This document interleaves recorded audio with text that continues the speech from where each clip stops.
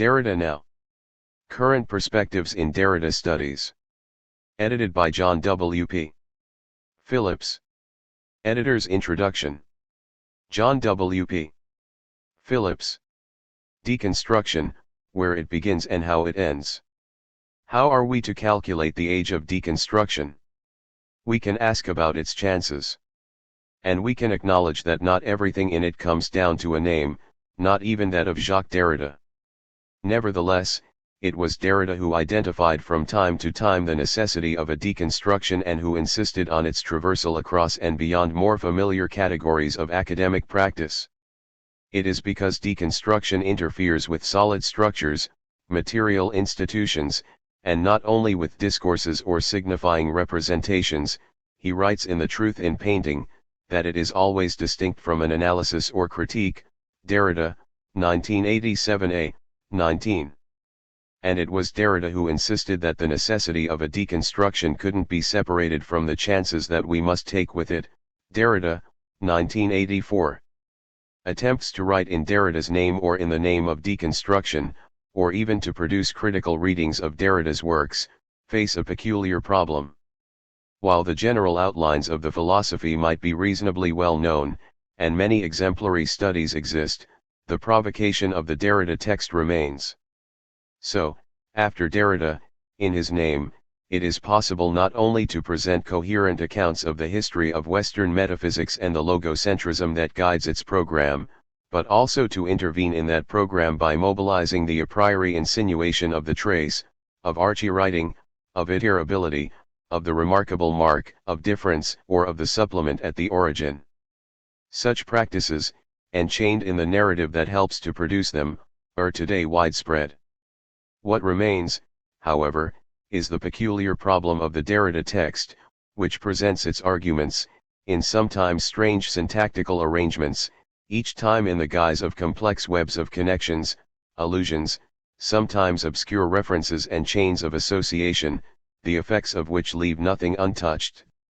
If the now familiar narratives of logocentrism and iterability can be detached from the peculiarity of Derrida's written signature, what, then, remains to be read in it? The question turns not on the status of the texts themselves but on an indeterminate, accidental, fatal, predicate that they acknowledge, perhaps uniquely in the history of Western philosophy, an addressee at once adequate to reading them and yet absolutely outside determination. In 2004 Derrida gave an interview, a few weeks before he succumbed to his fatal illness, where he discusses among many other topics matters of inheritance, writing and death. He reframes the question of the intellectual inheritance he will have left in terms of the familiar doctrine of the remarkable mark, already well established by the watershed year of 1967, which signifies the death of the writer in the repeatable form, the obscure repeatability, of the trace. The trace I leave, he says, signifies to me at once my death, either to come or already come upon me, and the hope that this trace survives me. Derrida, 2007, 32. This hope, from a writer who repeats here that we live death in writing, follows the structural form of the most contradictory hypothesis. Again the formulation traces a familiar pattern. The pathos of structural form precedes and exceeds the active control of the phantasmatic subject. I have simultaneously, I ask you to believe me on this, the double feeling that, on the one hand, to put it playfully and with a certain immodesty, one has not yet begun to read me, that even though there are, to be sure, many very good readers, a few dozen in the world perhaps, people who are also writer-thinkers, poets, in the end it is later on that all this has a chance of appearing, but also, on the other hand, and thus simultaneously, I have the feeling that 2 weeks or a month after my death there will be nothing left. Derrida, 2007, 34. Survival here means not merely what has been copyrighted and deposited in libraries but what still has the capacity to form its readers. The structural role of the addressee therefore haunts our hope for the survival of the written trace. Derrida identifies the peculiar properties of this addressee on several occasions. In a celebrated interview with Derrida, the dream of a writing that would be neither literature nor philosophy gives rise to certain thoughts that concern the reader of such a work, what it is in the work that produces its reader, a reader who doesn't yet exist, whose competence cannot be identified, a reader who would be formed, trained, instructed, constructed, even engendered, let's say invented by the work. Derrida, 1992, 74. Derrida returns to this thought in the last interview, confirming the connection between pedagogy, institutions, writing, experimentation and the future or to come of an unimagined addressee. Each book, he reminds us, is a pedagogy aimed at forming its reader. Derrida, 2007, 31. If the writer is to take the desired addressee into account, they must invent the law of a one-time event. In yet another interview, from 1987, Derrida answers to questions about the peculiarity of his writing, again with reference to the necessity of formal adventure, which involves incorporating in some way the other's signature. Derrida, 1995a, 188. The event of deconstruction thus occurs between the signature of the other and the unmarked addressee, which gives way, but never entirely, to the asymmetrical form of a signature-countersignature. The asymmetry of the formal structure follows what we've just seen described as the most contradictory hypothesis, that is, a form that implies, after and in spite of Jean-Jacques Rousseau, an intermediary between everything and nothing, cited in Derrida, 1967/1976, 157. Derrida focuses on the space of necessary invention, the sphere of mediacy, which in this instance Rousseau wants everywhere to efface. The aporia of this impossible mediacy, between say the immediate and absence, involves the reader in an awkward obligation, not merely ethical but structurally necessary, an estranged fidelity. In reading, we are faced with the impossible choice of two infidelities, as Derrida puts it in his elegiac work, The Deaths of Roland Barthes, Derrida, 2001, 45. The motif of reading merges with that of friendship, on the one hand, not to say anything that comes back to oneself, to one's own voice, to remain silent, or at the very least to let oneself be accompanied or preceded in counterpoint by the friend's voice. To be content with just quoting. On the other hand, by avoiding all quotation, all identification, all rapprochement. Derrida, 2001, 45. The extremes imply death, hence the deaths of Derrida's title, unless each betrays the other, such that in the intermediate position a reader will learn to read, to live, something he or she was not accustomed to receiving from anywhere else. Derrida, 2001, 31. A further related form of asymmetry implies the distinction to which I've already alluded between philosophical demonstrations and forms of writing that have their own, sometimes novel, rules. Derrida, 1995b, 188. Demonstration therefore falls away from traditional forms. The necessity in these asymmetries lies in the formal doctrine that seems to guide even Derrida's most adventurous works, the doctrine of the trace. The doctrine of the mark. In nearly every text by Derrida, readers may find some more or less directly programmatic statements, which not only establish principles on which the philosophy must stand or fall but which also can be read as instructions or at least clues for reading the perhaps more puzzling sections of the text. There is never a decisive breach between the statement made and the performance by which the statement is produced, but it is nearly always possible to begin to identify statement-like sections, which may explain the more performative or inventive productions. I use performative with caution here because both the ideal of clarity and distinctness of expression and the ideal of the pure performative utterance tend to annul the disturbing force that the doctrine of the mark is concerned to teach. It is a matter of grasping that while the principle cannot exist outside its demonstration, the demonstration could not have been produced were it not for the principle. The demonstration each time intends to evoke, to simulate or to imitate, the experience, a word often underlined by Derrida, of the effects that concern him. Demonstration in Derrida's writing therefore accounts for much of what is forceful and compelling about it. In order to read and to write effectively, in a way that is influenced or inspired by Derrida, one can follow the fecundity of the demonstrations, avoiding the need to establish principles or the evidence that supports them, as demanded by classical requirements. But when Derrida demonstrates the doctrine of the mark through the statement, "I am dead," to identify one of the clearest available propositions from his intricate reading of Edmund Husserl's logical investigations, two slightly different things occur simultaneously. First, and more easily explicable, an analytic argument about meaning is established. The meaning of the statement functions independently of the subject's intention in making it. Meaning is dependent on conditions that exceed the expressive function of a subject's speech. Illimitable speakers can say, "I am dead," and the statement will each time mean what it always means. The principle here, then, as everywhere in Derrida's writings, is that of the mark, and by infinite extension the statement and the text, and its a priori repeatability.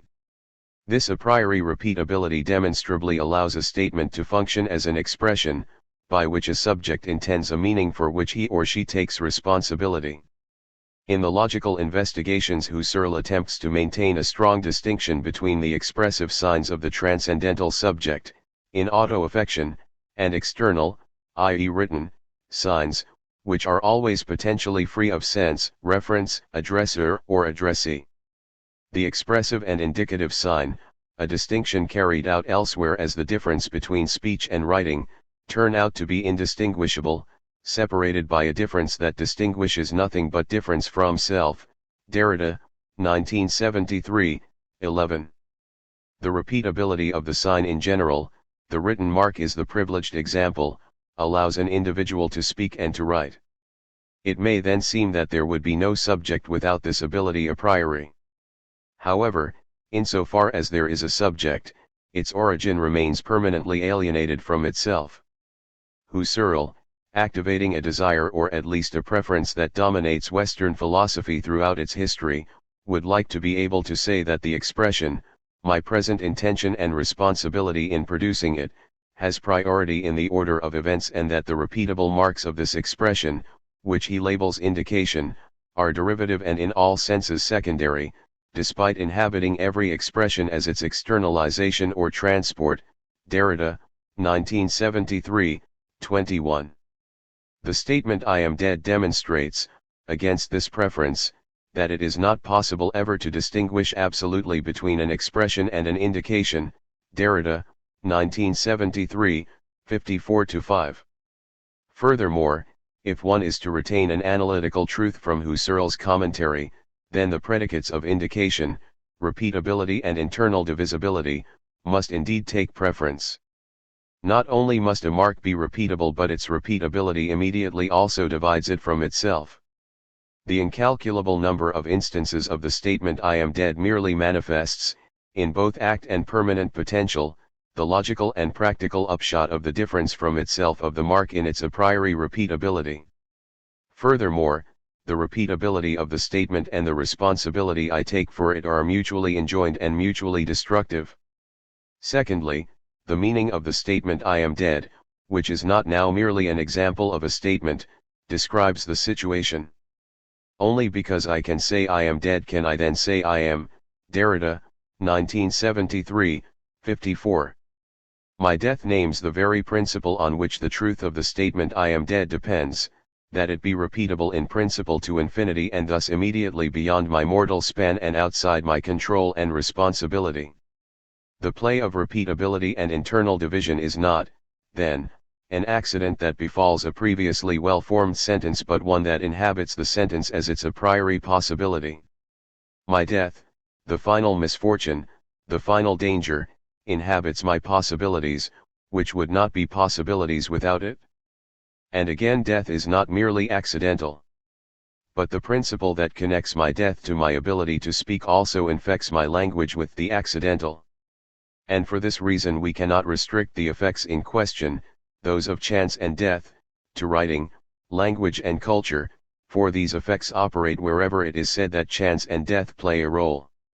And so the doctrine of the mark operates not only in philosophy and literature but also in sciences of what we still call nature and in spheres of religious experience too. If the principle has any force, however, a further question must be posed.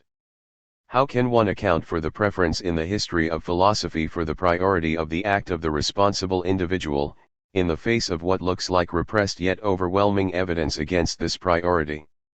The role of preference itself thus comes into view as a motive for the interminable ways of calculating risk, economizing on randomness, and affirming, against accidents, time and death, a priority for the present and living intention of my act.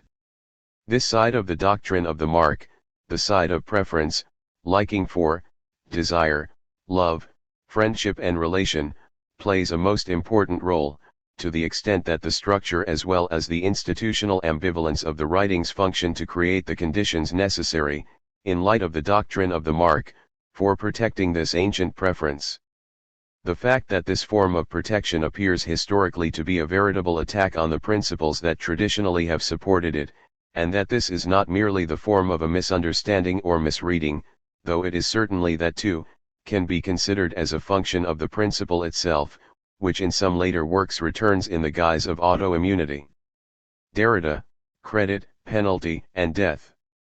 Motifs gathered around questions of religion, law, and violence, which come to the fore in Derrida's writings towards the last decades of his life, had always informed his work to an extent.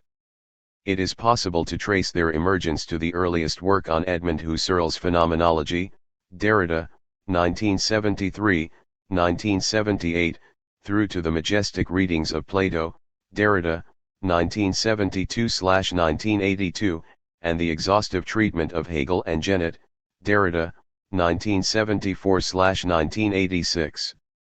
But in the 1990s, motifs touched by what Derrida comes to identify as an autoimmunity, implying a paradoxical form of self-indemnification, begin to appear more regularly and consistently in contemporary contexts concerned with, and connecting, philosophy, religion, justice and law. Autoimmunity implies immunizing the self against conditions that both threaten and yet enable it, while at the same time immunizing itself against that very immunization. The motif of autoimmunity turns up at this stage in Derrida's career, in Spectres of Marx, Derrida, 1994, and in Faith and Knowledge, Two Sources of Religion at the Limits of Reason Alone, Derrida, 2002, but also in Autoimmunity, Real and Symbolic Suicides, Derrida, 2003, and Rogues, Derrida, 2005. It also has the virtue of helping retrospectively to clarify structures of thought that demonstrably operate from the earliest texts. In a notable instance from Faith and Knowledge, Derrida identifies what he calls the mechanics of a double postulation, implying incompatibly the absolute respect of life and a universal vocation for sacrifice. This mechanical principle is apparently very simple: life has an absolute value only if it is worth more than life. And hence only in so far as it mourns, becoming itself in the labor of infinite mourning, in the indemnification of a spectrality without limit. It is sacred, holy, infinitely respectable only in the name of what is worth more than it and what is not restricted to the naturalness of the biozoological, sacrificable, although true sacrifice ought to sacrifice not only natural life, called animal or biological, but that which is worth more than so-called natural life. Derrida, 2002, 87. This passage contains many of the motifs that from at least Spectres of Marx begin to inform Derrida's writing more emphatically.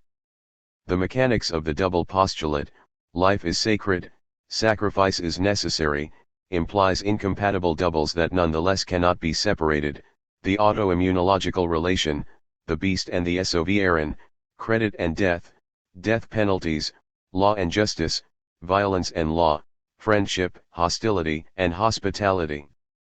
Overview of this volume. Derrida now collects work that develops the critical motifs touched on here and, by doing so, continues in different ways the sustained formal adventure that the name deconstruction evokes. The volume arrives at a time when Derrida seminars are more substantially beginning to appear in print. The seminars open up questions that are contemporarily posed in the better-known published writings to significantly more patient and extended discussion, as appropriate for the pedagogic contexts that gave rise to them. So far one volume of The Death Penalty, Derrida, 2014b, and both volumes of The Beast and the Sovereign, Derrida, 2009, 2011, have been published in English translation.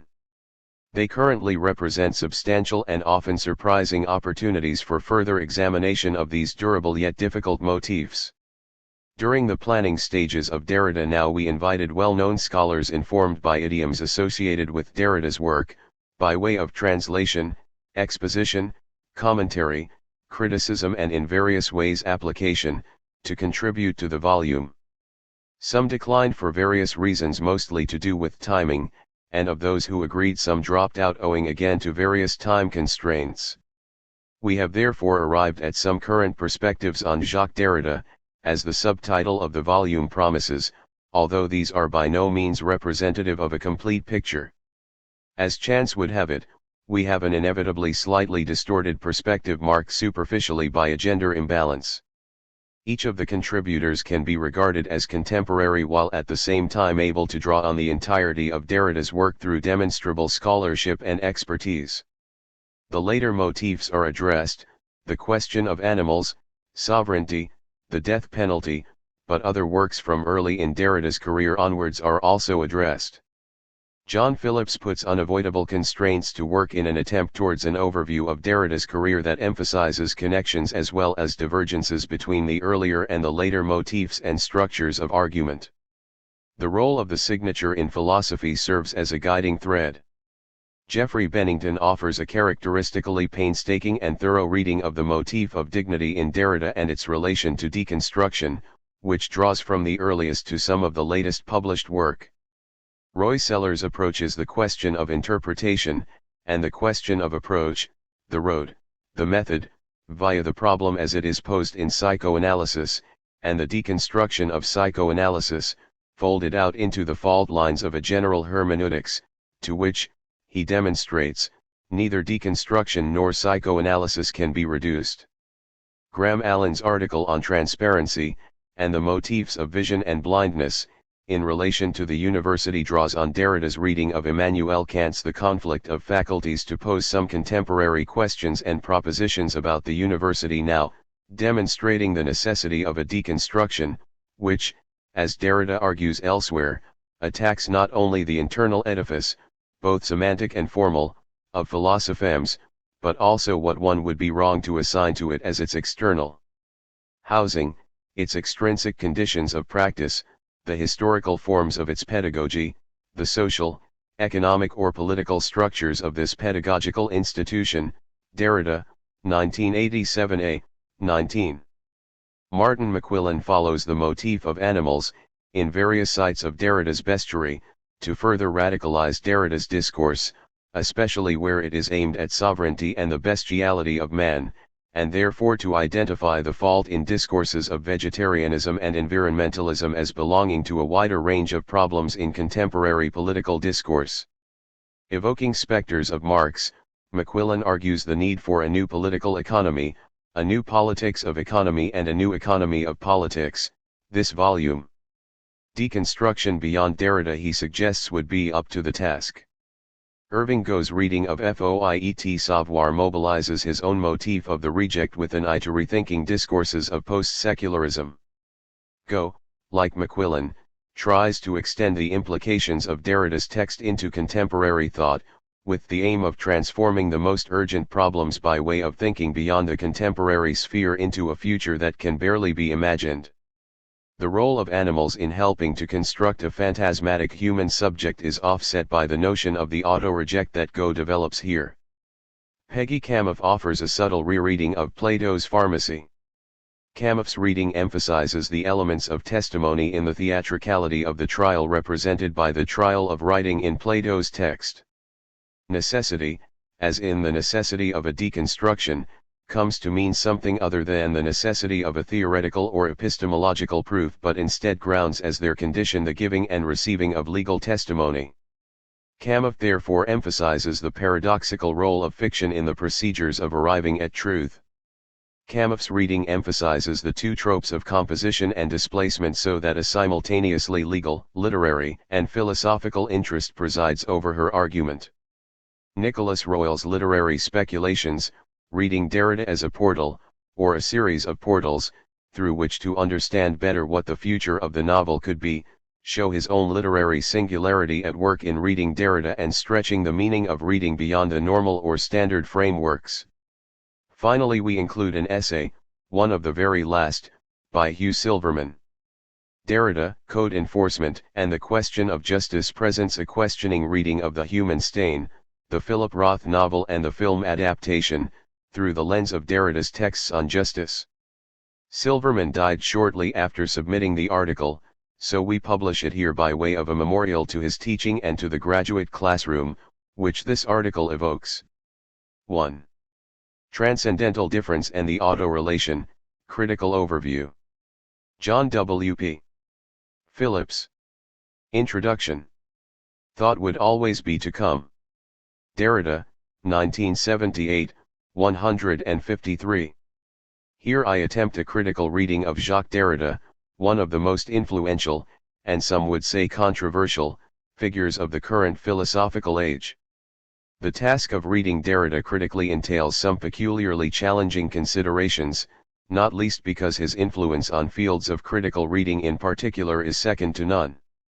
Derrida taught a practice, according to which reading implies attention to a particular form of necessity. This practice insists that a reading take account of the strictly non-philosophical role in philosophy of the writer but without reduction to biographical, or psychological, narrative. Such a reading attends to the forms of what Derrida identifies by way of the signature and of certain signature effects. It would be out of the question here to avoid an attempt at such a reading of Derrida's work.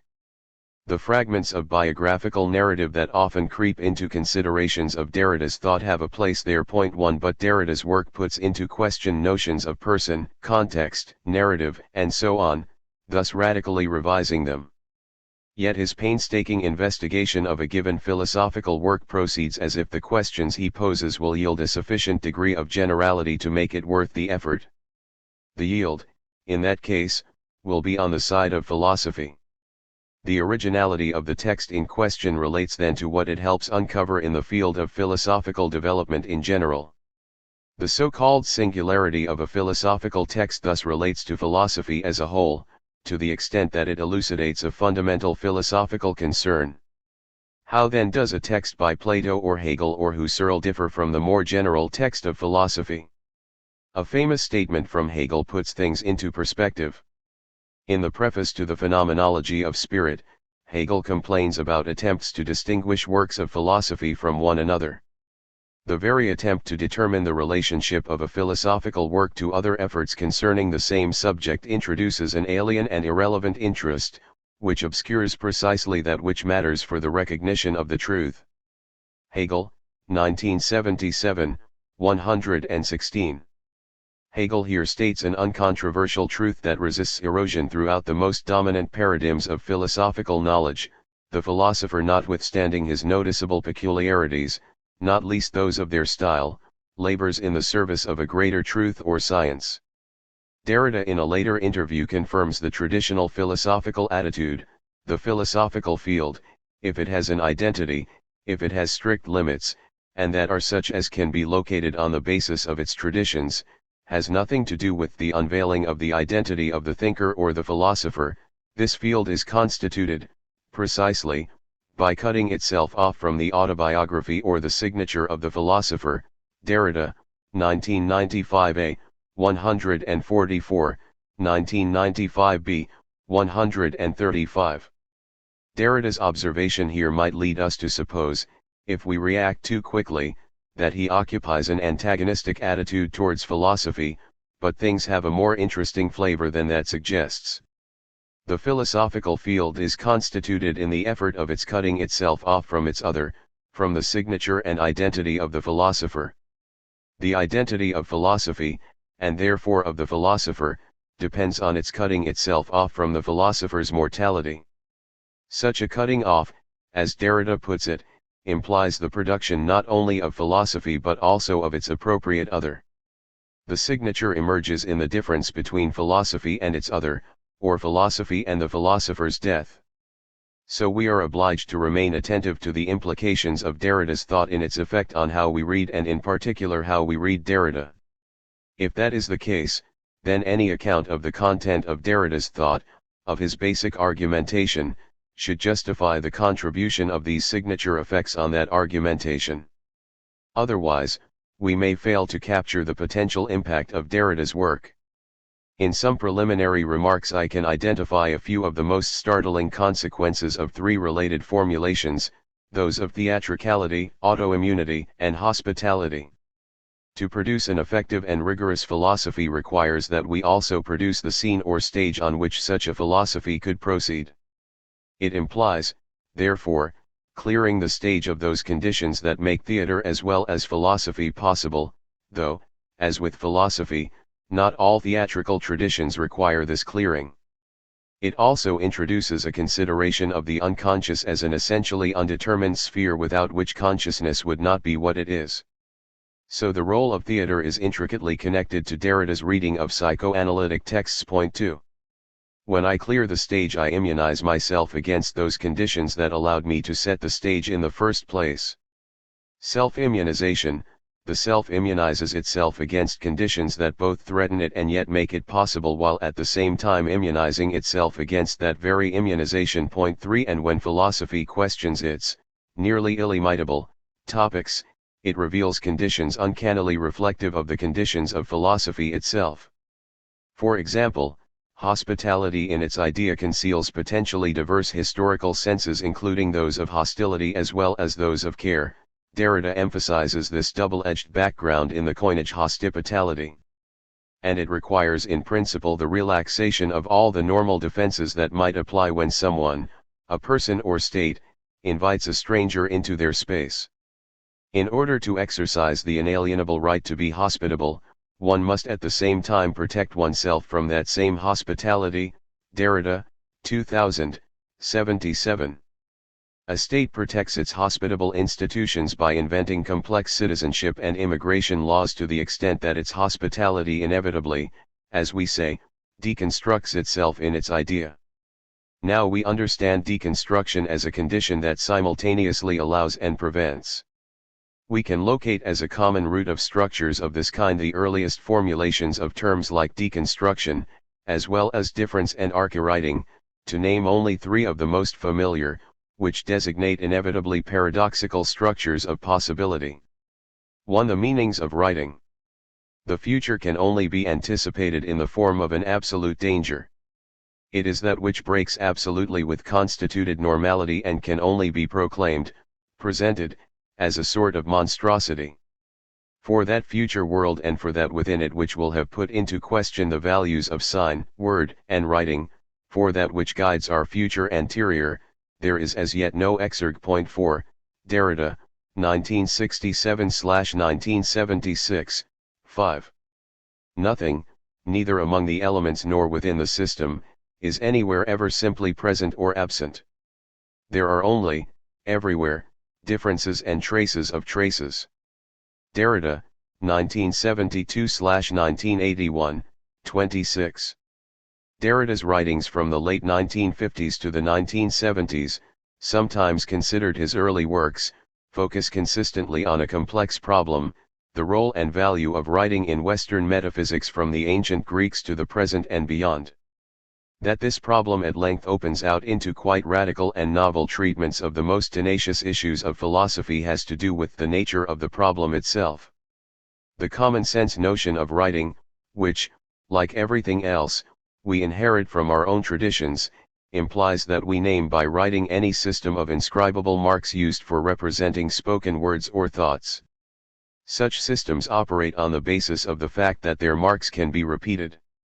Furthermore, the notion of repetition at work here cannot be reduced to a finite number of instances. Such a mark must in principle be repeatable to infinity. Beyond what can be written with clarity about Jacques Derrida's treatment of the question of writing, there remains a still enigmatic sense of danger, which for several reasons compels our attention. The most gripping of these resides in the insistence by which he proposes that this enigmatic sense of writing both constitutes writing in general, in its essential structure, and yet puts its value, as word, as sense, as content, in question. Certain words or phrases, like future world, absolute danger, a sort of monstrosity, exorbitant, are distinctive in how Derrida composes this enigmatic yet essential sense. Something dangerous within its future world constitutes and puts into question the value of writing. A minor grammatical observation is needed now to capture the force of the question. If, following Derrida, we alter the tense of the verb puts from present to future perfect, the sentence now reads, something within the future world will have put into question the value of writing. The future perfect, if used in this way, puts into suspense, will have suspended, the basic sense of the present that seems so commonplace for describing experience. Here I am right now in the present. Ordinarily the future perfect operates as a grammatical device for describing a future event that will occur by the time another later event occurs, e.g. by the time we read the sentence we will have grasped its main point. Two future events connected logically in this way are posited. But when applied to the present situation, a situation, say, of writing or speaking, the second event effectively projects the first into a situation that cannot be described as present unless qualified, eternally, as not yet. The yet to come of the future perfect inflicts the present with a delay it could not do without. It therefore functions beyond but in some curious way before events like grasping main points and finishing sentences occur. Before looking further into the sense of danger that apparently resides in the future perfect of writing, we might reflect a bit more on what can be written with clarity about Derrida's treatment of the question of writing. During an interview with Derrida from 1967, Henry Rins formulates the explanation, which many have since repeated, about the conflicting meanings of writing. In your essays at least two meanings of the word writing are discernible, the accepted meaning, which opposes, phonetic, writing to the speech it allegedly represents, but you show that there is no purely phonetic writing, and a more radical meaning that determines writing in general, before any tie to what glossomatics calls an expressive substance. This more radical meaning would be the common root of writing and speech. The treatment accorded to writing in the accepted sense serves as a revelatory index to the repression to which archwriting is subject. An inevitable repression whose necessity, forms, and laws are to be investigated. Derrida, 1972/1981, 7. This way of putting it is helpful so long as we note that what Rins calls the accepted meaning accounts for a value that has been attributed to writing through the ages, and which Derrida analyses with great care during this stage in his career, according to which it operates as the more or less faithful or unfaithful tool of speakers who would like to communicate their ideas beyond the presence of the situation in which at any time they find themselves. The point is not so much that the value attributed to writing is in error. Rather, the degree to which it is in error reveals what Rins here calls the repression of the actual conditions of writing, as written marks, inscriptions, and so on. The word archwriting therefore accounts for actual conditions that have been repressed by at least 25 centuries of writing about writing. What is at stake that such a general repression was necessary? A strong sense of the danger inherent in the future world of writing remains to be understood. If the accepted meaning of writing reveals in its errors a vast historical repression of the radical conditions of writing, then there's a likely connection, i.e. between a sense of danger and an inevitable repression. But Rins's otherwise excellent summary needs a few more qualifications in the interests of clarity. First, we should note that Derrida finds the two meanings of writing operating together and in an antagonistic relationship to each other. Derrida identifies both the accepted meaning and the more radical meaning as being at work alongside each other in the same texts. They are related by way of a kind of contradiction. The radical meaning is not, therefore, something that Derrida simply invents or produces through some kind of empirical study of writing, which for reasons that will become more and more clear would be impossible anyway. The interesting phenomenon is the textual one, according to which throughout history authors exhibit contradictory and incoherent positions in regard to writing. On one hand, writing is thought to be secondary and derivative, a material expression of spoken thoughts, as the alphabet is supposed to be a graphomatic representation of phonemes, but on the other hand, Writing operates as if quite independent of speech and its cognates, an addresser, addressee, a guaranteed meaning and reference, and so on. No one, it seems, would disagree that the technical condition of writing lies in the possibility that a mark of some kind be repeatable. Once we accept this possibility, then it follows that a writing system requires merely a finite number of such marks that in a semi-finite range of possible combinations and permutations constitute something like a palpable, notable, remarkable, evidential, medium capable of representing thoughts and ideas and indeed spoken syllables of all kinds. The reason for the contradiction might therefore emerge more clearly once it is acknowledged that neither idea nor spoken sound can function in any other way than through the principle on which writing also functions, the possibility of the repetition of the mark. The sphere that is subject to this repression is not merely that of writing. The writing inherent in speech and in thought is disavowed, denied, delinked, ostracized. And this repression takes the form of a radical distinction between speech and writing, which exiles writing from its sphere, maintaining it outside speech, and thus protecting speech from the very condition without which it would not after all have been possible. One of the reasons why you can use a writing system to represent not merely a system of phonemes but even also an entire system of ideas is because such systems operate on the same principle as that of writing, the capacity represented by the repeatable mark. Derrida finds many clear, if complex, examples of this kind of treatment at work, not only in the traditions that form the vast heritage of Western thought but also in some of the most radical and iconoclastic works of his precursors and contemporaries. Shortly I will dip into some of the most forceful of Derrida's readings. First, let's get back to the sense of danger. It's enough for the moment to acknowledge that if we cannot after all exclude from the experiential sphere the conditions on which writing operates, then a problem arises with regard to that sphere itself. How can we possibly maintain such a sphere, from which we build a sense of identity, of I as distinct from thou, of subject as opposed to object, of the present, here and now, on the basis of the functioning of a system that by a necessary technicality puts the present into infinite abeyance? If writing is a system of repeatable marks not fulfilled except in the future anterior of its infinite repeatability, then there can be no present tense for writing. This perhaps is the secret of its illimitable power. The mark has already in principle leapt ahead of us readers and writers, disincarnating us on the way, dragging our signatures along with it, quite possibly signifying again and again, each time elsewhere, producing new contexts ad infinitum. It's not so much that writing signifies my death, which in all kinds of ways it does, and Derrida does underline this on several occasions, but more that it implies in principle the inevitable instability of my present experience. It threatens the being present of my present experience. Writing's future does not lie in wait for us, some future present that will one day come, but it insists whenever or wherever we might be tempted to say now or here. And it does so a priori, which is to say, these conditions are presupposed by the fleeting and illusory experience we call the present. It seems therefore that paradoxical structures govern experience. We must constantly fail to achieve the things for which we strive. The possibility of such failure is the very condition for any measure of success. For now, we can identify the aims of such striving in broad and perhaps rather abstract conceptual terms: justice, hospitality, union with another, communication, commerce, communion, or perfection in a variety of things, works, acts, games. We are now ready to begin a more involved reading.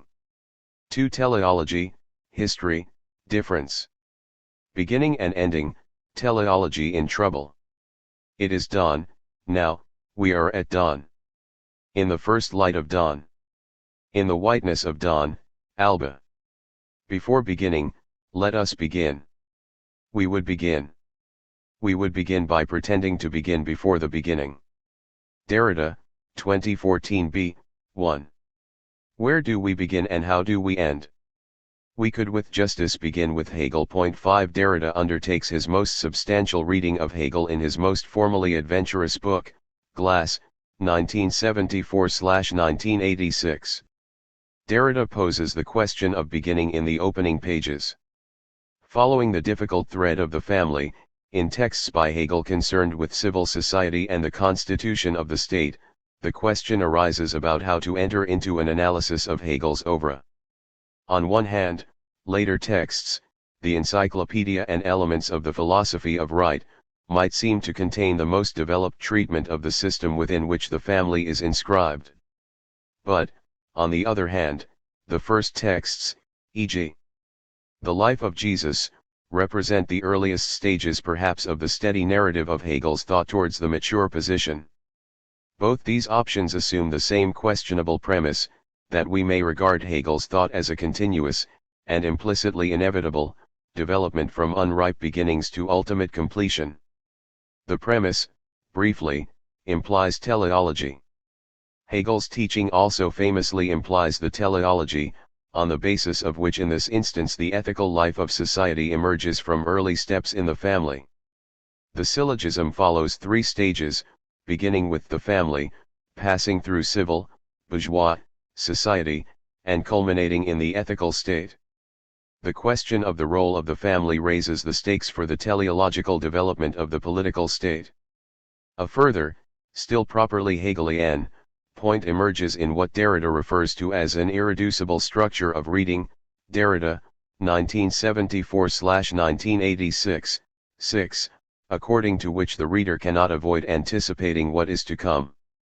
The text follows its future into each reading, what remains of Hegel depends upon it. The reading, and the possibility of reading as the possibility of the text, brings the text each time to a not altogether anticipatable termination that serves contrarily to delay its fulfillment. This detour does not simply do away with teleology. It both cancels it out and yet confirms it, we cannot but anticipate. Derrida puts it like this: we can neither avoid nor accept as rule or principle teleological anticipation, neither accept nor avoid as rule or principle the empirico-chronological delay of the narrative. Derrida, 1974-1986, 6. If we accept the opposition, then we admit that conceptual progress cannot do without the time it takes for empirical events to confirm it in its movement. The scene of reading recapitulates the situation described by the text, the teleological fulfillment of history. The structure of reading, therefore, involves both teleological anticipation and delay, which we can neither accept nor avoid. We either anticipate or delay, and we both anticipate and delay. Teleology, which should move towards an end, seems to imply turning away. The turn and that from which one turns are constituted at once, in the same movement. Aufhebung and la releve, translating teleology. Contrary terms appear consistently throughout Hegel's text as being at war with each other. A detour through some questions of language and translation will help investigate how. Finding a language adequate to the processes that philosophy puts into question remains an unavoidable problem throughout philosophical history. In this case, the problem concerns the constitution of the state, but in general in Hegel it affects the teleological progress of reason in history. Hegel famously discovers a precisely equivocal German word, Aufhebung, which can mean several things, but in particular both cancellation and elevation. Aufhebung, in its very equivocally, seems to describe the key mechanism of the dialectical method. But dialectics doesn't ever rest in the mechanisms of method alone. The method would be worthless unless it corresponded in its operation to the very processes it is used to uncover and predict. It should not be possible to distinguish the structurality of the dialectical method from that of the dialectical progress of history. Both the word Aufhebung and the process it describes should operate in the service of bringing the war to an end in the absolute, in the united ends of reason, spirit, history, and ethics. The movement of Aufhebung performs a double operation of cancelling and elevating, or more precisely annulling and relieving. Therefore, the question arises concerning where in the system, to which it gives rise, does the Aufhebung belong? Can the operation of annulment and relief annul and relieve itself? Attempts at translating Hegel often use terms approximating the senses of sublimation or even transcendence, but these words do not obviously succumb to what some linguists call double coding. Derrida finds a solution in a French word that reveals a capacity for a similar equivocally. The word relever, which Derrida begins to introduce in his references to Hegel from about 1967, offers some symmetry. The two components of the French relever correspond roughly with those of the German, aufheben, lift on or lift up. The question of the translation between the words aufheben and la releve turns back on itself, because the roughly shared senses of these words also apply to the possibility of translation. How can we account for the possibility that two words in different idioms, different languages, should be able to stand in for one another, however roughly? And how do you translate the word that designates the conditions on which translation is possible? Derrida emphasizes both annulment and relieving, replacing, substituting for, being a proxy for, and so on. No one would deny the impossibility of a strictly one-to-one translation for any given element of a language event. The univocal word, if there is one, reserves itself traditionally for the divine name, which bars finite mortals access to it eternally. So la releve, the possibility of an analogous substitution, designates a possibility of the impossible, in a formulation that will in time gather some intensity. La releve stands in for another absent word that describes why la releve can be a proxy for aufhebung, which also stands in for another such absent word. What we lack names for conditions the possibility of anything at all that could come under the category, or name, of naming. So it's not a mystical or divine thing necessarily, but it leads to situations that suggest it is. Perhaps this is why mystical notions arise. Nevertheless, if there were such a name, then it would describe the possibility of repetition. The possibility of repetition. The aufhebung that carries teleological progress through in Hegel implies an equivocally that is inseparable from its programmatic efficacy. Any appearance of equivocally betrays a condition without which no one would be able to fulfill a meaningful or directed intention. Puns, homophones, quibbles, and so on are only the most trivial occasions of equivocally, but we also know that neither triviality nor insignificance can be erased, at least not without producing a more profound remainder. For an impression of some sense to be recognizable and therefore significant, it must be able to be repeated. The possibility of repetition also, therefore, puts the event it makes possible into a relatively vulnerable state. For in its repetition it always might signify differently, resulting in differences of context, of interpretations, of various figurative turns, and so on. Furthermore, as Hegel teaches, equivocally complicates necessity with contingency and chance, pits empiricism against the concept and bellabors eternity with time. And here resides the necessity also of the delay. A complication entails that this relieving mechanism falls under the law it inscribes: it first gives itself as immediate, then mediatizes itself by denying itself, and so on. Derrida, 1974-1986, 121. The dialectical process, negation of the negation, requires at each stage the denial or annulment of this same process. The movement denies itself as its mode of presenting itself. So teleological progress depends upon it delaying its movement in such a way that it renders arrival, and or telos, radically insecure. Arrival ultimately depends on the possibility of not arriving at all, on potentially interminable delay. The reading must pursue the démarche, the gait, or approach, by which Hegel's text proceeds. Derrida describes its zigzag steps, zigzagging, oblique besides, jostled by the bank to be avoided, like a device during a difficult maneuver. Derrida, 1974-1986, 5. The pliability of the analogy should not disguise the difficulty, as well as the quasi-mechanical character, of the task it evokes. An articulated vehicle on a severe bend must steer left in order to go to the right, and so on. Or a yacht when heading towards a point directly upwind must take an indirect zigzag route instead of heading forward, which is not an option. A zigzagging gait describes a philosophical text that must move in a relatively undesirable direction, to make possible its eventual, slow, arrival at the desired destination. Hegel's text surprises us so often that we might lose faith in its, normatively, teleological character. It's not surprising, though, that some readers find philosophy's oblique mode of presentation difficult.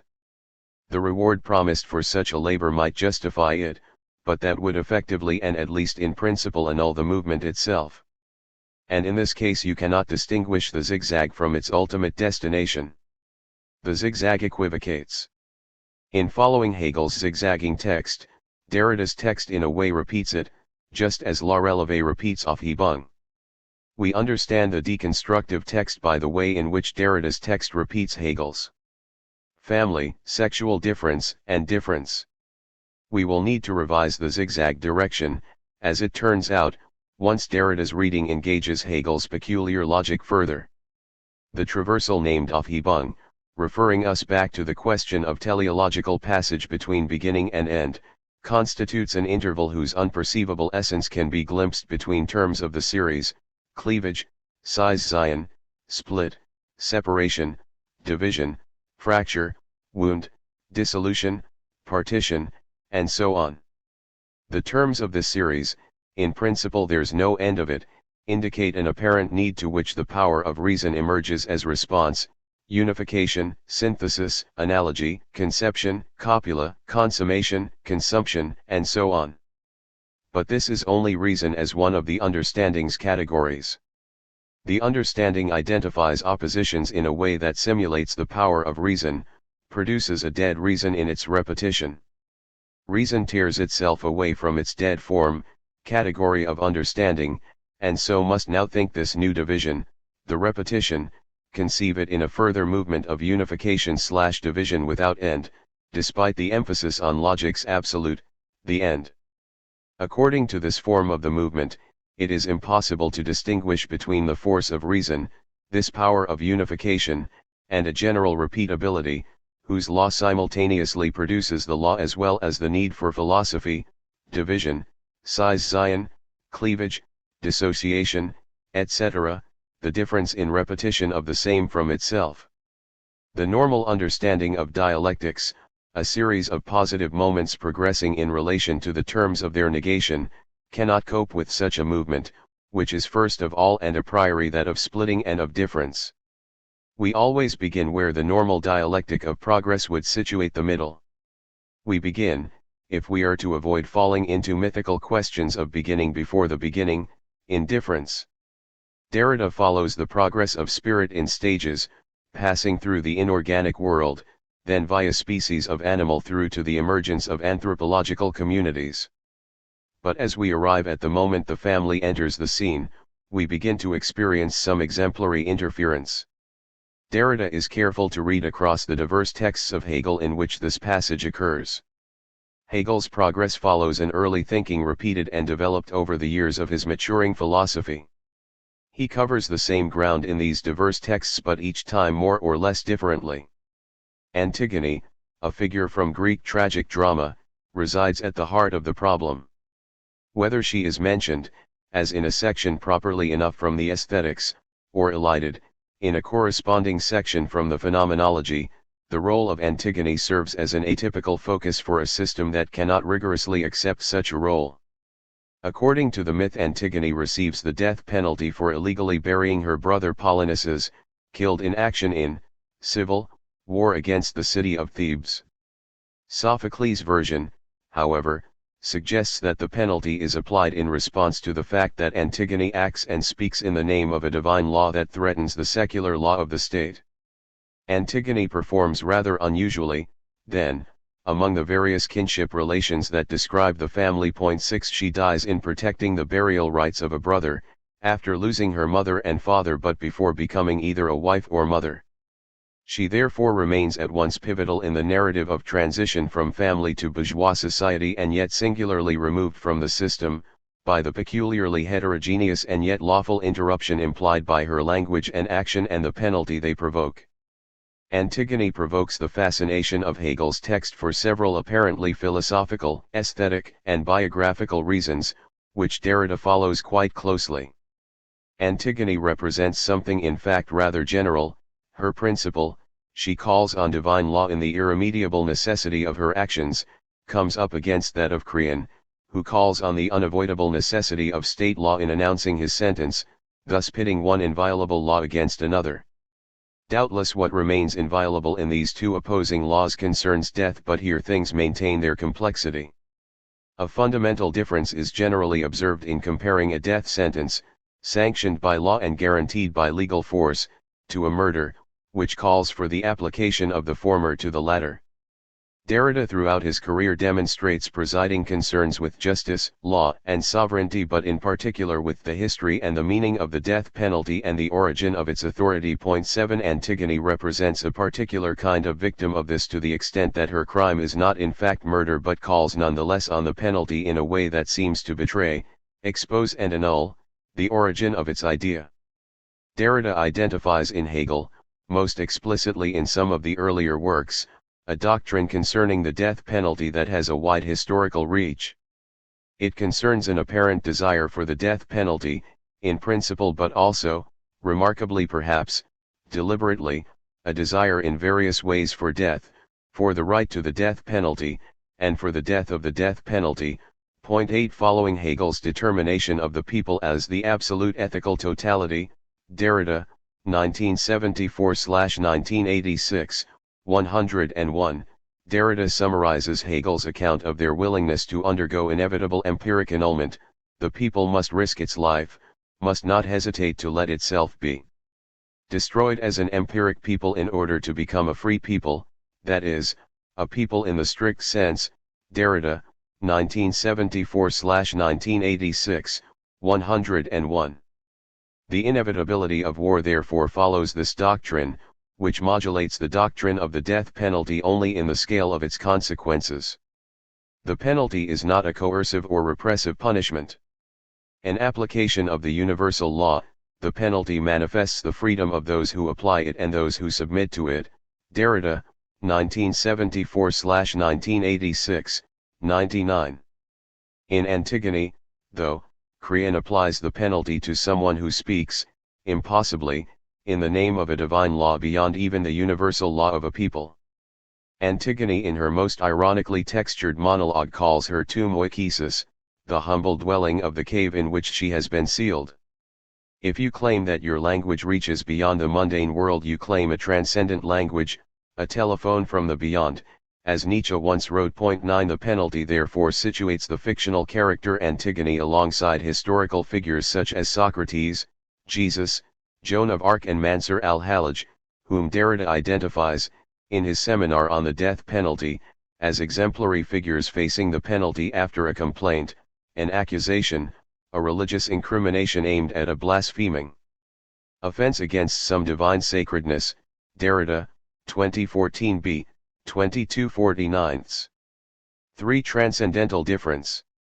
Difference would be transcendental. Derrida, 1978, 153. In one of his final formulations, Derrida recovers the structure by which a kind of thinking, écriture pens anti-thinking writing, traverses and exceeds philosophy, literature, poetry, music, theater, drawing, and painting, as well as politics, and the rest. Derrida, 2014a, 1. Singling out politics by way of a mild rhetorical concession at the end of a weighty list, he does this 3 times in the same piece. Derrida might also have intended to mildly conjure away the, somewhat ridiculous, controversy concerning the question of whether his thought takes a political turn at a certain point in his career. The passages described by traversing and exceeding imply a kind of inevitably constitutive turning over and beyond politics, and the rest. Sometimes identified as occurring towards the end of the 1980s, Derrida's apparent turn to politics is said to begin with the paper, The Force of Law, which was later published with a second part, formerly a separate paper, and the subtitle, The Mystical Foundations of Authority. There he proposes, among other things, that deconstruction takes place in the interval that separates the undeconstructibility of justice from the deconstructibility of law. Derrida, 2002b, 243. The separation of justice and law represents a distinction between an ideal and idealized concept, the absolute, justice, and a determinate, historically finite, situation, law. At first it might be tempting to suppose that deconstruction implies a movement, the traversal, from a determinate situation towards an idealized, no doubt ultimately impossible, one. In this way we could settle for the role of the Kantian ideal, that is, for a regulative concept against which laws might regularly be measured. The syntax of the proposition captures, independently of the positive terms, justice and law, a familiar formulation in deconstructive thought. The interval that separates, in abstract terms, an absolute X from a determinate Y implies a traversal by which the to come of some dreamed of state, infinite justice, exceeds and disrupts, or erupts in, a determinate sphere, history, culture, law. The formulation echoes the one from of grammatology quoted on p17, in reference to the future, as that which breaks absolutely with constituted normality. One of the earliest formulations of this structure occurs in Derrida's substantial introduction to his own French translation of Edmond Husserl's The Origin of Geometry, a posthumously published late work written in 1936, which concerned the exemplary forms of geometry. The point there was to understand how geometrical forms invented within specific historical circumstances, e.g. the inventions of Galileo, could immediately become true for all time in an, in principle, infinite number of presentations of the same form. The clue lies in the process of idealization, the condition of possibility for abstraction, i.e. the condition according to which forms, formulae, formulations, and so on can be separated from their originating moment and repeated ad infinitum. The relationship between thinking and writing in Derrida's readings of Husserl begins to give way to formulations of what here Derrida calls the limits of the possible and impossible, Derrida, 2004, 5. The situation can be described in terms of the gift and its conditions of possibility, according to which to give is to annul or destroy, relieve, what is given. These conditions of possibility define or produce the annulment, the annihilation, the destruction of the gift, Derrida, 1992, 12. The evident signs of a political turn in this formulation, love, friendship, hospitality, gift, turn out to be the very terms of Elicriture pensandi, the terms without which this thinking would not think, it would not give anything to be thought, it would not let itself be thought, Derrida, 2014a, 5. The formula recapitulates the one found in Introduction to Husserl's The Origin of Geometry, in which Derrida concludes that thought proceeds as the delay of pure thought, exemplified by the phenomenological technique of reduction, whereby philosophy reduces experience to pure immanence. In this case pure thought investigates the sense of itself as delay, Derrida, 1978, 153. Such a consciousness can only have the pure form of anticipation and as such grounds not only consciousness but also history and discourse on a primordial presumption of the to come. So already in 1962 Derrida enters the scene of philosophy with a definitive formulation of thinking writing. It is worth considering the status of the Husserl text. It belongs to the collection of texts surrounding, but not included in, Husserl's last, and ultimately unfinished, work, The Crisis of European Sciences and Transcendental Phenomenology 10. It is also therefore worth noting that The Origin of Geometry relates to the crisis texts not as a redundant or superfluous addition, of interest merely to completist scholarship, but rather as a supplement to the main text that has something to add. 11. This something else does not serve to complete Husserl's unfinished work, or even to suggest how a completion might have progressed. It functions more as a kind of interruption to the main drift of the crisis in that it connects the current work to an older concern in Husserl's phenomenology. The crisis establishes a major departure for Husserl in that its methodological approach involves a meditation on historical questions that for the first time in Husserl take a historicizing form. In The Origin of Geometry, a profoundly effective critique of historicism, set out definitively in Husserl's famous article Philosophy as a Rigorous Science from 1911, reappears as an essential strand of its meditation. The complexity of Husserl's presentation of phenomenology had always involved the multifaceted refutation, rejection, refusal, or critique of alternative claims to philosophical rigor. So what Husserl calls the teleological historical approach taken by the crisis poses several problems for a by then well-established concept of phenomenological science.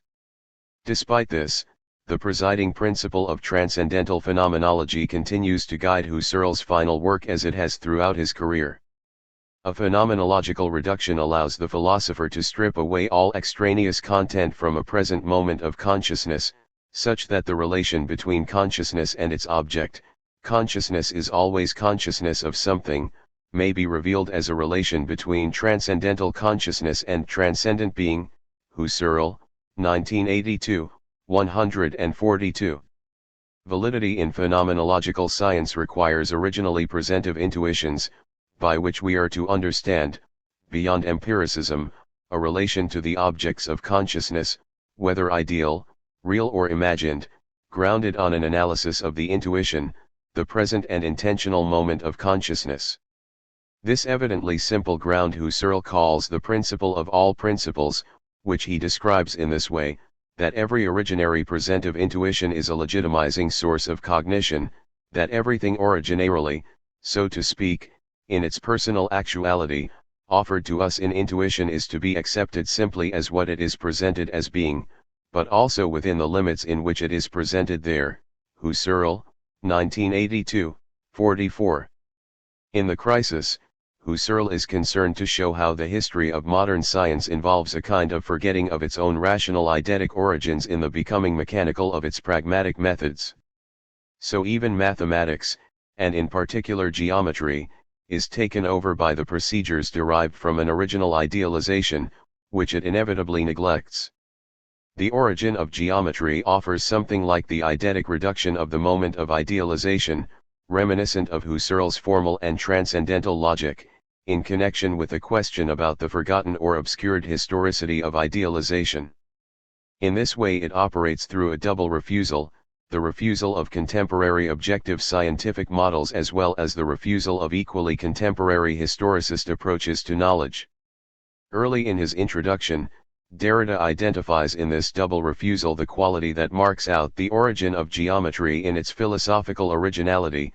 The conjunction of these two standing and tested refusals creates a new scheme. On the one hand, it brings to light a new type or profundity of history, on the other hand, and correlatively, it determines the new tools and original direction of historic reflection. Derrida, 1978, 26. Husserl's reconstruction of the process by which the geometer produces new idealities within an existing geometrical science entails a sustained meditation on the conditions on which such original and thus historically formed idealities may be reproduced in principle infinitely. Once a geometrical form has been established, it exists in its mathematical exactness for infinity. So the new tools discovered by Husserl are used to reproduce in a particular way the very conditions of his object, geometrical idealization. Derrida, in his reading, follows a somewhat similar method. The origin of geometry has both a programmatic and exemplary value. Consequently, our reading of it must be marked by the exemplary consciousness proper to all eidetic attention and be guided by the pole of this infinite task. Derrida, 1978, 27. The reading, Derrida's text, takes what we might in our contemporary terminology call the enunciative position, or pole position, of the Husserl text, which in turn attempts an approximation of the exemplary consciousness of the geometer. However, Derrida's reading by no means simply reproduces the evident consequences of Husserl's meditation. Rather, it discovers a very different structure operating in place of the one that Husserl proposes in his explanations of the transcendental consciousness. The new type of history involves the phenomenology of a kind of transcendental consciousness that, like Antigone, strictly has no place within phenomenology, or anywhere else, for that matter. Yet it will become evident that no phenomenology would have been possible without it.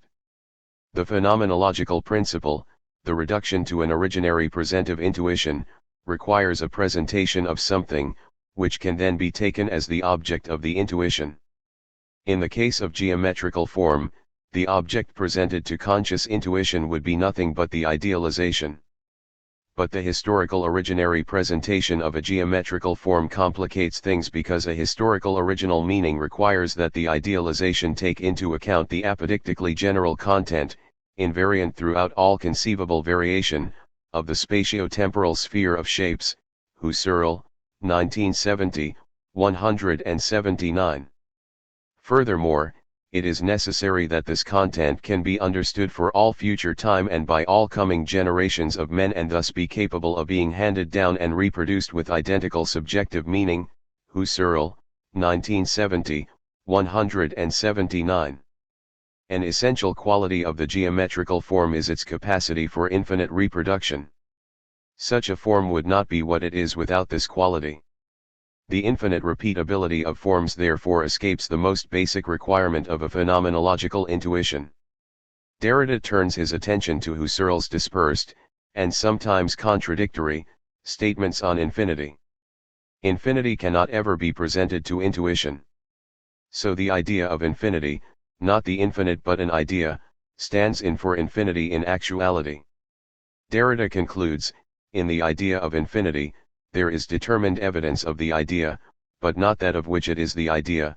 Derrida, 1978, 139. What appears in such an intuition is the finite certainty of infinite phenomenological determinability. Derrida, 1978, 139. Derrida patiently spells out the consequences in the closing stages of his introduction, but we may summarize them here. The wrinkle according to which a consciousness must make do with finite certainty, rather than evidence, of infinite reproducibility alters the very idea of that kind of consciousness. The capacity that escapes an intentional consciousness in the living present not only escapes the living present but also grounds it as its condition of possibility. The present, as a further inescapable consequence, can never therefore be simple. Between an absolute past and an infinite future an originary division, repeatability ad infinitum, gives rise to the consciousness of time and thus divides the present itself. It produces originary history. When consciousness turns to the source of its own intuitions, this can only take the form of a kind of idealization of self. It finds no object as such but a sense of the capacity for objectifying. And because infinite reproducibility implies divisibility at the origin, consciousness becomes its own trace, of itself, by returning and at the same time exceeding itself towards the infinite. There will always be more to say about the so-called auto-relation, and a sheaf of other autos, but it is worth underlining another consequence of the infinite repeatability of conscious idealization. By following Husserl's intentions up to and beyond the point at which insuperable problems are posed, Derrida produces an outcome on behalf of Husserl's project that escapes Husserl's most consistently held intentions. Transcendental phenomenology was to have been grounded on the principle of principles, which implies a presentive intuition. Derrida has unearthed a more powerful grounding even than this for phenomenological science in the infinite repeatability that the possibility of idealization inevitably implies. If we are to talk of origins, and in philosophical terms the absolute origin, then we are constrained to accept a primordial difference at the origin. Derrida even suggests that this difference best describes what formerly had been designated in phenomenology by the transcendental.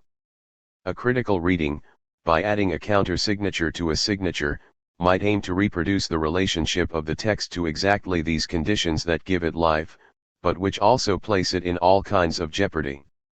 The signature of the text, which opens it to critical readings to come, meets the counter-signature of the reader, thus enabling a kind of substitute effect, auf Hebung la releve.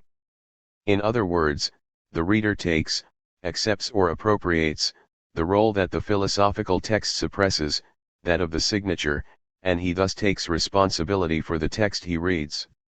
The structure in some ways reflects classical models of philosophical apprenticeship. In order to become philosopher, the apprentice inhabits the text of philosophy, absorbs it or digests it until in their own signature they become philosophy. Needless to say, with what we have already established, this becoming philosophy inevitably implies that philosophers cut themselves off from their own signatures and autobiographies. It's helpful also therefore to understand the critical reading as a kind of theatrical production, because in what might have appeared to be a simple process of philosophical reading, we now have several sometimes mutually contradictory roles at play in the same scene. Philosophy cuts itself off from its signature, but the signature allows philosophy to live on in the form of another. The other, the reader of philosophy, might then cut himself off from his own signature, in a circular manner. That nonetheless continues to ensure that philosophy lives on. Point 12. Derrida's text rather peculiarly stands out by bringing to performance the incessant cycle of philosophy's self-destructive progress while allowing all the parts to appear in the scene together. We should note, however, that while Derrida, in his own words, plays at staging, he insists that this is to be done as non-theatrically as possible. Derrida, 2014 b. 3. In reference to the death penalty, Derrida reminds the audience of his seminar in 1999. We are here, permit me to recall this because it is essential and decisive at this point, neither in a courtroom or on a witness stand, nor in a place of worship, nor in a parliament, nor in print, radio, or televised news. And neither are we in a real theater. To exclude all of these places, to exit from all of these places, without exception, is the first condition for thinking the death penalty, and thus for hoping to change it in some way. Derrida, 2014 b. 27, in the explicit reminder that requires us to exclude theater, in particular, but to exclude in any case all the determinate institutions of normality, in our desire for thinking, Derrida repeats the central aspiration of philosophy. In the ways we have followed quite closely, this means, to exclude everything that, in Hegel's words, obscures precisely what matters in the recognition of truth. And it does so not merely to think the world but, this time in the perhaps rather worn-out words of Marx, to change it. If the establishment and, almost simultaneous, desire for exclusion of theater describes philosophy, then this is what faces us, Derrida suggests, in our attempt to think the death penalty as what is proper to man. The attempt to think difference in the place of the transcendental subject, thus replacing, and relieving, the traditional notion of the transcendental with transcendental difference, this forms the ground on which such an attempt now becomes possible. 2. Derrida's dignity. Geoffrey Bennington. And what if there were, lodged at the heart of the law itself, a law of impurity or a principle of contamination? And what if the condition of possibility of the law were the a priori of a counter-law, an axiom? Remember the axiom of impossibility that would drive to madness its meaning, order, and reason. Parags, 254/219, 20. In what amounts to little more than an aside in a rather memorable session of The Beast and the Sovereign Eye, during which Derrida has a lot of fun discussing an episode where Louis XIV attends and observes the autopsy of an elephant, the greatest, but rather small, sovereign dominating and mastering the greatest, and very large, beast, there is a brief invocation of the concept of dignity, itself further dignified by the use of its Latin name, dignitas.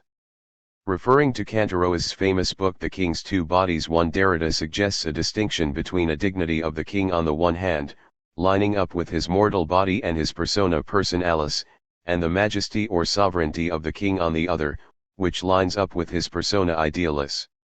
Derrida writes this: these two persons and these two bodies are united during life but separated after death, as are the dignity of the king during his lifetime and the sovereignty or the majesty of the king that survives him and is inherited from one king to another. There is a royal dignity, exercised in the present, the regia dignitas, and there is a royal majesty, regia majestas, that survives and is inherited, as sovereign function, from king to king. But during the lifetime of the king, the two bodies, the two royalties, the personal and the ideal dignity and majestic sovereignty, are united. BSI, 382, 3/286. I begin with this example in part to correct an error in a translator's footnote to this page of the seminar, For although the distinction between persona personalis and persona idealis is indeed mentioned in a note to p. 296 of Cantaroa's book, to which the translator refers, it seems clear that in fact Derrida is referring to a much later moment, p. 400, where all the salient terms in this passage are in play in Cantaroa's account. What then seems curious is that Derrida is apparently making a distinction on the basis of Cantaroa's that Cantaroa's himself is not making at all. Derrida suggests that the dignity of the king attaches to him during his lifetime, as opposed to the majesty or sovereignty proper, as it were, that survives the death of the king qua individual mortal. But the section of the king's two bodies to which he is here referring is in fact fairly insistent that the salient thing that never dies is dignity, and indeed this whole third section of chapter 7 of Cantaroa's work is entitled Dignitas non moritur. Immediately preceding the reference to the distinction between the persona personalis and the persona idealis to which Derrida refers, Cantaroa's, here concentrating on the 14th century jurist Baldus de Ubaldus, says the following: what matters here is the incessant repetition of the catchword saying that the royal dignity does not die, or, as Baldus occasionally put it, the dignity is something regal. And the regal quality does not die even if the individual king dies. The royal dignity never dies, 399 to 400.2. This hesitation on Derrida's part, his apparently unwarranted separation of dignity from sovereignty, is curious and, I hope to show, symptomatic of a somewhat unthematized and yet important issue, more especially in Derrida's later thinking, but in fact throughout his work, from the earliest commentaries on Husserl to these very late writings. I want to pursue a little this theme or motif or concept of dignity in some of his work, with a view to bringing out an extreme ambiguity in the way this term is handled, and eventually to connect it with Derrida's frequent late use of the idiom an ex worthy of the name, as something that is dignita ce nam, which I believe is, again in a quite unobtrusive way, a crux of the later work. When I say later work here, I mean broadly speaking the work of the 1990s and 2000s, that corresponds to his generically entitling his seminar Questions de Responsabilite after 1991, and that has often been taken, wrongly in Derrida's own view, to mark a kind of ethical or political discontinuity or turn or care in his thinking, cfv, 6439. It might, however, be worth noting immediately that a term that for Cantaroa somewhat lines up with dignitas in the long and quite complex story he is telling is the term iustitia, justice. On this same page of the King's Two Bodies he writes, immediately after quoting Baldus's unambiguous equation of the persona idealis and the dignity, dignitas is, like iustitia, an ideal person having an independent existence even in the case of a vacancy, and now a remark that might partially explain what I just called Derrida's hesitation, though otherwise she is inseparably attached to the ruler. So long as he lives or rules, 400.4. And as it would seem as though justice is one of the watchwords of the Derrida of the last 15 years of his life, this convergence with dignity cannot fail to be of interest to us. There would in fact be much more to say about how a reading of Derrida might be organized around terms thrown up by Cantaroa's meticulous genealogy of the Tudor notion of the King's Two Bodies. For example, a frequent figure for the immortal dignity he is here discussing is the phoenix, born or reborn at the moment of its death, risen from the ashes, its own father and its own son, 390, whereas for Derrida the phoenix, a mythical beast that does not make it into the beast and sovereign materials, apparently, seems to embody exactly what he is not trying to think when he thinks about ashes and remains, so that he can say in Philocendra, for example, commenting on his own frequently used phrase ilya la cendra, cella se doit ofo et portant, si possible, sans l'ombre d'un sacrifice, a midi, sans det, sans phoenix it is owed to the fire and yet, if possible, without the shadow of a sacrifice, at noon, without det, without phoenix, fc. 21, and later quote from his own envoys an entry beginning anon, certude pa phoenix, fc. 42, cp. 271, Point 5 There is no phoenix if ashes are exemplarily subject to scatter, and if dignitas is most appropriately figured by the phoenix. Then one suspects that Derrida's relation to it cannot simply be one of acceptance. Again, from the point of view of Derrida's persistent interest in the question of mourning, this immortality of dignity and justice, as opposed to the mere mortal person of the king, dictated that at royal funerals in France from the 14th century onwards, the pallbearers were, precisely, the justices, and that, unlike all others attending the funeral, they were exempt from mourning, from wearing the formal costume of mourning, and got to wear their bright red robes and golden insignia.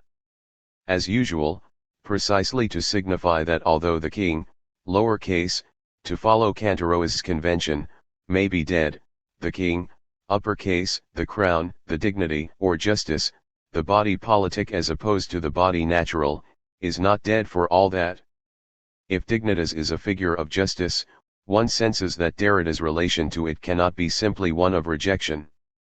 If we were to pursue this joint reading of Cantero's and Derrida still further, we might be interested in the fact that the whole discussion of dignity in Cantero's also involves the issue of names and naming, of proper names of persons and names of offices or functions, of the titles whereby dignitaries can claim their dignity, such that the whole concept of dignitas, legally speaking, often depended on someone's being referred to only by their title. The example on the basis of which Cantero's begins his discussion of dignitas involves a late 12th century case involving the Abbot of Winchester, named thus only by his title in the relevant legal document, and not by his proper name. Commenting on this case, Bernard of Parma wrote that a dignity, as, for example, Abbot of Winchester, was not the proper name of a person, but only singled a person out, it designated a singular, like the phoenix, and was likewise an appellative. 388. Whatever Derrida is doing with dignity, and indeed justice, it looks as though it ought to have at the very least a complex relation with these eminently metaphysical and theologico-political themes reconstructed by Cantero's, with a dignitas that is always somewhat to do with being digni du nom, where the name in question is not the personal proper name but the name or title of a position or a function occupied by a dignitary or a worthy. Further still, these themes would communicate with issues in Derrida about the mode of being of institutions, for a crucial part of the genealogy of the two bodies involves a notion of corporations, including the body politic, that on occasion, for example that of the king, have only one member at a time, the man-made perpetuity of such corporations' soul, as opposed to the God-made mortality of the individual, is then rather startlingly connected with the curious temporality that medieval theology assigns to angels, the time called Evum as opposed to the tempus of mortal individuals and the eternitas of God. 275-83. One could imagine pursuing this strange and provocative conjunction of the angelic and the corporative or institutional quite far into Derrida's thinking, for example, by attempting to derive this immortal but not eternal time of the angelic institution from the general logic of the instituted trace, and angels more generally from specters, such that Evum would open onto the out-of-joint time of hauntology. One could also imagine pursuing this further back into Derrida's very early master's thesis on Husserl, which is fascinated by the problem of thinking together the eternity of ideal objects, exemplarily those of geometry, and their historicity as marked by the necessity of their nonetheless also having a factical moment of discovery, and which again encounters the concept of dignity, even if not in a thematic way. This early work, which suggests that in the Husserlian problematic of Genesis philosophy as a whole is questioning itself about its own sense and dignity, pg. 3/18, formulates the whole problem of a philosophy of Genesis as follows: a philosophy of Genesis, in order to claim philosophical dignity, must reach an unconditional ground, but in order to be authentically genetic and phenomenological, it must also describe the conditionality of the ground, pg. 14/xxvi, tr mod, and so, one would imagine, see its initial claim to dignity somewhat unsettled, and Derrida will go on, in Heideggerian vein, to criticize Husserl precisely for remaining the prisoner of a classical tradition that understands human temporality on the basis of eternity, pg 41/5, and thus remaining blind to the radically of facticity, so one might imagine that introducing the intermediate angelic or spectral time of the evoum might be of some interest in this context. My hypothesis in this essay is that Derrida's deployment of words and concepts associated with dignity, including his repeated late use of the dignity ce nam idiom, an idiom that does not ever appear in Derrida's own name in the great works of the 1960s and early 1970s, is intimately bound up with all this later thinking under the sign of justice, famously, and still rather mysteriously, undeconstructible justice. I will be suggesting that the general question of dignity and of being worthy of the name, as it shows up in late Derrida, is precisely not to be understood within the terms of the logic of the king's two bodies, which might itself be read as a kind of fable of metaphysics, despite Cantaroa's caution about finding ancient precedents for it, 7 but that it entertains with those terms and that metaphysics a relation of displacement and reinscription that is exemplary, or, as we shall see, axiomatic, of deconstruction itself. I will be suggesting that Derrida is retrieving or reinscribing some sense of dignity from that tradition, but that reinscription, which I am suggesting shows up more symptomatically than thematically in the slip about the relative positions of Majestas and Dignitas in the Beast and Sovereign session, gives rise to the potential for a radical rereading of dignity itself, which rereading Derrida often hints at but never quite provides. And this rereading would then stand in for a discussion of the deconstructive relation to all ideas in the Kantian sense, retrieved by Derrida under the general heading of the unconditional, and which his late work is endeavoring to think without the constraints of the metaphysical notion of sovereignty, here exemplified precisely by the logic of the king's two bodies. An earlier session of the same Beast and Sovereign seminar had in fact invoked dignity in a way that will take us away from Cantaroa's and the intricacies of medieval political theology, and back towards Kant, who is indeed Derrida's almost obligatory reference whenever he does thematize the concept of dignity. In session 8, just after the reading of La Fontaine's Fables, we find this: the Beast and His Majesty the Sovereign, His Grandeur the Sovereign, His Highness the Sovereign. What is majesty? You know that this Latin word, majestas, which comes from magnus, major, signifies grandeur, highness, dignity. At bottom, Kant's wordy is a majesty of man, a dignity attached to the human person as an end in itself. BSI, 287/214. Here then, unlike in session 11, dignity, if not explicitly dignitas, is indeed aligned with majesty and thereby sovereignty. The transition suggested here, which in Cantaroa's would correspond to what happens in his reading of Dante in his final chapter, where, to simplify a little, man as such seems to have two bodies, suggested by the terminological split between the terms homo and humanitas, each individual existing also as an exemplar of the corporation humanity, as it were. This transition sketches out a certain inseparability of the concept of sovereignty and the conception of the humanity of man in its opposition to the animal or the beast.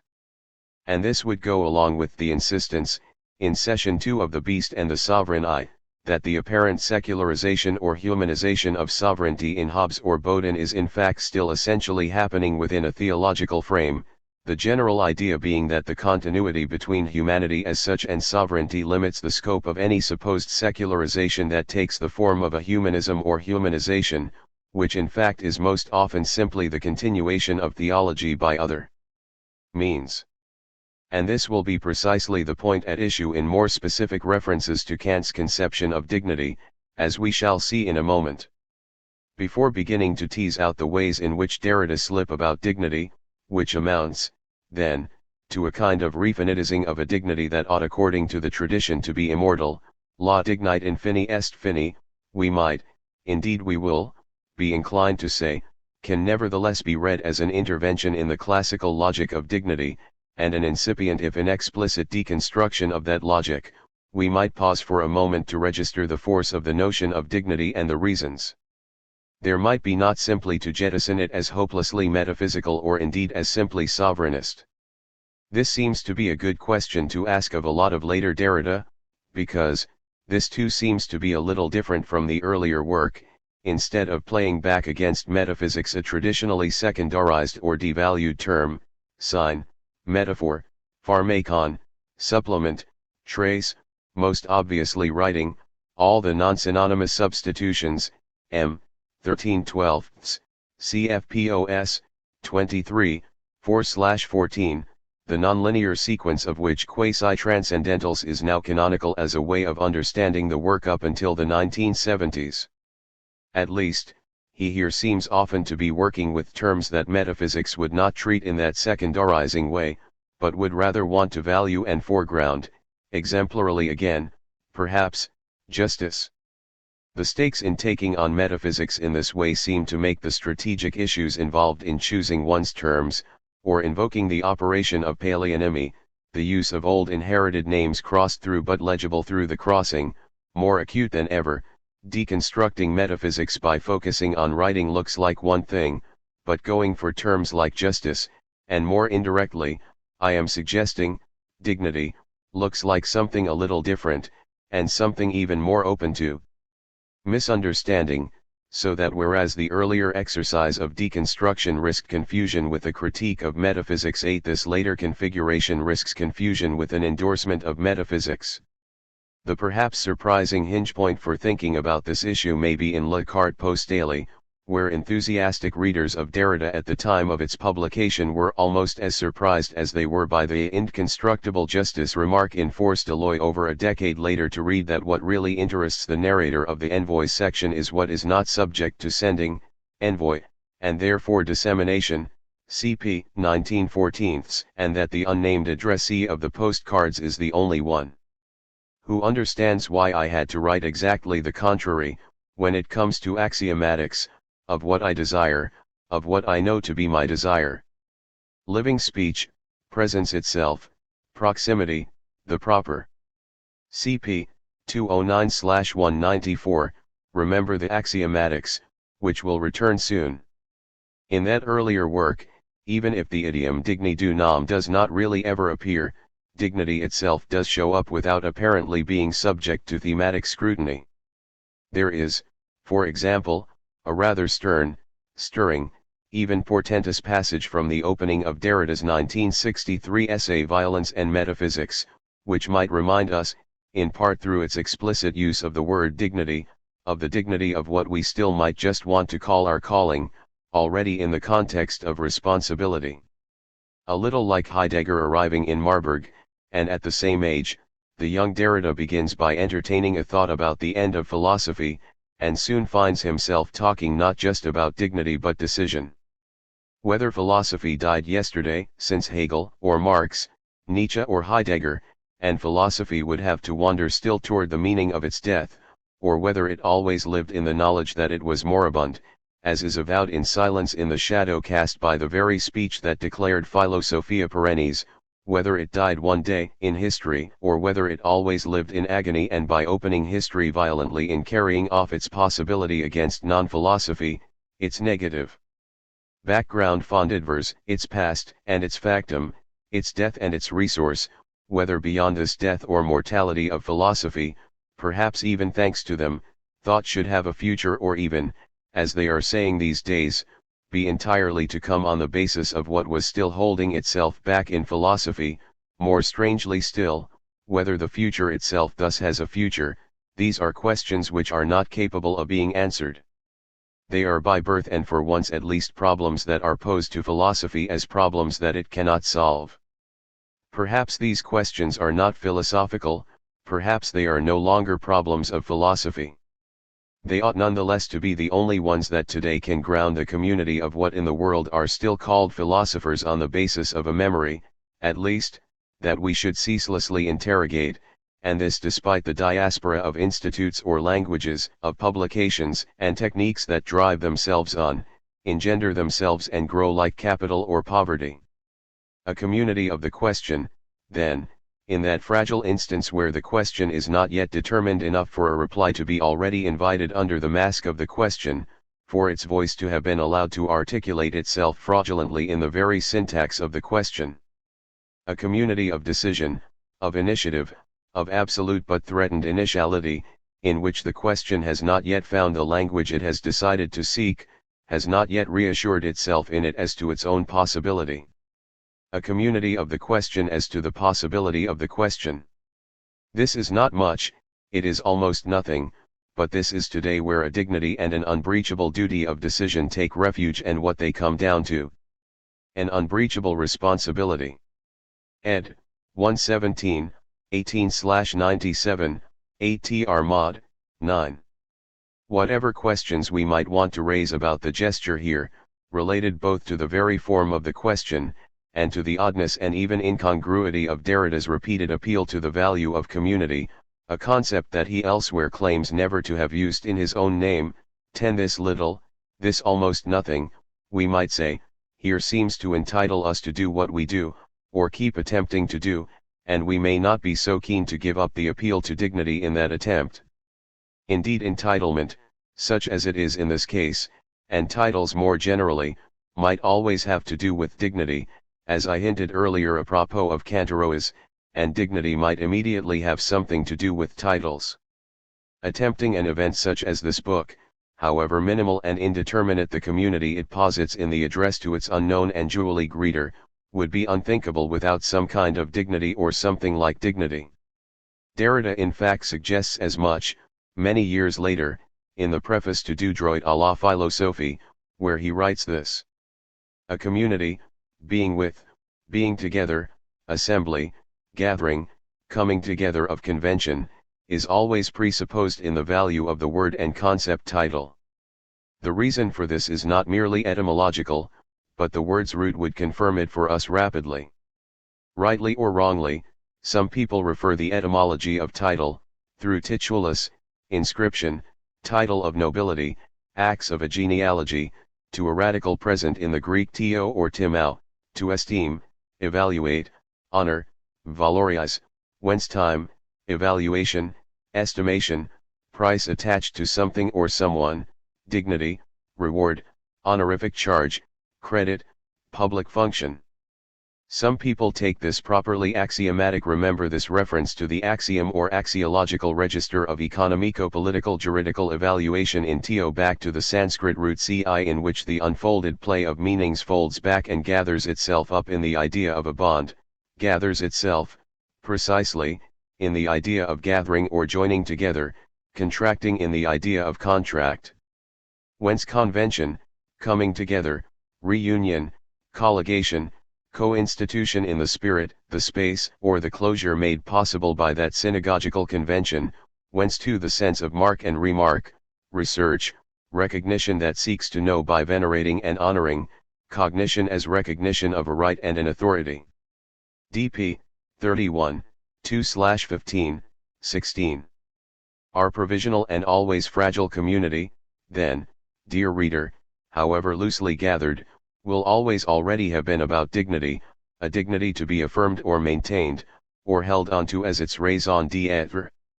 All our titles here, in all senses of title, will have marked our claim to a certain dignity, condensed in the title of this very chapter. Derrida's dignity is in that case not just my title, my own claim to, or on, dignity, but a more or less reverential or subversive attempt on my part to name and claim the very title of the conference itself. 11 Our collective, contractual, conventional, co-institutional, etymologically synagogical claim to dignity.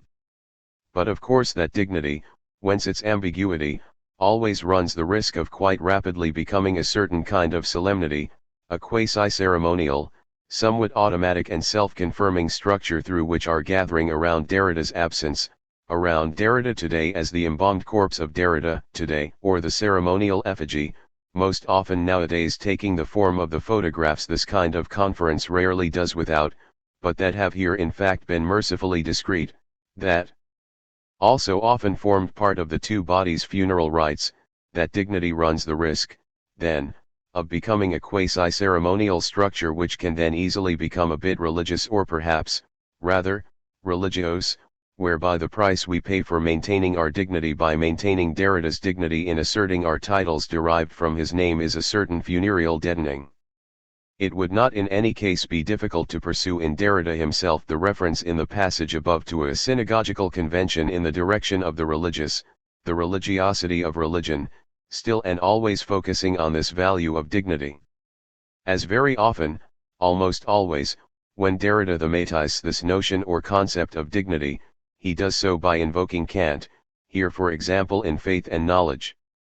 The price of the human living being, i.e. the anthropo-theological being, the price of what must remain safe, heilig, sacred, safe and sound, untouched, immune, as absolute price, the price of what should inspire respect, modesty, discretion, this price has no price.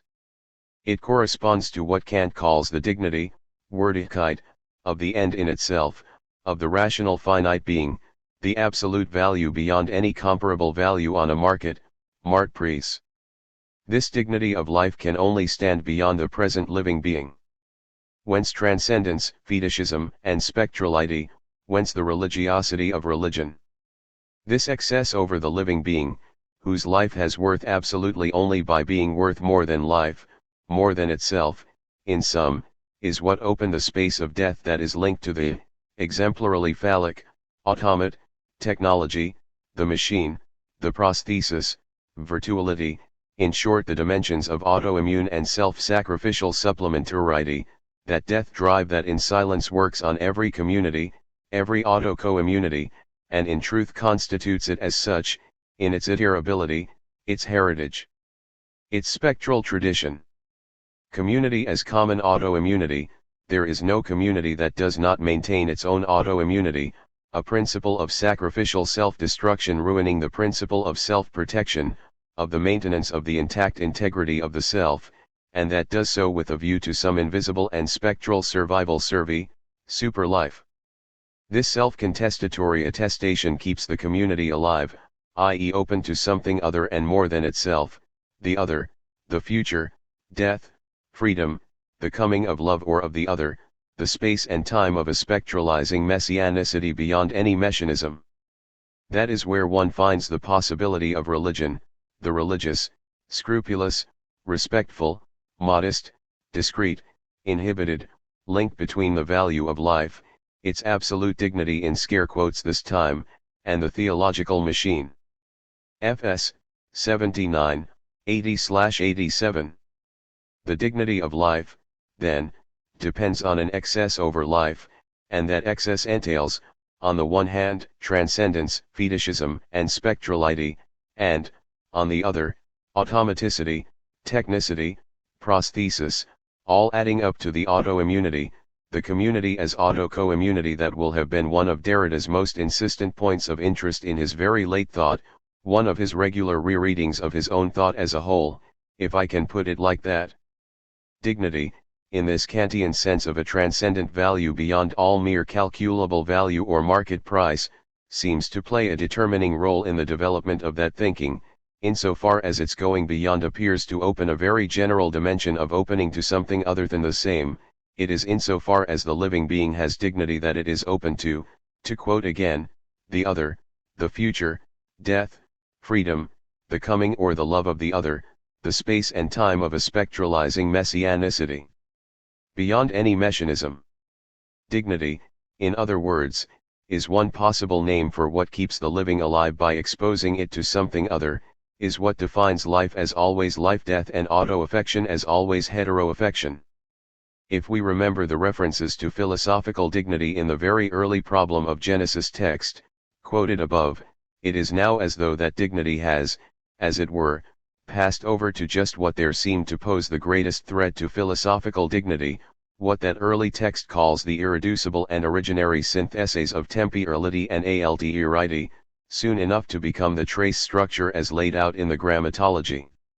Autoimmunity, in other words, suggests that the very dignity of philosophical dignity will lead philosophy to deconstruction.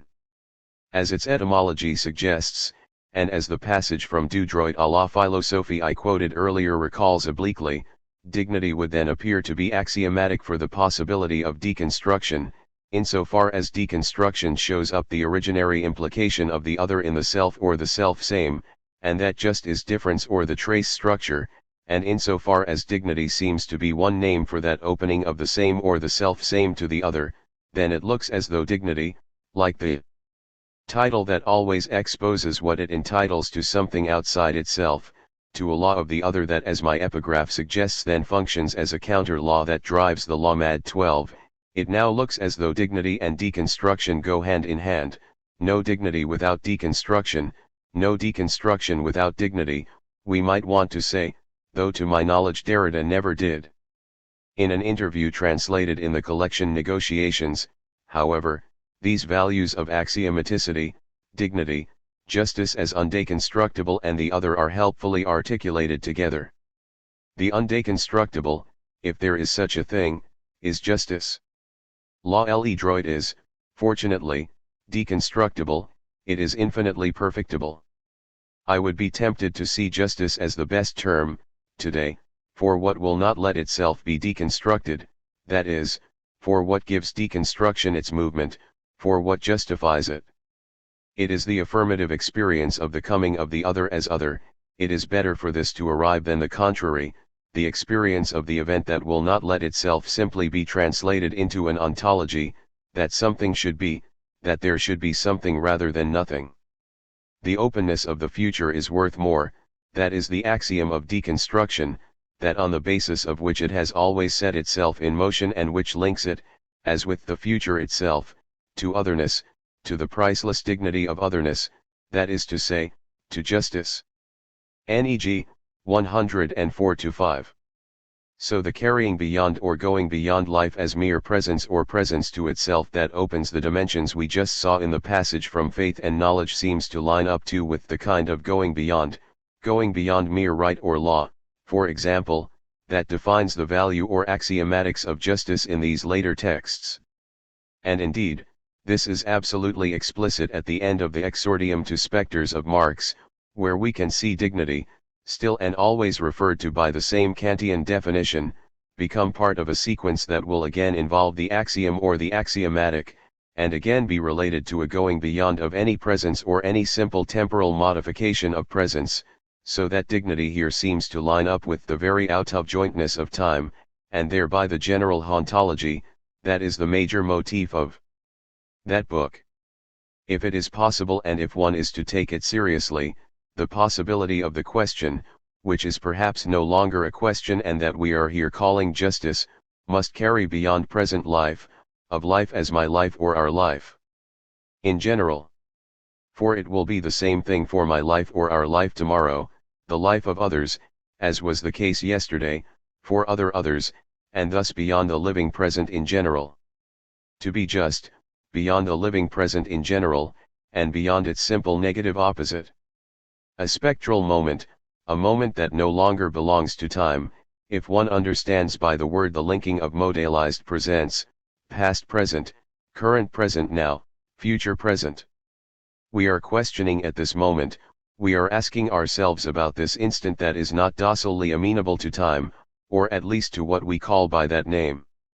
That looks like an axiom again, more precisely like an axiom on the subject of axiomatics itself, i.e. some supposedly undemonstrable self-evidence on the subject of what has price, value, quality, axia. And even and especially, of dignity, for example the dignity of man as example of a finite rational being, that unconditional dignity, Wertigkeit, that Kant raised, precisely, above all economy, all compared or comparable value, all market price, Marktpreis. This axiom might appear shocking. And the objection comes quickly, toward whom, in the end, could a duty of justice ever engage one, it will be said, even were it beyond law and norm, toward whom and toward what, if not the life of something living? Is there ever any justice, promise engagement of justice or responsibility in general that has to answer for itself living, in the final instance, before anything other than the life of a living being, understood as natural life or the life of the spirit? Indeed, the objection appears irrefutable. But the irrefutable itself presupposes that this justice carries life beyond present life or its actual being there, its empirical or ontological actuality effectivite, not towards death but towards a survival, i.e. a trace the life and death of which would be themselves but traces and traces of traces, a survival the possibility of which comes in advance to disjoin or unfit disadjusture the self-identity of the living present as well as of any actuality. And then there is spirit de l'esprit. Spirits. And one must il count with them. One cannot but one ought not be able to count with them, which are more than one, the plus dion. SM, 16, 18/19, XX. Unconditional dignity, in this explicitly Kantian sense, seems here to be almost co-opted to a deconstructive position on the possibility of justice. Even if Kant assigns that dignity to man alone, and even if, as still unpublished seminars suggest, for Kant the access to that properly human dignity entails all sorts of commitments, for example to the death penalty as the cornerstone of penal law, or to the supposed absence of any such dignity in animals, that Derrida would not want to accept, man is after all in Kant only an example of a finite rational being, even if it is Kant's only example, and the logic of dignity itself as going beyond any assignable value, as a value above all value, a pricelessness, seems to open that example to this possibility beyond its particularity as an example. Let me break off here and, as Derrida might have said, precipitate my conclusion.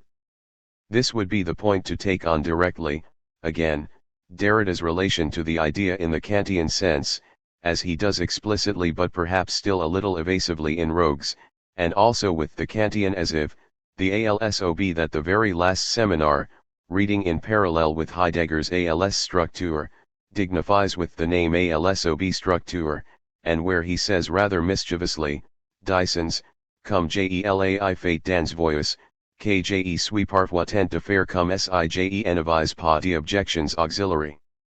Cum si de Kant, BS2, 372/271. And show how all this relates to the dignity ce nam idiom that I rather hounded Derrida about whenever I saw him in the last few years of his life.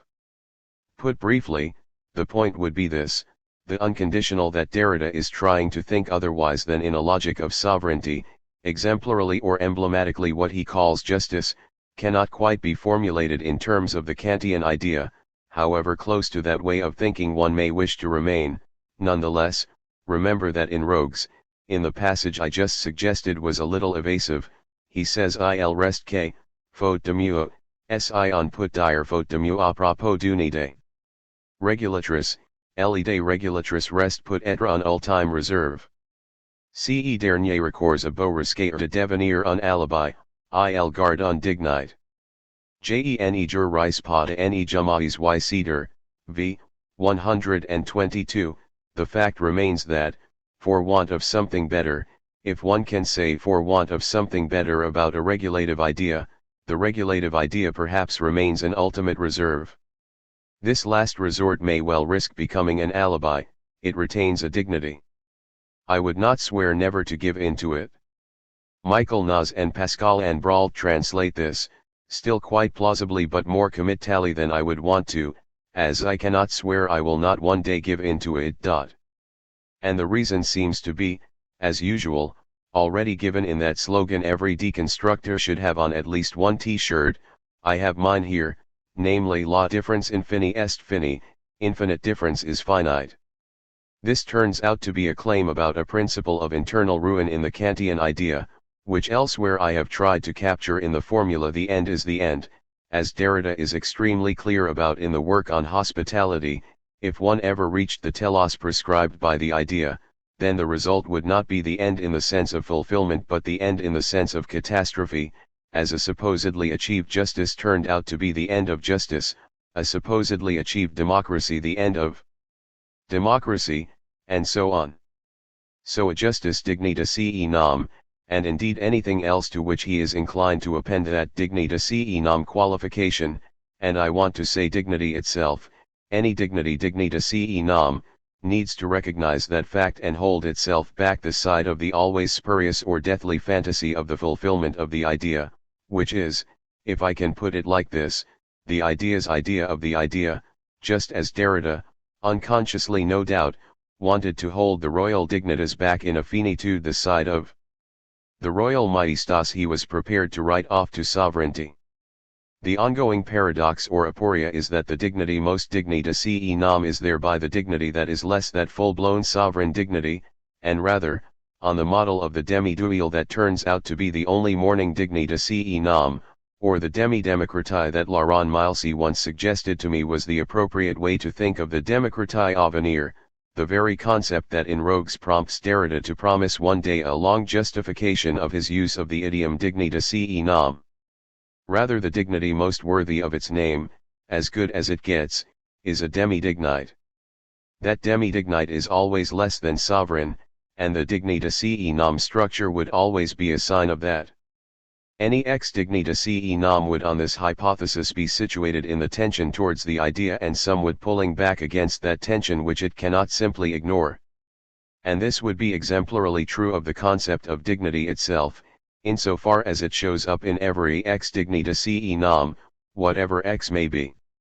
Just that is the finitude of infinite difference, which is not, pace Jean-Luc Nancy, mere finitude 13 nor just infinite 14 and generates the structural endlessness of deconstruction itself, which is not just a so-called bad infinity in that it is called to its response and responsibility by the old names issued from metaphysics and that we cannot fail to inherit according to the complex structure of inheritance Derrida lays out most fully in Spectres of Marx.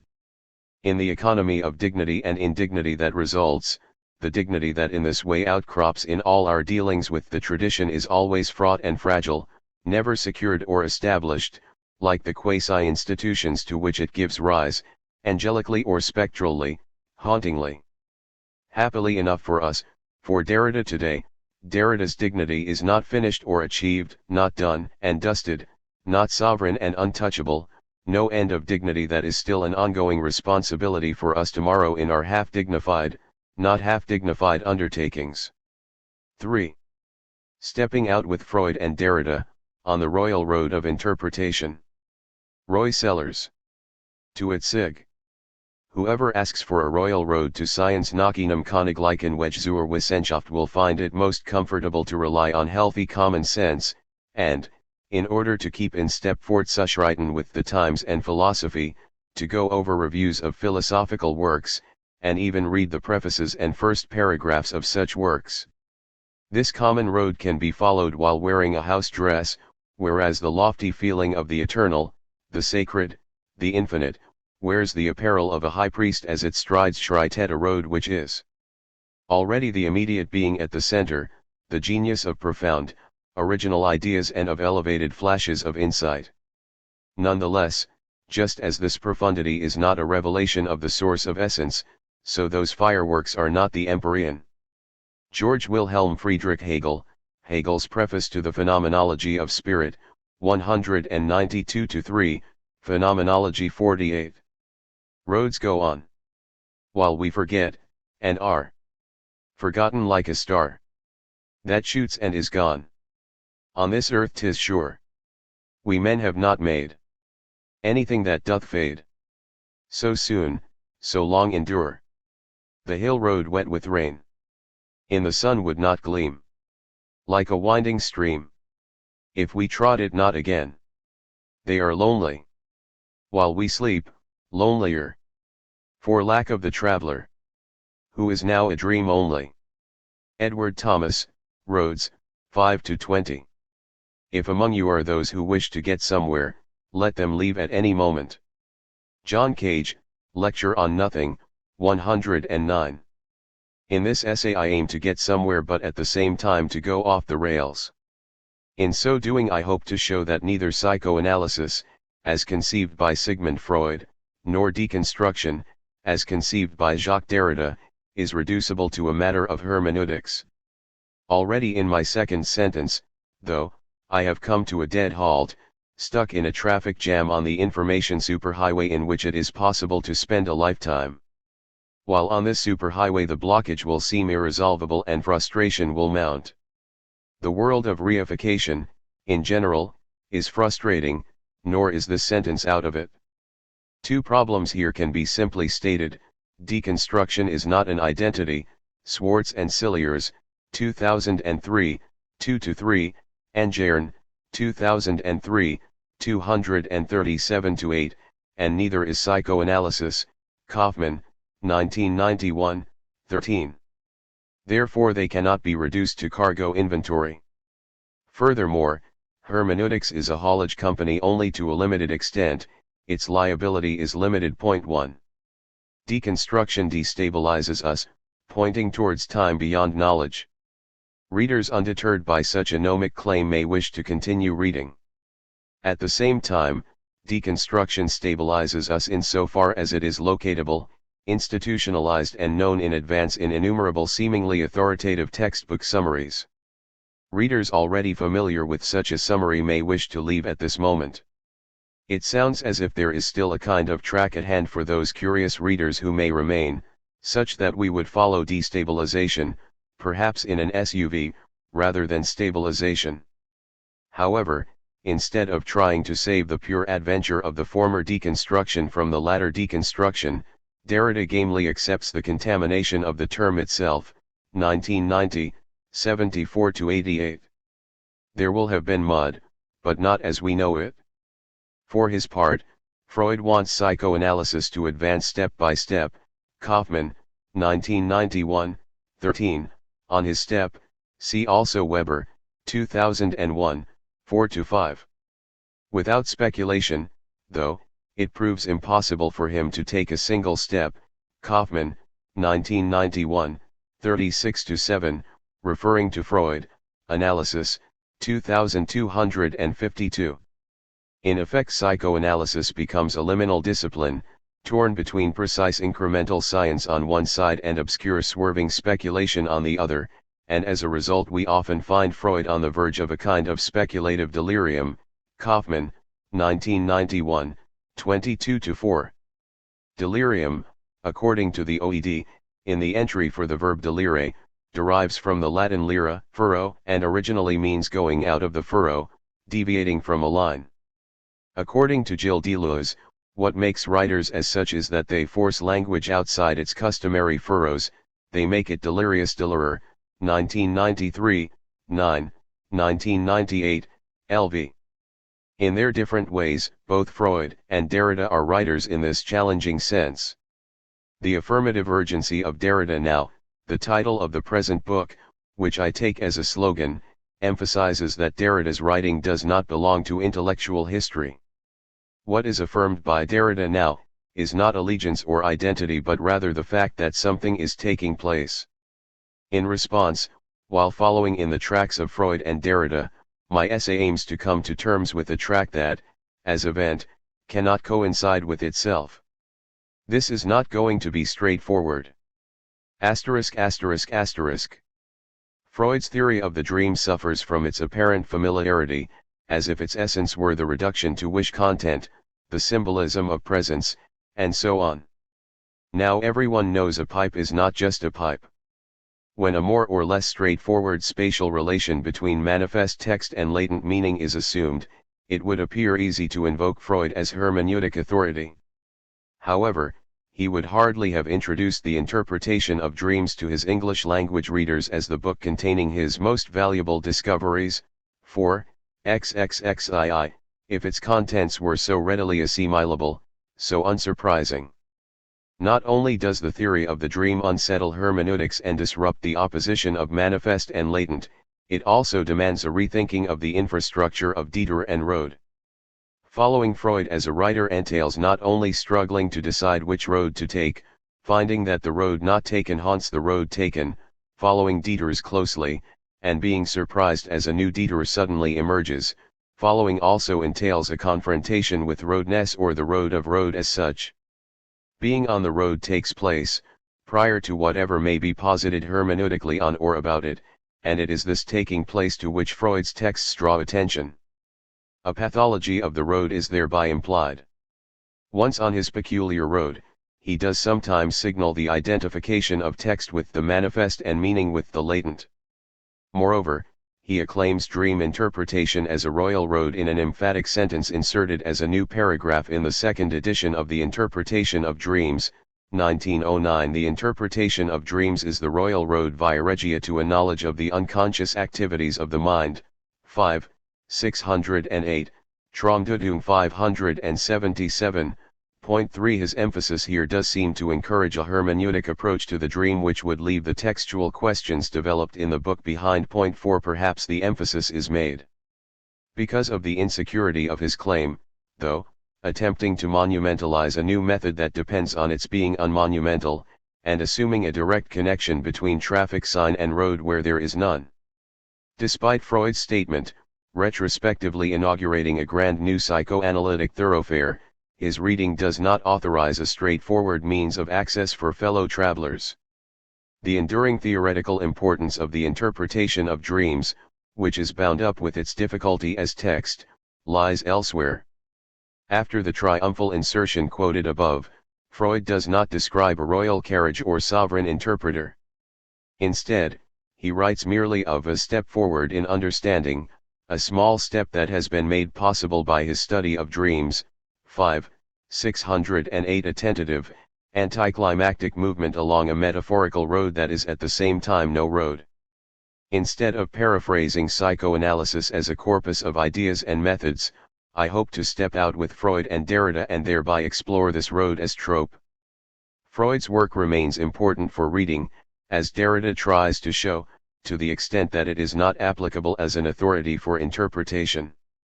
This sounds awkward, and indeed it is if you are bent on traveling the road of interpretation, or transporting cargo on it, in a hurry.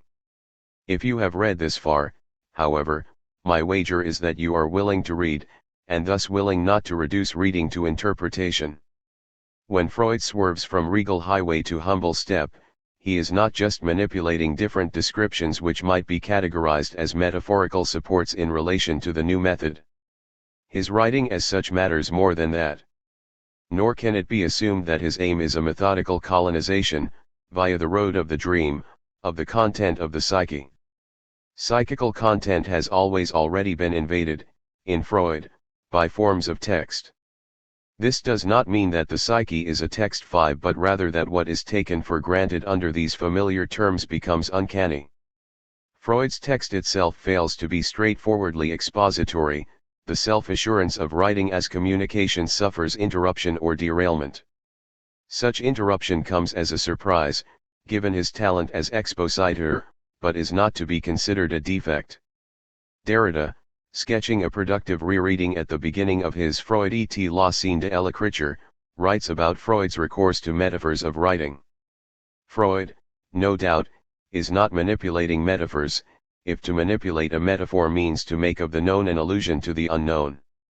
On the contrary, through the insistence of his metaphoric investment he makes what we believe we know under the name of writing enigmatic. A movement unknown to classical philosophy is perhaps undertaken here se prodded put etrici, somewhere between the implicit and the explicit. 1967, 296, 1978, 199. This last sentence adds its own making enigmatic. Metaphor and writing move here in ways that are perhaps beyond instrumental control, epistemological categorization, or even empirical identification. Such movement, already metaphorical, is neither implicit, latent, nor explicit, manifest. It takes place, appears, produces itself, se prodded, on the scene of writing, yet it is also not there, or here. A less awkward way of saying this, perhaps, is that tropes such as metaphor are awkwardly fundamental here to the constitution and theorization of the unconscious.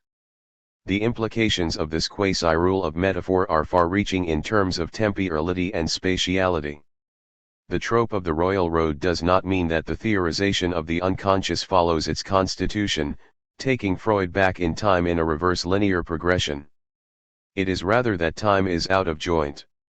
Furthermore, there is no there, on the road, and the unconscious is displaced as otherness, originary difference, such that Freudian theory and practice necessarily becomes entangled in figurative language.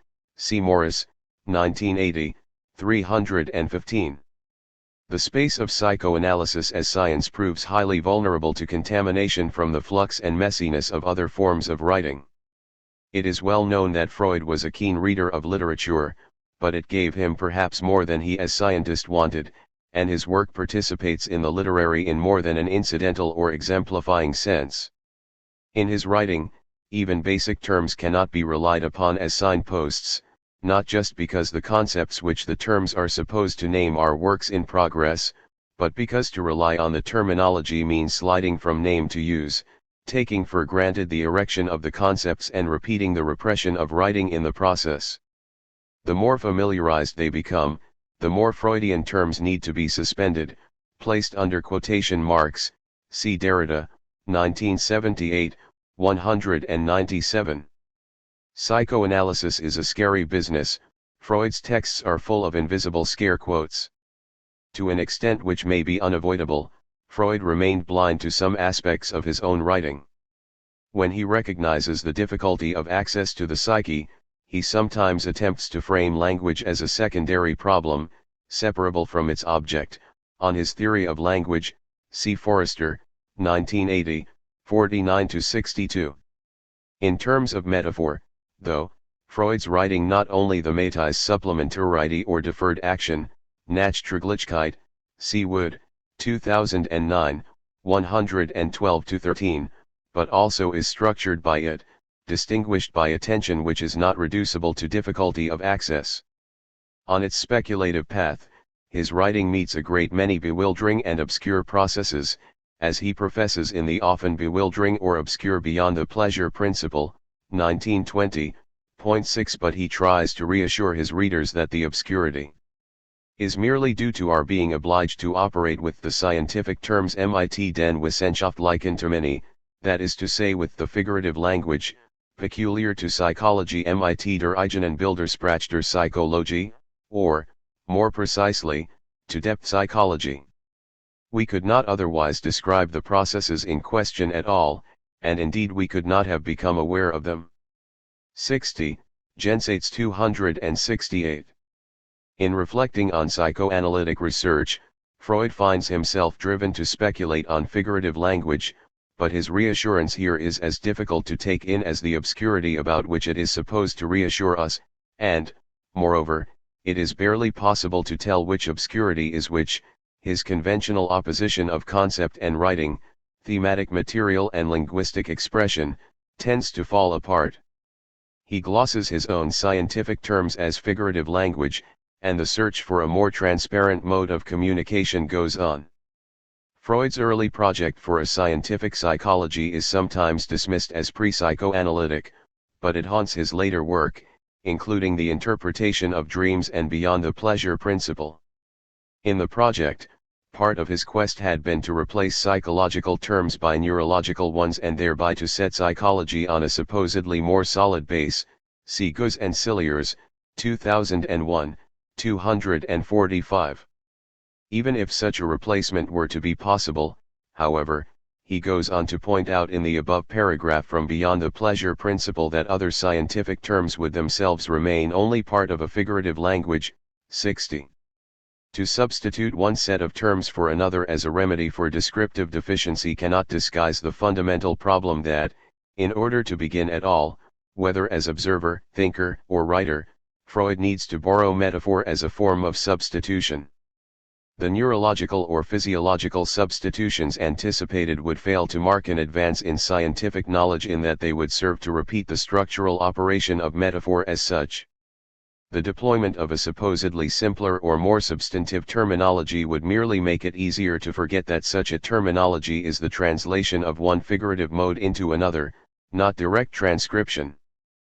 Freud's borrowing of the figurative is not just a necessary means of approach but is itself originary. He would sometimes have us believe that psychoanalysis originates in the direct translation of observation into theory, although he admits that even such a translation is inevitably open to sources of error. Beyond the Pleasure Principle, 59, he admits further, here, that the step he has just taken is more uncertain still, and that he does not know to what extent he believes in its truth himself.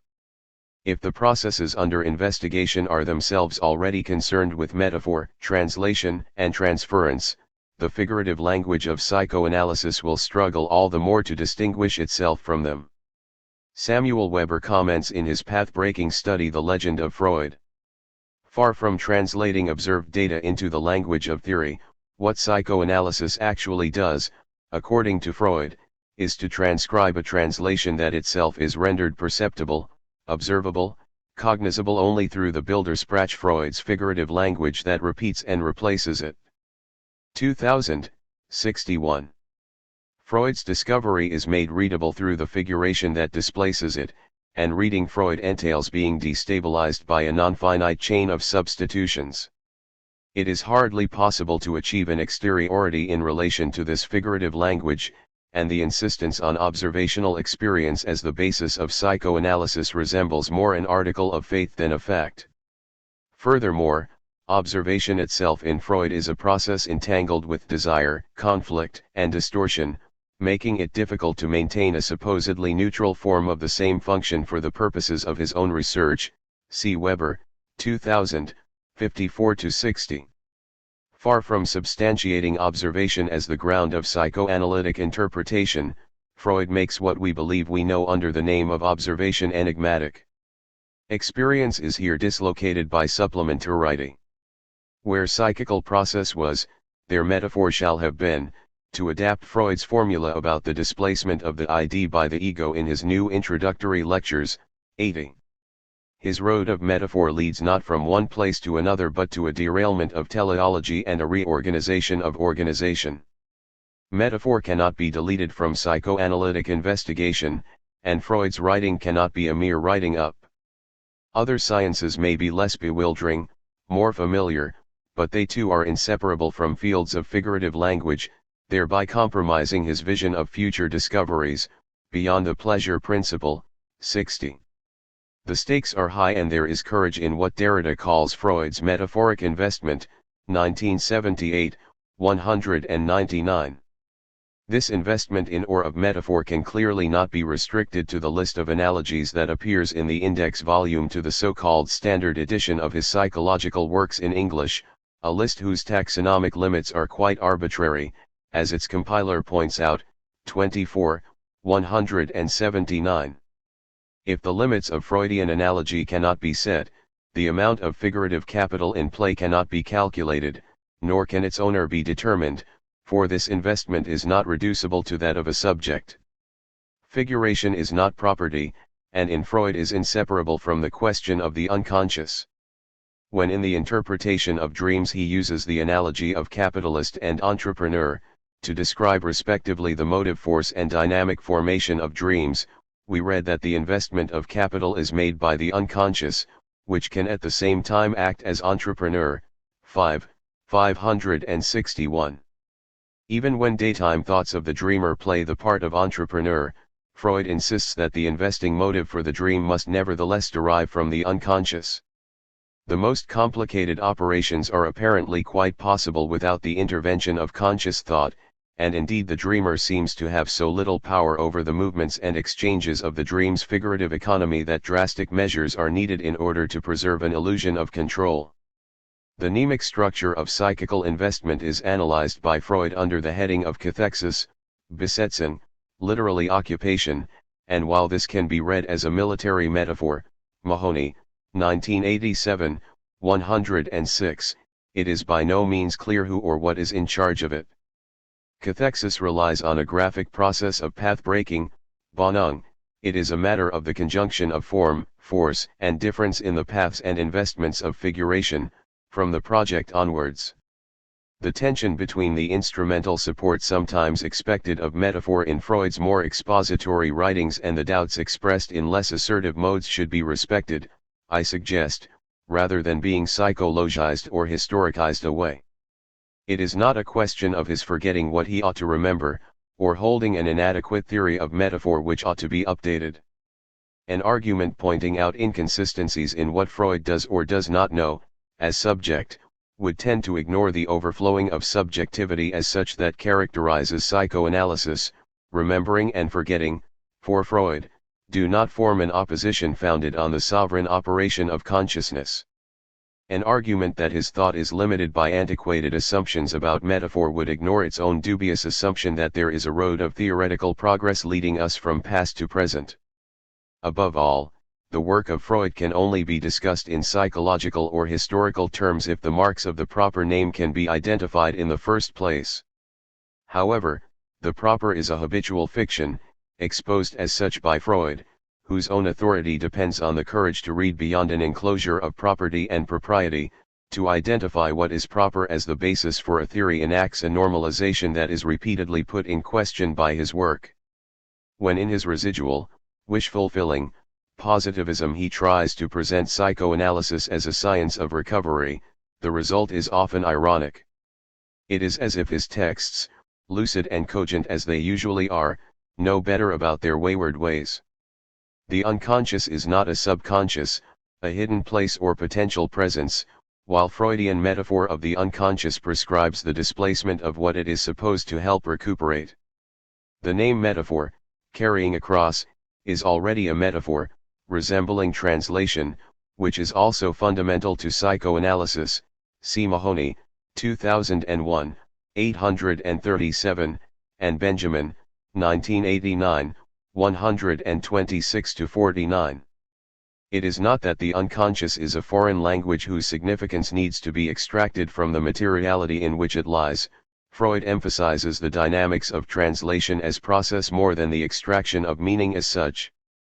Translation is not just a technical operation between languages but also a movement of reading internal to language, as Derrida argues in Border Lines, the lower band of his divided text Living on Border Lines, c. 1979, 87-103.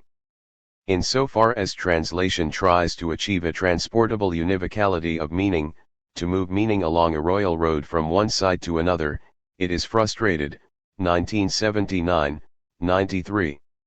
It is easy enough to grant space for ambiguity as long as it remains within a model of translation as the transportation of meaning, but Derrida draws attention to difference in a different, more unsettling way. Translation is divided, happening all the time and yet at the same time failing insofar as it aims to transcend context and relinquish linguistic materiality. Instead of conveying and representing meanings, translation here repeats the difference and delay already at work in language, an unassimilable otherness. The quotidian naturalization of language as instrument conceals the fact of alienation. In Freud, foreignness begins at home. In his theory of the dream, untranslatability poses unavoidable problems. Dreams depend so closely on the expressive resources and systematic functioning of a particular language that they are not translatable between languages. Interpretation 4, 99n.1, and the standards of translation that guided the standard edition of Freud are questionable in this context. See Weber, 2000, 14, 15 and 239n.2. This interlinguistic impossibility is linked to the intra- and extralinguistic impossibility of translating the idiosyncratic figures of the dream. The unconscious might even be defined as that which resists translation. The road of translation is a trope of self-delusion insofar as the analyst-interpreter is tempted to assume that the destination is meaning.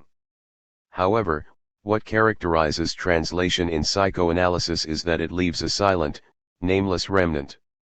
This remnant should not be approached as the result of an empirical inadequacy but rather in terms of supplementarity and an ethics of care.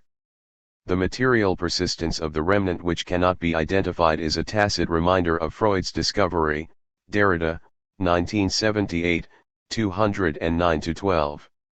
The gap between what is named by Freud as the unconscious and its asymmetrical counterpart, consciousness, cannot be bridged by language since, if language differs from and defers itself, it already generates an otherness which inhabits its movement and which, by disrupting presence, identity, and consciousness, fractures the oppositions which would arrest that movement in cognizable form. Derrida presents it programmatically thus.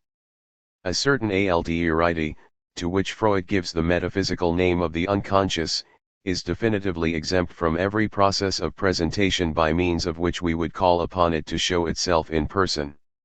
1982, 20. Come forth, unconscious, show yourself. Psychoanalysis foregrounds the absurdity of such a call, and Derrida does not propose that we drop metaphysical names and try to replace them with others. Instead, he returns us to Freud. We approach the unconscious with analogies at best, Freud suggests, in the lecture ending with the formula about the dislocation of the ID by the ego, New Introductory Lectures, 73. This is not the approach of a subject to an object but rather a discovery of originary detour. From the beginning, Freud's path, Weg, into unconscious dynamics is a kind of detour, Umweg, Morris, 1980, 320-4. This detour has the power to dislocate the structure that subordinates detours of reading to their destination, so that not only is the meaning of the unconscious for an analyst-interpreter necessarily entstalled, displaced and distorted, but also psychoanalysis has to follow a deviant itinerary mapped in terms of metaphor, not traced in terms of space or ontology. 7 The road of the dream is part of this radical deflection. If it is right to call dreams the royal road to psychoanalysis, as Paul Ricoeur does, 1970, 162, seeming to follow Freud down that road, it is not quite because of what Ricoeur takes to be their paradigmatic epistemological value, as if dreams, once interpreted, were to reveal a deep psychoanalytic truth about humanity. 8 He interprets and generalizes the drama of the dream in terms of what he calls a universal poetics, 1970, 162, but Freud's road remains a trope of stubbornly singular reading which lacks a founding royal presence and is only partly teleological in orientation. The hermeneutic drive that, in Freud's name, would recognize and recover an organization of meaning located behind the text demands that interfering textual elements be silenced with more or less violence. For a brief history of hermeneutic violence, see Horisk, 1988. This violence is inflicted not just on the text reduced to object, passage or illustration but also on the operative theory reduced to instrument. Warnings against the dangers of hastily applied or superficial psychoanalysis, important as they are, see Freud's own warning, Wild, are of limited effect in relation to the hermeneutic drive, and there is the danger that a warning will create a defensive identity that betrays the reading process it is supposed to defend. Freud inaugurates the rereading of a powerfully teleological conception of intelligibility in which his own work, up to a point, itself participates. The question for readers of Freud now is to what extent the subordinations that limit what is to be read, as when a thematic main road seems to become the destination of any detours from it, can and should be resisted. What matters is not that there is now a Freudian doctrine of the dream, for example, which has replaced previous doctrines.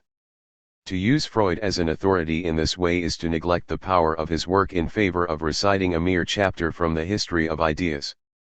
Fidelity cannot be demonstrated by adherence to an orthodox doctrine or method which is itself a reduction of his already divided texts. Divisions increased as psychoanalysis became institutionalized as such. The psychoanalytic movement, if it can still be subsumed under this name, has been notable for the intensity and proliferation of its heterodox deviations, see Weber, 1990, 27-32, 2000, 35-49. Psychoanalysis is founded as a discipline of the unconscious, and the ambiguity of this genitive, articulating the unconscious as both thematic field and constitutive power, foreshadows a divided destiny. While psychoanalysis tries to make its mark as a science with the unconscious as object, it finds itself entangled in the conflictual effects of the unconscious, dislocated by the otherness that it necessarily fails to make present. Must not psychoanalytical thinking itself partake of, repeat, the dislocations it seeks to describe? Weber, 1990, 14. Mapping the vicissitudes of Freudian theory may also lead to a skeptical questioning of what constitutes a theory and of how a theory is constituted as such. Even Ricoeur, though, who reads Freud with sensitivity, assumes that it is acceptable to approach his work as a monument of our culture and a work unto itself, as Ricoeur puts it in the preface to his monumental Freud and Philosophy, 1970, 11. Psychoanalytic theory can indeed be treated as if it were a self-sufficient entity, a monument to reproducible and applicable ideas, for the literalistic Freudian, or a monument to dead and irrelevant ideas, for the anti-Freudian. The terms of this convenient but sterile opposition are recognizable from the way in which texts are habitually evaluated in terms of their supposed ideational contents, signified within history as container. Once a text has been monumentalized, reduced to that product which the word text often denotes, the potential of reading is already severely curtailed. If the structure of ontological determination for the text's content is taken for granted, the chosen valorization of that content makes little difference. It remains all too easy to refy the act of reading and thereby merely to reproduce recognizable tokens of critical discourse, worn conceptual objects in that perennial dreary debate, sometimes euphemistically called hermeneutics, about what is supposed to be the meaning of texts. This refying is not to do with the agency of particular interpreters, since they are themselves effects of reification. In establishing the currency of critical tokens, criticism as economy has already closed itself up. Once textual entities are posited, they are soon appropriated and marketed in the name of some wider scheme. It has been habitual for so-called psychoanalytic literary criticism to use a so-called idea from Freud as an interpretative guide to literature, and for opponents of Freud, in reaction, to reject such ideas. Application and condemnation alike have proceeded with little concern for writing, which would undermine the autonomy of the ideational on which both rely, undermining both the master-slash-servant structure of applied psychoanalysis and the self-containment of literary criticism. It is sometimes claimed that Derrida takes a literary approach to Freud, but such a demarcation is itself another problem to which he urgently calls attention. In Freud, the literary appears not just as an illustration but also as a figure of self-doubt, excess or lack concerning the possibility of psychoanalytic writing ever being commensurate with its own experience. Writing one of his early case histories of hysteria, for example, Freud apologetically explains that he has not always been a psychotherapist, and that, in the context of his medical training, it still strikes me myself as strange that the case histories I write should read like short stories and that, as one might say, they lack the serious stamp of science. I must console myself with the reflection that the nature of the subject is evidently responsible for this, rather than any preference of my own. Studies on Hysteria, 160, C. Mahoney, 1987, 9. He often defers to poets, dramatists, and novelists as perceptive precursors, but what is at stake here is not just the displacement of authority from literature to psychoanalysis and back again, it is also a matter of the very constitution of psychoanalysis as a heterogeneous field held together by the tenuous authority of a proper name. The nascent history of hysteria becomes a story uncomfortably close to the fictional, being deficient in what Freud posits, distanced from his own writing, as the respectable stamp of scientific neutrality. Instead of rehearsing this problem in subjective terms, such that the analyst's counter-transference might be blamed for a lack of scientific rigor, Derrida is struck by the event which has already overtaken subjectivity, namely, writing. Freud's subject in the sense of thematic scope is entangled with writing, and subjective preference is rendered moot. The stamp of science, considered as stamp, is already not scientific if by scientific we mean to demarcate a neutral space of discovery and representation. Despite Freud's positivist beginnings in natural science and his ambition to establish psychoanalysis on an organic foundation, psychoanalytic authority is stamped otherwise. While his writing can be arrested in a determinably thetic mode, for purposes of interpretation, this is only possible by virtue of missing what stamps it. Freud works by playing with the topologies and the conceptual limits of inherited discourses, be they philosophical or scientific, as Derrida argues, 1984, 27. This playing is also work, albeit not measurable by the performance indicators of today, and the limits of psychoanalysis and literature are not ontological but rather only the effects of contextual circumscription, dependent on the stamp of the signature, 1984, 27. Instead of trying to maintain a stance with regard to psychoanalysis as instrument or vehicle, on the road of interpretation, it is vital for the sake of reading to undo the deadening institutionalization of critical stances as such. I turn to Derrida not to prescribe or proscribe uses of psychoanalysis but to enfold his writing in Freud's and thereby to resist that retrospective monumentalization which is perhaps the greatest risk faced by studies of Derrida now. Monumentalizing has had few fiercer critics than Freud. The ego likes to assume that it is a personification of conscious agency, and thus master at least in its own house, but, according to Freud, is almost perpetually deluded, and he works in German with an ordinary term of grammar, ich, I, since the ego, as the translation of the Standard Edition has it, is not an autonomous entity but a grammatical subject constituted in relation to otherness which it is structurally unable to master. This anti-monumental topography of the mind dramatizes the ego as a divided construct operating in close relation to the es, the it or id. Ego and id, Freud stresses, should not be pictured as two opposing camps, since the ego is marked out merely by its being the organized portion of the id, to which it is also identical. Inhibitions, 97. These heuristic, overlapping abstractions should therefore be used with caution, though this is easier said than done, for naming them cannot be rigidly separated from using them. Psychoanalytic terminology cannot be kept under inverted commas indefinitely. For Freud, the ego must not be treated as equivalent to consciousness, since part of the ego, too, and heaven knows how important a part, may be UCS. Unconscious, undoubtedly is UCS, as he rather uncertainly writes in The Ego and the ID, das Ich und das Es, 18. If the distinction between conscious and unconscious is at the same time what he calls here our one beacon light in the obscurity of metapsychological speculation, it is not hard to see why his indecision here should verge on the darkly exasperated. The ego is a strange frontier creature, living dangerously on the borderlines between the ID, the external world and the superego, and confusing as it does so the very distinction between inside and outside.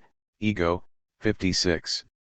By means of what Freud calls a projection, an externalized representation, the ego is also associated with the surface of the body.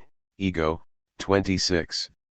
The ego is weak precisely when it attempts to distinguish itself, with an inevitable and sometimes comic lack of success, as an independent agency. See Weber, 2000, 50-2 and 59. The identity of the ego, trying to exclude difference, is phantasmic. Indeed, the ego can only be strong insofar as it is indistinguishable from the ID. Inhibitions, 97. Instead of being the natural site of hermeneutic authority in psychoanalysis, one of the dubious privileges of the ego is to become the seat of the various forms of anxiety. Ego, 57.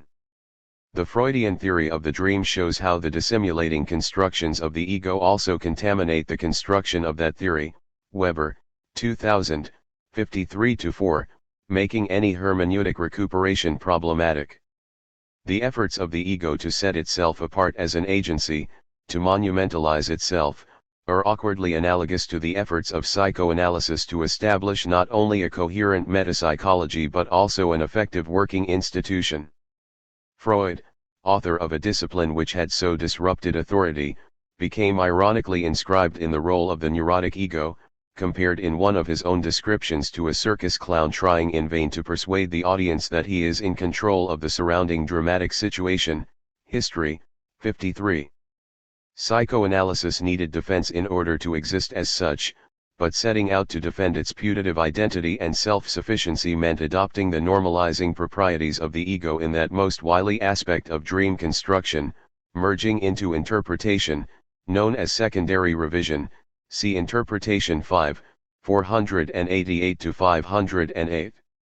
Like professionalized research management today, secondary revision is expert in making things look good on paper and at the same time hiding its agenda in full view. The International Psychoanalytical Association was founded by Freud in 1910 with the aim of controlling orthodoxy during the early years of the movement. Weber, 2000, 35. His own outline of the association shows that it was supposed to be organized like a kind of ego. History, 42-4, a headquarters adopting a paternalistic attitude to its components, ordering internal movements, regulating entry from outside via analytic training, and above all directed against attempts to blur the very distinction of without and within. Weber, 2000, 36. In carrying out its duties, though, this well-intentioned homuncula soon found its ability to define and police frontiers stretched to the limit. Moreover, the concept of limit, necessary if the new discipline were to establish itself, had already become questionable. After a road had been carefully constructed by the father of psychoanalysis for its official vehicle, he himself had to admit that the vehicle had not been given the most efficient driver. I was to find that it would not proceed in the direction I wished to mark out for it. History, 44. Freud had made it axiomatic that the ego errs. His Majesty the Ego, hero of daydreams and fiction, creative writers, 150, travels the royal road of interpretation, but this road as traveled by the ego is itself a dead end, ending in death. The monarchy that built it needs to be overthrown and transformed into a republic.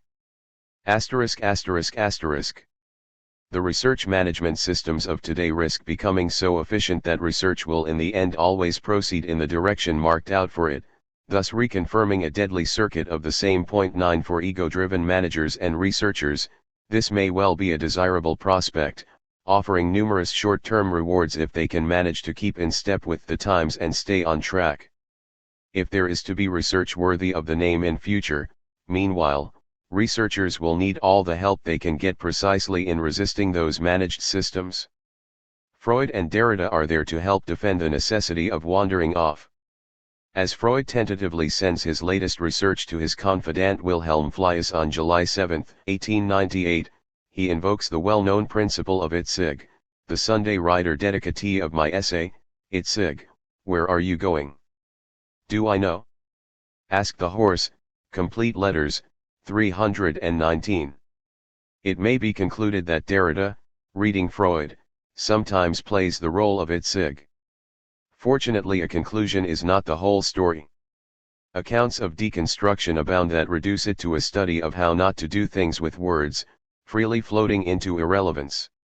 However, while Derrida's readings do not have a predetermined aim and are not governed by hermeneutics, they are not aimless either. Horses are intelligent. 4. The Transparent University, Kant, Derrida, and a New University Law. Graham Allen. At the end of his The Conflict of the Faculties, Kant produces a supplemental postscript which allow us a return to Derrida's reading of Kant's university text. 1 Kant has been considering the medical faculty, the last of the university faculties he examines.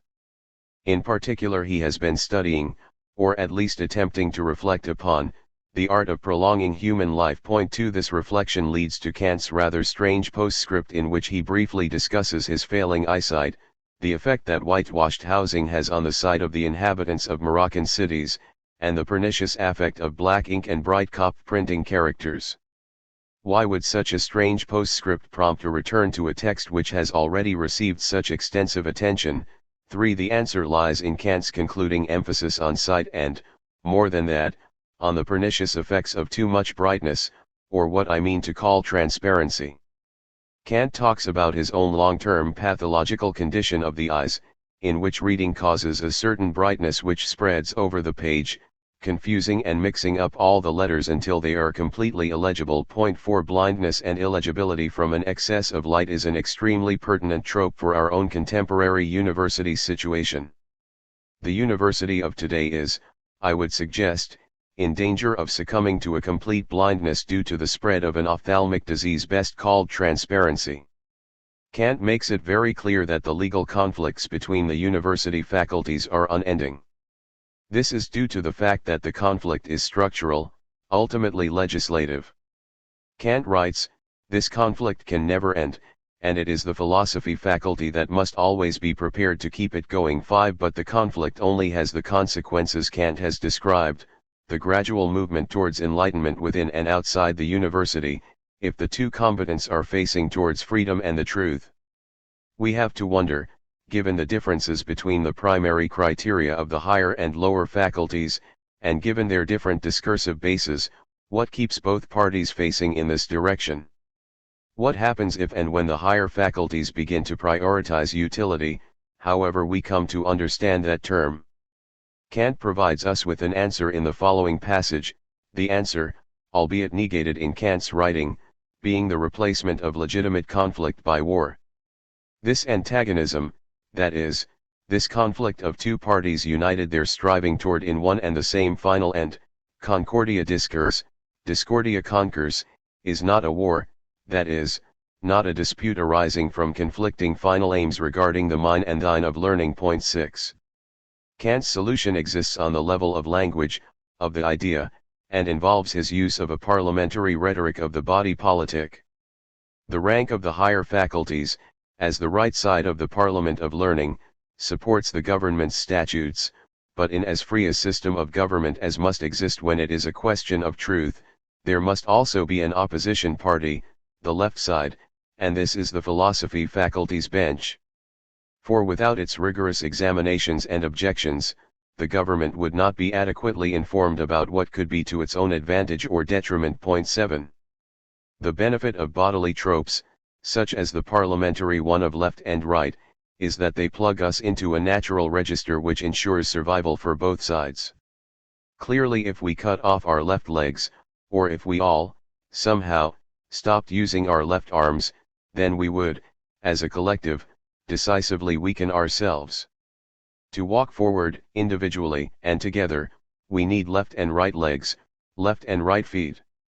The parliamentary trope Kant deploys ensures the survival of the lower left faculty through a logic that is purely rhetorical, purely figurative. It does so in the context of an unfoundable negating of the possibility of war between the faculties and between the university and its government. In other words, paraphrasing Derrida's account, Kant's basic idea of the university proves unable to ensure its own survival as an idea and is unable to found itself. Nothing within Kant's idea guarantees that the state will keep facing towards reason, nothing guarantees that the businessmen within the higher faculties will not start entering into more and more illegal conflicts, will not start trying to take the university over. Kant spends a good deal of the second part of his text dealing with the issue of war, or, to use his more precise terminology, the possibility of conflicting final aims regarding the mine and thine of learning. Kant in this part focuses on what he calls an old question, namely, is the human race constantly progressing? 8. A question which, considering his place and time, inevitably leads him on to considerations of the desirability of revolution for establishing the just society. Kant's views on revolution are well known, and as Derrida suggests, this text on the university was mainly known and remembered in France for its clear expressions of Kant's critique of the idea of revolution. Point 9. The problem with revolution, of course, is that in attempting to instigate, to found, a just society, revolution uses the very weapons and techniques which it is attempting to transcend. A rather curious footnote, given that it was written in the 1790s, presents Kant's opinion on this issue. It is sweet to imagine constitutions corresponding to the requirements of reason, particularly in a legal sense, but rash to propose them and culpable to incite the populace to abolish what presently exists. Plato's Atlantica, More's Utopia, Harrington's Oceana, and Ali Severambia have been successively brought on the scene, but have never so much as been tried, Cromwell's abortive monster of a despotic republic excepted. The same goes for political creations as for the creation of the world. No human was present there, nor could he have been present at such an event, since he must have been his own creator otherwise. However late it may be, to hope someday for the consummation of a political product, as it is envisaged here, is a sweet dream, but that it is being perpetually approached is not only thinkable, but, so far as it is compatible with the moral law, an obligation, not of the citizens, but of the sovereign. Point 10. We have to depend, it seems, on a slow top-down reform in our societal and human progression, or what William Godwin calls perfectibility. To do otherwise, it would seem, given that we are not gods, our own creators, would be to become, like Cromwell, abortive monsters. Mary Shelley's Frankenstein is, one might note, waiting around the corner ready to give a vivid fictionalization to such thoughts. Point 11. We are at the heart of the aporia within the idea of the modern university here, and aporia Derrida, in his reading of the conflict of the faculties, locates in terms of the problem of academic responsibility and the notion of founding. The issue is a huge one in Kant and indeed, as we know, within the Enlightenment, the project of modernity. It comes back in a posthumous work by Kant to which Derrida does not refer, Kant's posthumously published Notes on Pedagogics. Kant begins those notes by establishing education's seminal role within human perfectibility. It is delightful, he writes, to realize that through education human nature will be continually improved, and brought to such a condition as is worthy of the nature of man. This opens out to us the prospect of a happier human race in the future. 12. But how does such an education insert itself within the world, within potentially despotic and unenlightened states? Kant, typically, allows such a question into his notes through a positive image, an image hugely pertinent to a reading of literary romantic texts. Once again one might think of Frankenstein. Were some being of higher nature than man to undertake our education, we should then be able to see what man might become. 13. In lieu of such a Superman, however, we are faced with the need to establish, found, a structural model of education in which philosophy and the state or sovereign agree to face towards the truth. Kant writes, "The prospect of a theory of education is a glorious ideal, and it matters little if we are not able to realize it at once. Only we must not look upon the idea as chimerical, nor decry it as a beautiful dream, notwithstanding the difficulties that stand in the way of its realization. An idea is nothing else than the conception of a perfection which has not yet been experienced. For instance, the idea of a perfect republic governed by principles of justice, is such an idea impossible, because it has not yet been experienced? Our idea must in the first place be correct, and then, notwithstanding all the hindrances, not at all impossible. Suppose, for instance, lying to become universal, would truth speaking on that account become nothing but a whim? And the idea of an education which will develop all man's natural gifts is certainly a true one. 14. Suppose, for instance, a transnational culture of information, rather than knowledge, were to become universal. Suppose, for instance, a tautologous discourse, call it a rhetoric, of excellence, quality and, trope of all tropes, transparency were to become universal. Suppose, for instance, bureaucratic commercialism were to become universal and nothing could defend itself outside of the logic and value of the economic, what the European Framework Program calls deliverables. Suppose, for instance, a global system arose in which democracy was an idea and a name which fundamentally incompatible systems claimed as their own exclusive reserve and authentic right. Suppose, for instance, a system and society emerged in which what could not be counted did not count and what could not be measured did not exist. Would truth-speaking become nothing but a whim? Would we, in such a situation, give up our notions of perfectibility? What does Kant mean by truth-speaking after all? What would we mean if we began, as we infrequently do nowadays, to speak about truth-speaking? There is, we might remember, a shuttle in Kant's own account of philosophy's truth-speaking between the words freedom and truth, Freiheit and Wahrheit. In Kant's the conflict of the faculties truth and freedom seem interchangeable, both words can substitute for each other in nominating the endpoint of philosophy's destination, the point towards which philosophy sets its face. Obviously, Lyotard hovers, like a shy ghost above, behind, and around this description of Kant's idea. 15. Derrida focuses his reading of Kant on academic responsibility and on the problem of founding. How do you, specifically, found an idea? The latter issue is compounded by the problems Derrida shows Kant to have with regard to boundaries. Where is the inside and where is the outside in Kant's idea of the university? The university, we are told, is autonomous, free, and yet it seems to be controlled by the state. Is the state ever, finally, outside the university, thus allowing it the possibility of an inside? There are academics who are clearly on the inside of the university, yet, According to Kant, there are also businessmen inside as well. The businessmen have been there from the beginning.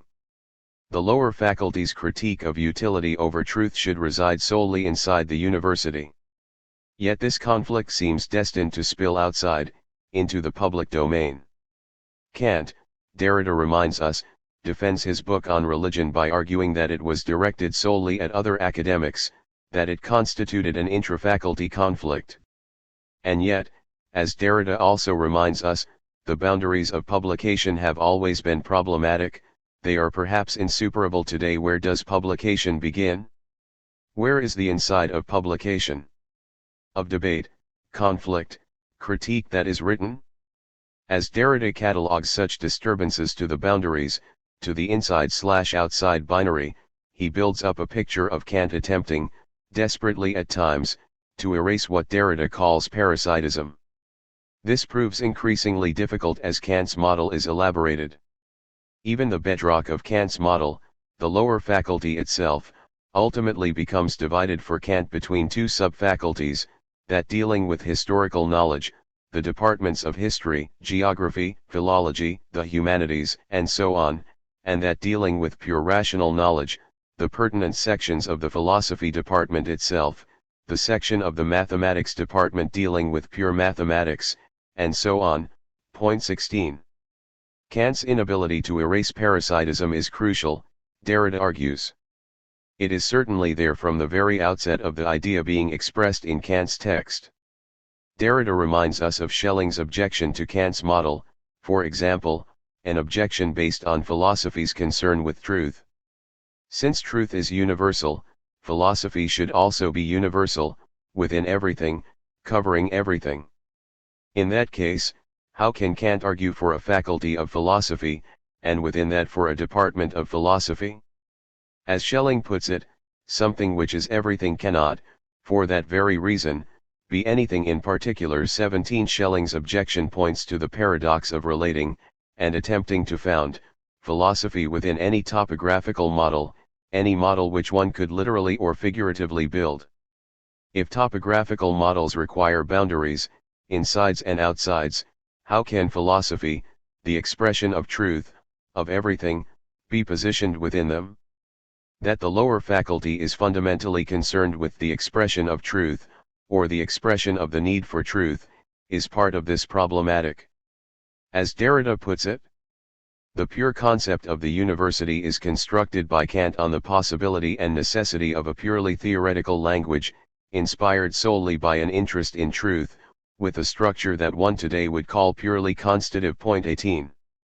The distinction between constitutive and performative language, in fact, is at the heart of the problem of parasitism.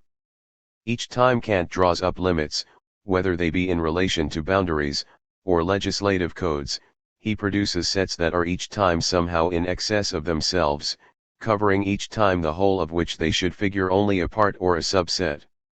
And so the whole forms an invaginated pocket inside every part or subset. 19.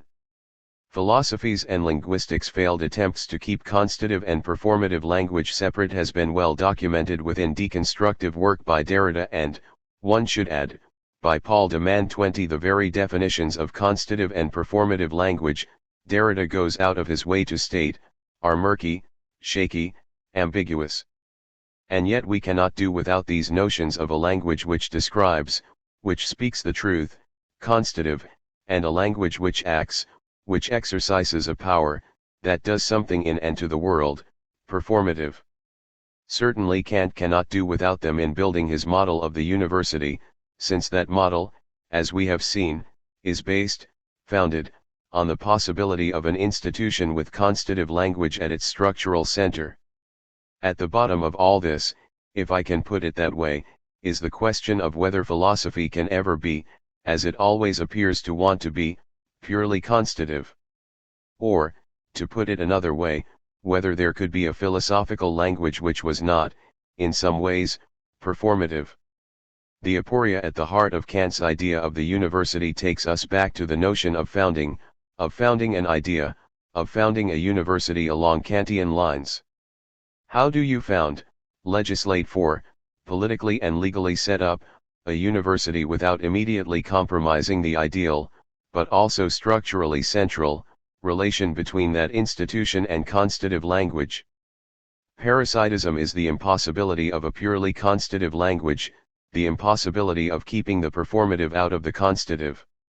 How do you have a revolution without unleashing, relying on, allowing in, its parasitical other? How do you found a university without unleashing, relying on, allowing in, its parasitical other? As Derrida puts it, now the foundation of a law droit is no more juridical or legitimate than the foundation of a university is a university or intra-university event. If there can be no pure concept of the university, if, within the university, there can be no pure and purely rational concept of the university, this, to speak somewhat elliptically, given the hour, and before the doors are shut or the meeting dismissed, is very simply because the university is founded. An event of foundation can never be comprehended merely within the logic that it founds. The foundation of a law droit is not a juridical event. The origin of the principle of reason, which is also implicated in the origin of the university, is not rational. The foundation of a university institution is not a university event. Though such a foundation is not merely illegal, it also does not arise from the internal legality it institutes. And while nothing seems more philosophical than the foundation of a philosophical institution, whether a university, a school, or a department of philosophy, the foundation of the philosophical institution as such cannot be already strictly philosophical. Point 21. Kant's idea of the university, a philosophical institution, an institution of the constitutive, was undermined in its origins, in its very founding expression and moment, undermined by its parasitical other, state and sovereign control, performative language, the need for something other than the philosophical. It could never have been otherwise. By way of an answer that looks like an aside, Derrida snatches a footnote from Kant in which the philosopher employs an image from the Greek, the maklos, a hypomakleum. Maklos is a lever, a hinge, a fulcrum. Maybe it is a wooden beam, a lever for displacing a boat, a sort of wedge for opening or closing a door, something, in short, to lean on for forcing and displacing. Point 22. In Kant's use it involves mounting a horse or leaping a ditch or fence. More precisely, it involves the manner in which horsemen and soldiers employ their weaker left foot in order to grip or land with their stronger right foot.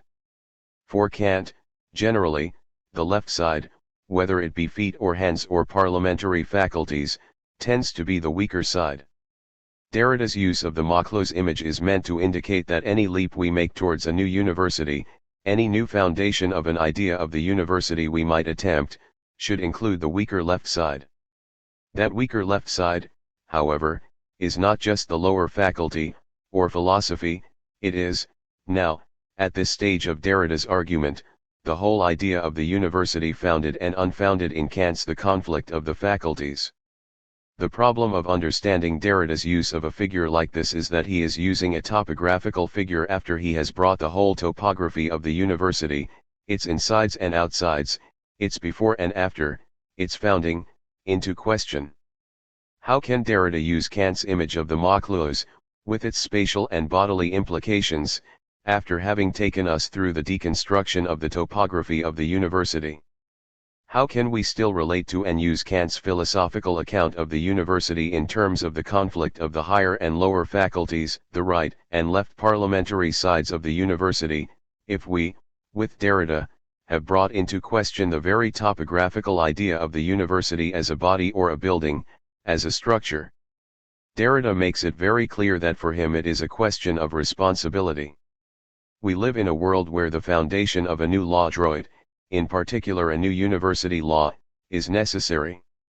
To call it necessary is to say in this case at one and the same time that one has to take responsibility for it, a new kind of responsibility, and that this foundation is already well on the way, and irresistibly so, beyond any representation, any consciousness, any acts of individual subjects or corporate bodies, beyond any interfaculty or interdepartmental limits, beyond the limits between the institution and the political places of its inscription. Such a foundation cannot simply break with the tradition of inherited law droit, or submit to the legality that it authorizes, including those conflicts and forms of violence that always prepare for the establishing of a new law, or a new epoch of the law droit. Only within an epoch of the law is it possible to distinguish legal from illegal conflicts, and above all, as Kant would wish, conflicts from war. How do we orient ourselves toward the foundation of a new law? This new foundation will negotiate a compromise with traditional law. Traditional law should therefore provide, on its own foundational soil, a support for a leap toward another foundational place, or, if you prefer another metaphor to that of the jumper planting a foot before leaping, of taking the call on one foot, prenant appel sur un pied, as we say in French, then we might say that the difficulty will consist, as always, in determining the best lever, what the Greeks would call the best maklos. 23. Does Derrida's essay itself end by a kind of falling away, a lack of conclusion registered precisely in the idea of a leap after foundations have been dismantled? You might be forgiven for finding that last passage somewhat enigmatic. It begins by referring to a responsibility one must take, and within the same sentence it states that this change to a new university law is happening anyway, irrespective of any action we might take individually or collectively. How is it possible to take responsibility for something that is happening without our involvement, something in fact which is necessary? To speak about our responsibilities, in such a situation, is not that just a simple contradiction? I want to suggest that what Derrida is actually doing here is to accurately describe what is currently happening to the university, certainly in Europe. Instead of immediately responding to the call for responsibility, let us ask this question: what does this passage and Derrida's whole essay look like if we respond to it as a description of the contemporary university, or what I want to call, with not a little irony, the transparent university? Why talk about the transparent university? Transparency is, I would argue, a way of figuratively referring to a significant aspect of the dominant ideology which presides within and outside of the university.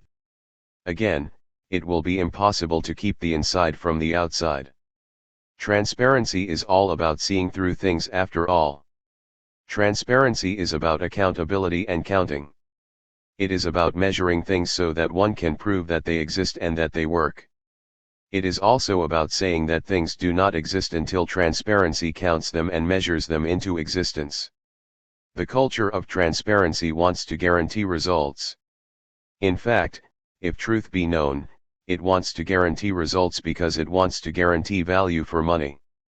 Transparency often finds it difficult to distinguish between value for money, quality, excellence, performance, and a return on its money, graduation rates, publication rates, those things we can audit, measure and count, economic benefits.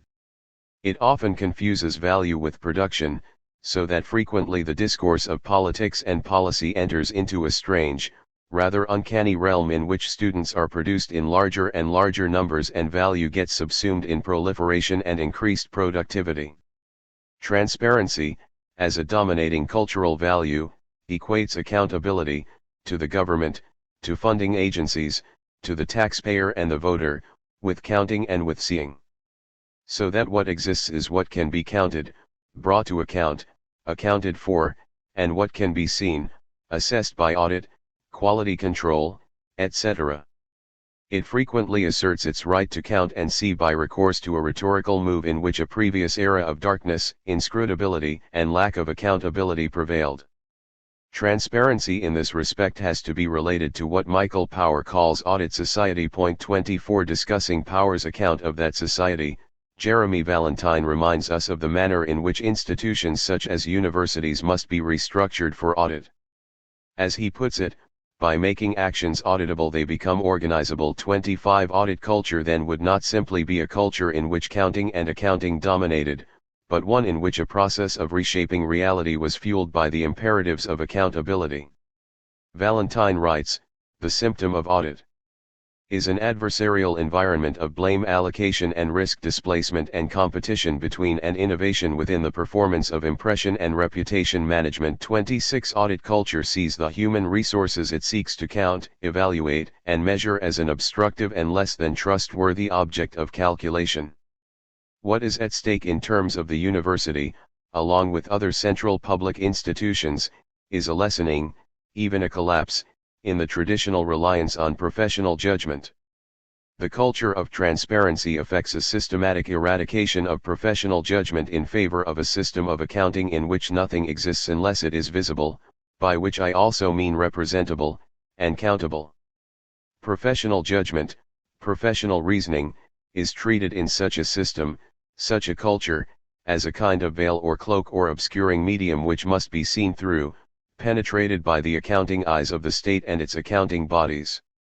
In the culture of transparency it should be possible for the responsible agents of the state, politicians, administrators within public bodies exterior and interior to the university, to see through, to, everything. Everything must be accountable, which paradoxically means everything must at once be visible and transparent, capable of being seen through. The culture of transparency cannot tolerate opaque bodies, and yet it needs them when it counts. At one and the same time it wants everything reduced to the hardness and individuality of countable objects, and it wants to see and to see through everything. Transparency is the new university law, and as such it wants to become universal.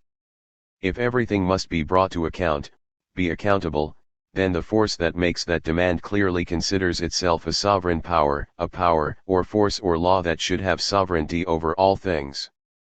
Thinking of the country in which I have lived and worked over the period of the establishment of this law, one might see the Universities Act of 1997 as the pivotal moment in transparency's institution of itself as law. That government act required procedures for quality assurance aimed at improving the quality of education and related services provided by the university. 27 That requirement then led to the establishment of the Irish Universities Quality Board in 2002, a board statutorily charged with the review of all aspects of the 7 Irish universities. It is perhaps worth quoting from its framework document: public accountability and transparency in the operation and use of reviews is ensured by the routine publication of the review reports arising from reviews.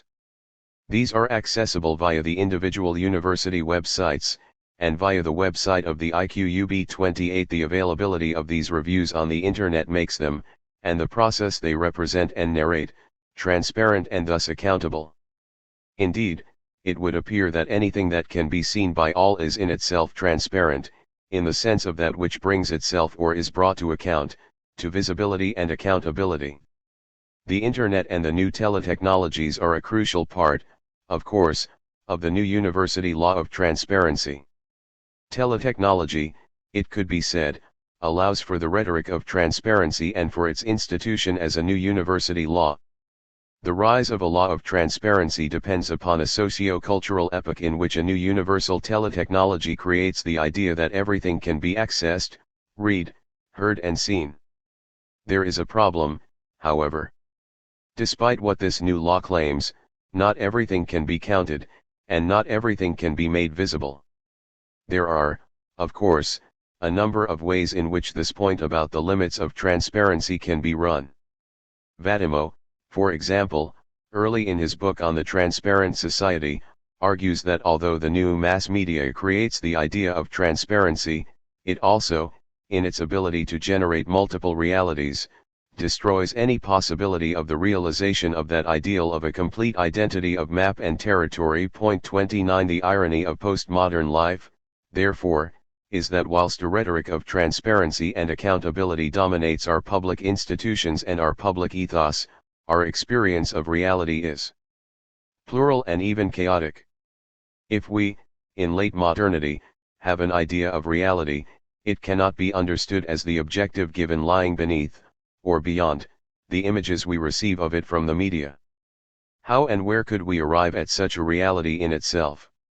For us, reality is rather the result of the intersection and contamination, in the Latin sense, of a multiplicity of images, interpretations, and reconstructions circulated by the media in competition with one another and without any central coordination. Point 30. As a trope for totalization, however, transparency can also be deconstructed in terms of supplementarity, in Derrida's sense. One might, for example, remember the beginning of Derrida's Detours to Babel, in which Babel does not merely figure the irreducible multiplicity of tongues, it exhibits an incompletion, the impossibility of finishing, of totalizing, of saturating, of completing something on the order of edification, architectural construction, system, and architectonics. 31 The idea of a universal monolingualism, Derrida suggests, provides us with an ideal of reason and an accompanying colonial violence. The Semites want to bring the world to reason, and this reason can signify simultaneously a colonial violence, since they would thus universalize their idiom, and a peaceful transparency of the human community. 32 Derrida adds, forbidden transparency, impossible univocity. 33 Any philosophical defense of the idea of the university today must not simply try to critique transparency. It is not clear that there is any political, socio-cultural, or institutional effectiveness in the more traditional modes of ideology critique at this stage of modernity's long coda. Any philosophical defense of the idea of the university must find a way of assisting the new law of transparency, in particular assisting it to see its own limits, assisting it in an understanding of what must come under the law in the form of the unpresentable, the incalculable, and the radically opaque. The law, droid, must strive to be universal, but for it to be just, droid, it must recognize difference and the impossibility of a universal accounting. A philosophical defense of the idea of the university would involve a rigorous thinking through of the implications of this for a new university law. Clearly, one implication for that new university law is that the university itself in its various parts, what used to be called faculties, is not equally open for or susceptible to the law of transparency. As Derrida states in Force of Law, in an industrial and hyper-technologized society, academic space is less than ever the monadic or monastic ivory tower that in any case it never was. 34 The increasingly intense relationships between disciplines in the science and medical faculties and industry, in terms of technology transfer, commercialization, intellectual property, and the like, require temporary or longer-term resistances to what we have been calling the rhetoric and the ideology of transparency. When it comes down to the possibility of an institution gaining millions from commercialization, transparency's demands can be quickly sidelined. Different issues within the faculties of law and the social sciences around confidentiality, along with the rack of juridical issues around human rights, again make great dents in transparency. But there are also a series of university questions, or questions for the university, which lie at the limit or beyond the limit of the very possibility of a law of transparency. These questions concern humanistic issues of pedagogy, thought and reason, along with issues of national identity, political discourse, the idea of the human, and so on. They are perhaps the questions the university has always been associated with and concerned with, and as such they are best nominated as philosophical. I cannot do anything more here than to gesture towards them. A law of transparency, for it to be a law, must acknowledge its inability to completely or adequately or reasonably legislate over them. Reason, for example, to take one example, although it is in many ways also the example, is impossible to represent. How would you represent, make visible, see reason? Who can see reason? Yet is not reason, its production, if you want, the reason we build universities? Someone might object that we can test the products of reason, skills, comprehension, understanding of simple or complex theorems or principles, and so on, but consequences are not the thing itself. We build universities on the principle and the name of reason itself, even if we have to get involved in what is other to reason, and even if we cannot establish the grounds of reason or ground ourselves on reason in order to do so. 35 To take another example, it is not possible to count or even accurately assess, evaluate teaching, not even its results. Teaching involves some pretty apparatic structures, including the fact that if it concerns the development of reason, or the formation of a cultural subject, Bildung, then it happens in what Derrida calls the ear of the other. 36 As Derrida says, it's the ear of the other that signs 37, so that, teaching is always a call to reason or Bildung in the other. It is in the ear of the other that it happens. So, when I am asked what my students are going to learn from the module I have not yet given, what should I say? How could I possibly know what will go on in the ear of the other? Transparency does not like this answer, and, because some things elude it perpetually reinvents, restates and reinstates its law in order to try and solve this problem for itself. The problem being that it cannot fully, properly found itself as a law for everything, found itself as a universally applicable law. Let us take one pragmatic example in the establishment of the Bologna Agreement. 38 This is in many ways a fine piece of legislation. Transparency has many fine and noble aims. The obvious paradox about the Bologna Agreement is its desire to create transparency throughout the European university sector, and yet its expressed intent not to radically alter and disturb the uniqueness of the individual national systems. Bologna wants transparency, i.e. it wants to make everything the same, or at least equatable, and it also wants to preserve national and cultural differences. So Bologna appears to need to keep on insisting that it come into being, needs to keep on reasserting itself as a new law. It needs to do this because it cannot accept the violence that the kind of transparency it promotes does to national, cultural, and institutional difference.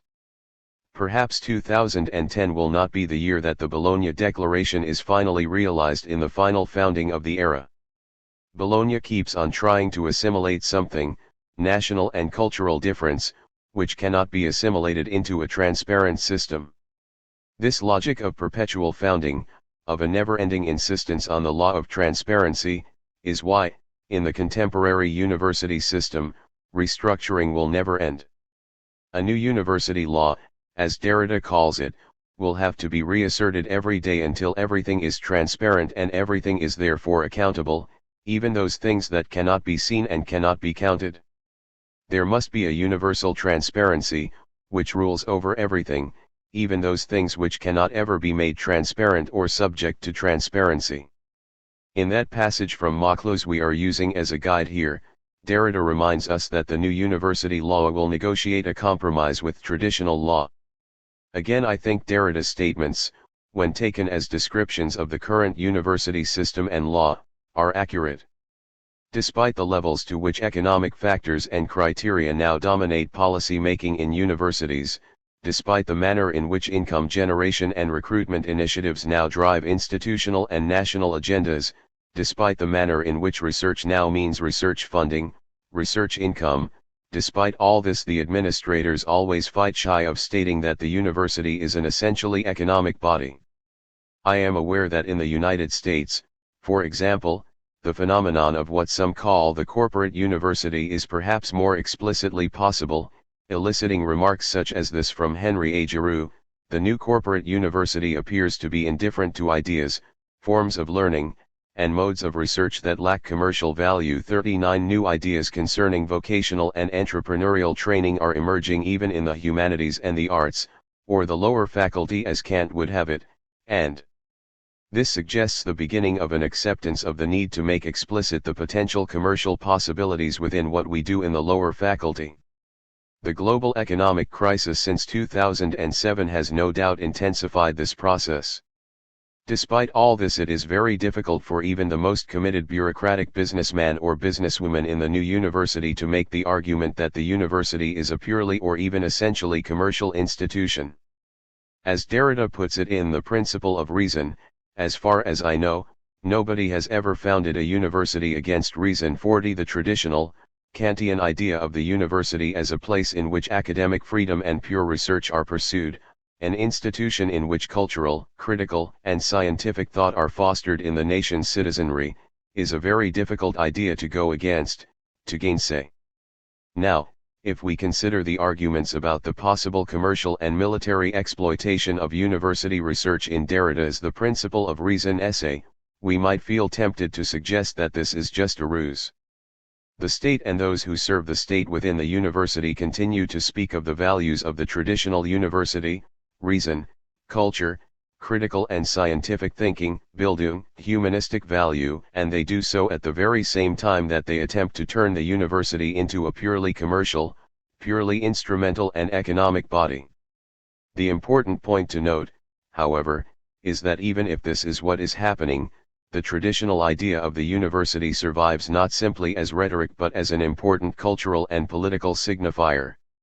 Here, for example, is a statement from the Minister for Education and Science's foreword to the Irish Higher Education Authority's current strategic plan: "Higher education has never been more important to individual, societal, and economic development.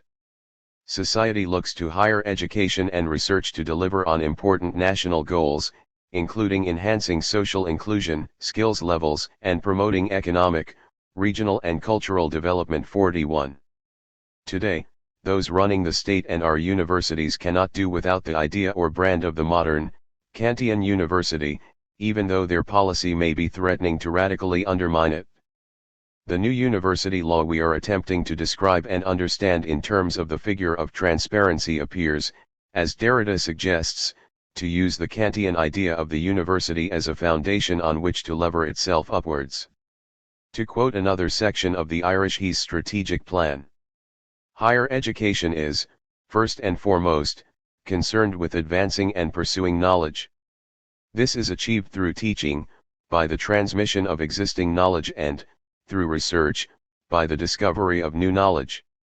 The connection between teaching and research is an integral and fundamental one.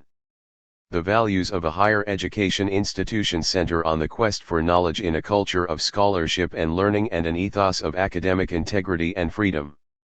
Through the fulfillment of their many roles, our higher education institutions play a key part in developing individual students with a spirit of inquiry, and in ways that help them to realize their full potential, both in careers and as citizens in a democratic society." 42. There are many implications stemming from this governmental, institutional, bureaucratic reaffirmation of the modern idea of the university, most of which I cannot go into here. But I will suggest, very simply, that we should not necessarily always be comforted when the agents of state funding and policy make positive reference to the idea of the Enlightenment University, and we must not ourselves fall into a position of nostalgia for that idea.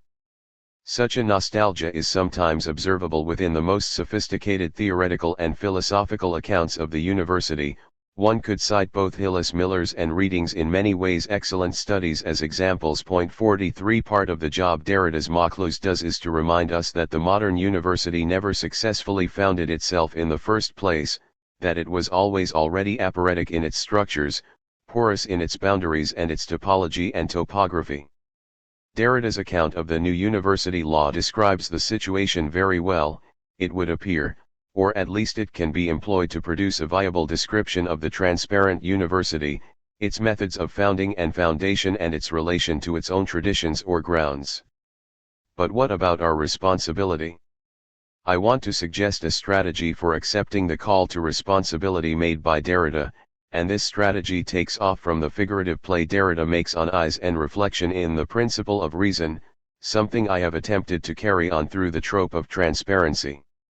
Getting near to his conclusion, and thinking about the university as a body that reflects society, he writes: "The time for reflection is also the chance for turning back on the very conditions of reflection, in all the senses of that word, as if with the help of a new optical device one could finally see sight, could not only view the natural landscape, the city, the bridge, and the abyss, but could view viewing. As if through an acoustical device one could hear hearing, in other words, sees the inaudible in a sort of poetic telephony." 44. Seeing yourself seeing. Enlightenment as insight. How could you ever see yourself seeing?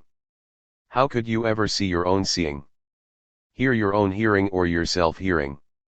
Are seeing and hearing two more things that cannot be made subject to and of transparency? That would be serious indeed. A serious dent in the attempt to bring everything to view and everything to account. But that is not the use I am considering for this trope of seeing sight, of hearing hearing. My suggestion is rather that it is only when one considers one's sight, considers that one is indeed seeing, that one also can open up the question of the unseeable. I might not be able to see myself seeing, but I can either simply see or see and consider the fact of what I am seeing and how I am seeing it, and also as part of that what I am not seeing but is necessarily there, perhaps seeable to others, perhaps not. I can simply see the stars in the night sky, or I can see them and consider the fact that, given the time their light has taken to reach my eyes, some of them may no longer exist. The history of modern art could be said to embody this movement from two-dimensional to three-dimensional and even four-dimensional seeing. The history of modern music could be said to involve a similar movement from the heard to the relation between what is heard and what is necessarily not heard. Silence is now a serious topic for musicology, as is noise. 45. Can transparency consider its mode of seeing, its mode of hearing? Can transparency recognize what it sees but also what it does not see and cannot see, what it hears but what it does not hear and cannot hear? What kind of questions are these? They seem very naive when put simply. Have not we been discussing transparency as a law, an ideology, a political and cultural force? As such, surely transparency necessarily excludes its shadow, as it were. As such, surely transparency denies that there could ever be anything it could not see, hear, touch, taste, assimilate, invade, possess. But this is where we must remember that we are considering a new university law. At the end of The Principle of Reason, Derrida discusses the university's special organic status. During more than 8 centuries, university has been the name given by society to a sort of supplementary body that at one and the same time it wanted to project outside itself and to keep jealously to itself, to emancipate and control. The university, in this way, at once within and yet held outside of society, has a special reflective purpose for society, with the relative autonomy of a technical device, indeed that of a machine and of a prosthetic body.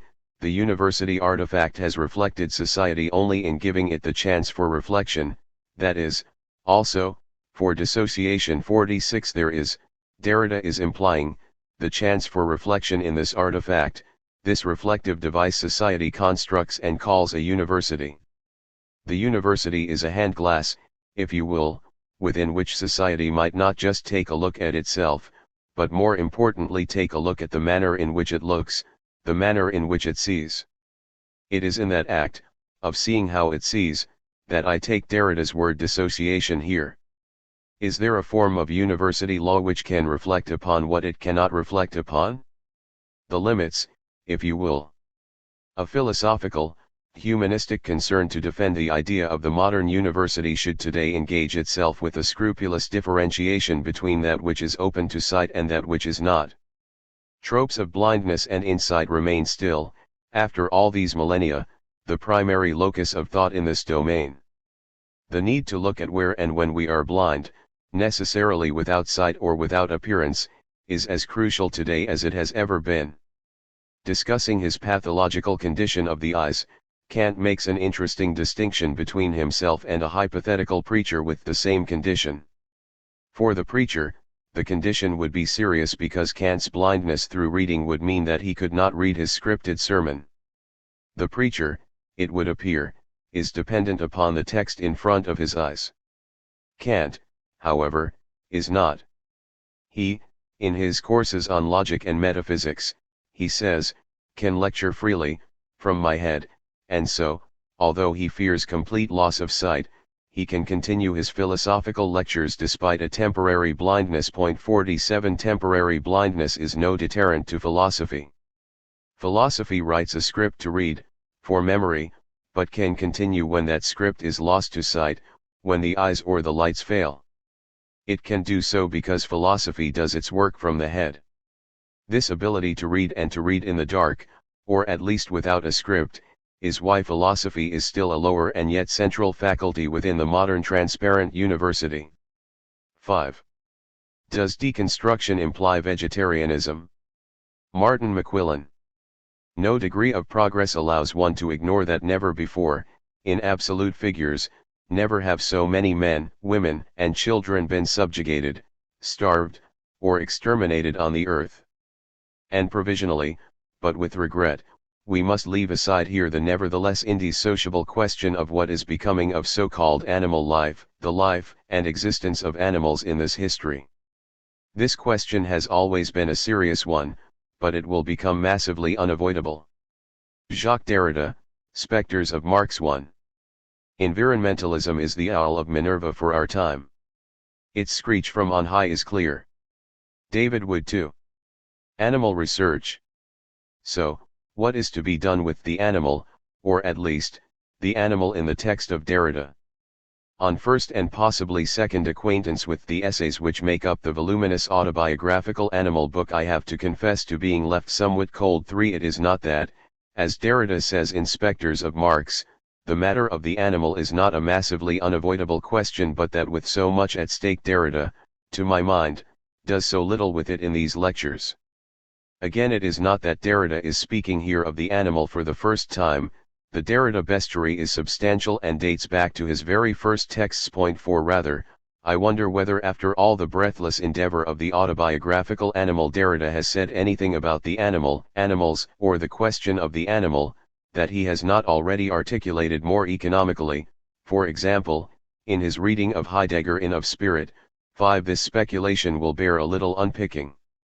However, I do not propose to take on such a monumental task head first, at least not the part which would involve visiting and verifying in turn each moment an animal in Derrida's zoology against the text of the Cerisy-Lassalle lectures. Rather, I will begin in another place and with David Wood, who in his essay Thinking with Cats declares, boldly and eloquently, that environmentalism is the owl of Minerva for our time. This is quite a claim, and one that will require detailed inspection.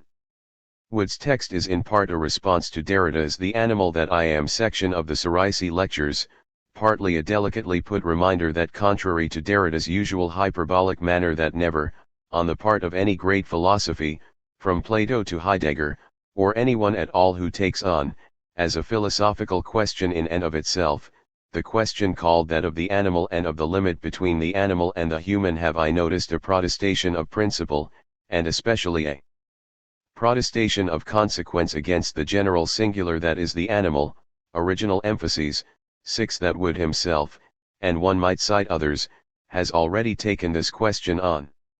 He has done so from a deconstructive standpoint, learning from and leaning on Derrida's bestiary. But this is only to confirm that Derrida himself has said all that he has to say on the animal elsewhere. However, I want to pull at Wood's text a little and wonder about the leaps which move us from Derrida's account of the general singular that is the animal in philosophy to Wood's rather more emphatic endorsement of a green politics. It seems to me that environmentalism is something of a diverse field subsumed under a singular heading, one that is not without consequences or a political history. I am certain that Wood, good egg as he is thinking of an environmentalism of the left, one that is concerned with, say, the role of industrial capital in carbon emissions, the privatization of the world's resources, the profits of the meat industry or vivisectionists. However, even as we begin to list the myriad concerns which find their place under the name of environmentalism, we can begin to see what a very mixed bag it is. One in which a number of heterogeneous, and possibly radically exclusive, concerns are conflated under the hegemony of a single concept, the environment. It is quite a leap from the welfare of animals to oil exploitation in the Niger Delta. It is quite possible to be concerned and motivated by one and be oblivious to the other. Furthermore, it is possible to be concerned by one, or indeed both, for reasons that are not necessarily progressive. It is wholly insufficient to quote the canonical example that Hitler was a vegetarian and great lover of animals to demonstrate the absolutely non-rigorous nature of the equation which links environmentalism or animal welfare with the politics of the left.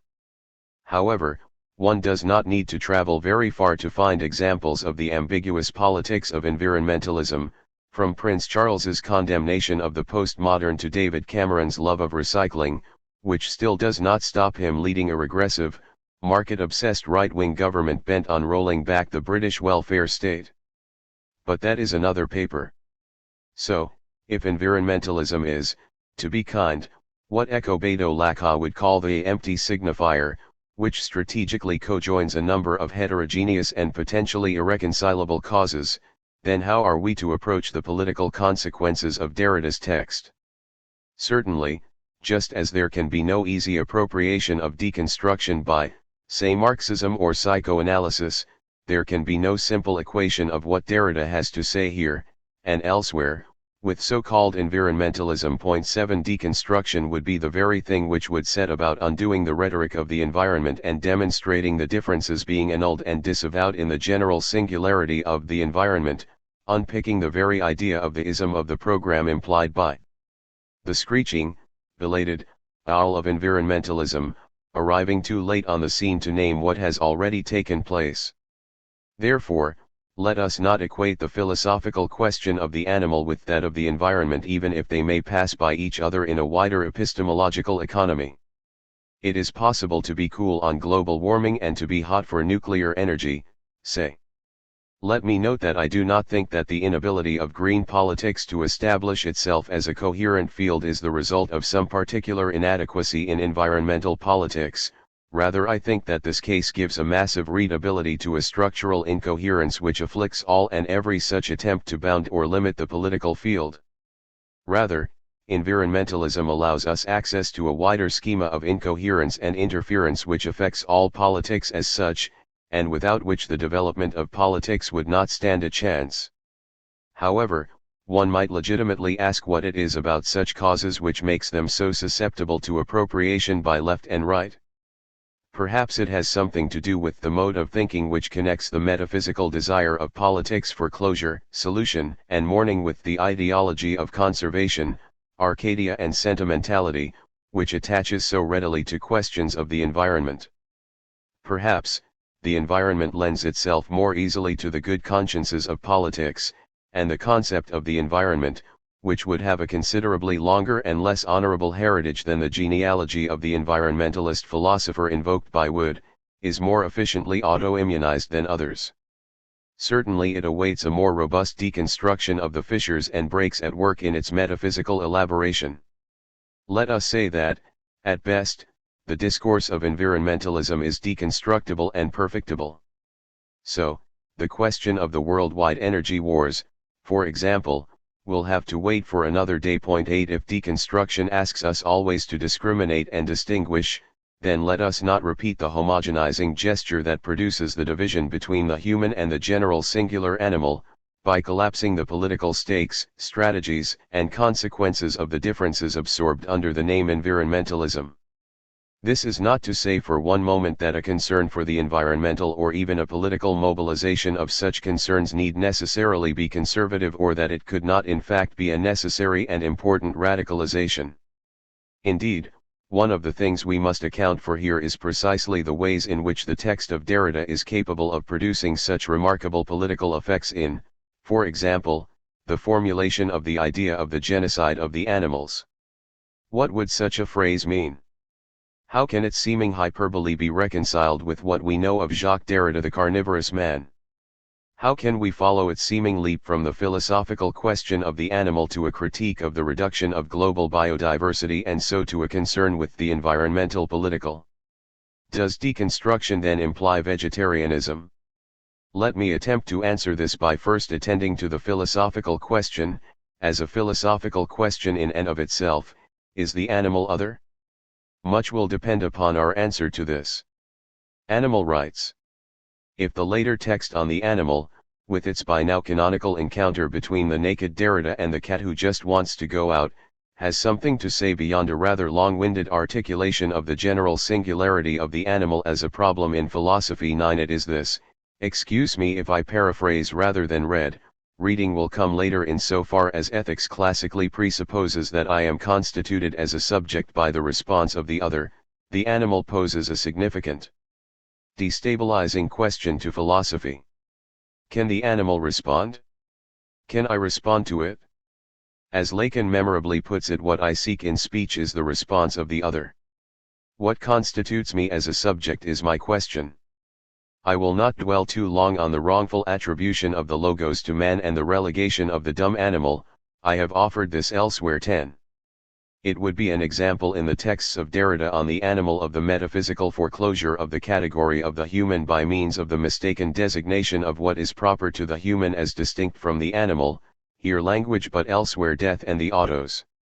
The argument runs on each of these occasions that while it may be correct to say that the animal knows neither the logos, death, nor subjectivity, man does not know such things either. While man philosophically attributes to himself that which he refuses the animal, he does so on the basis of a misunderstanding, that is to say a metaphysical humanist understanding, of these attributes.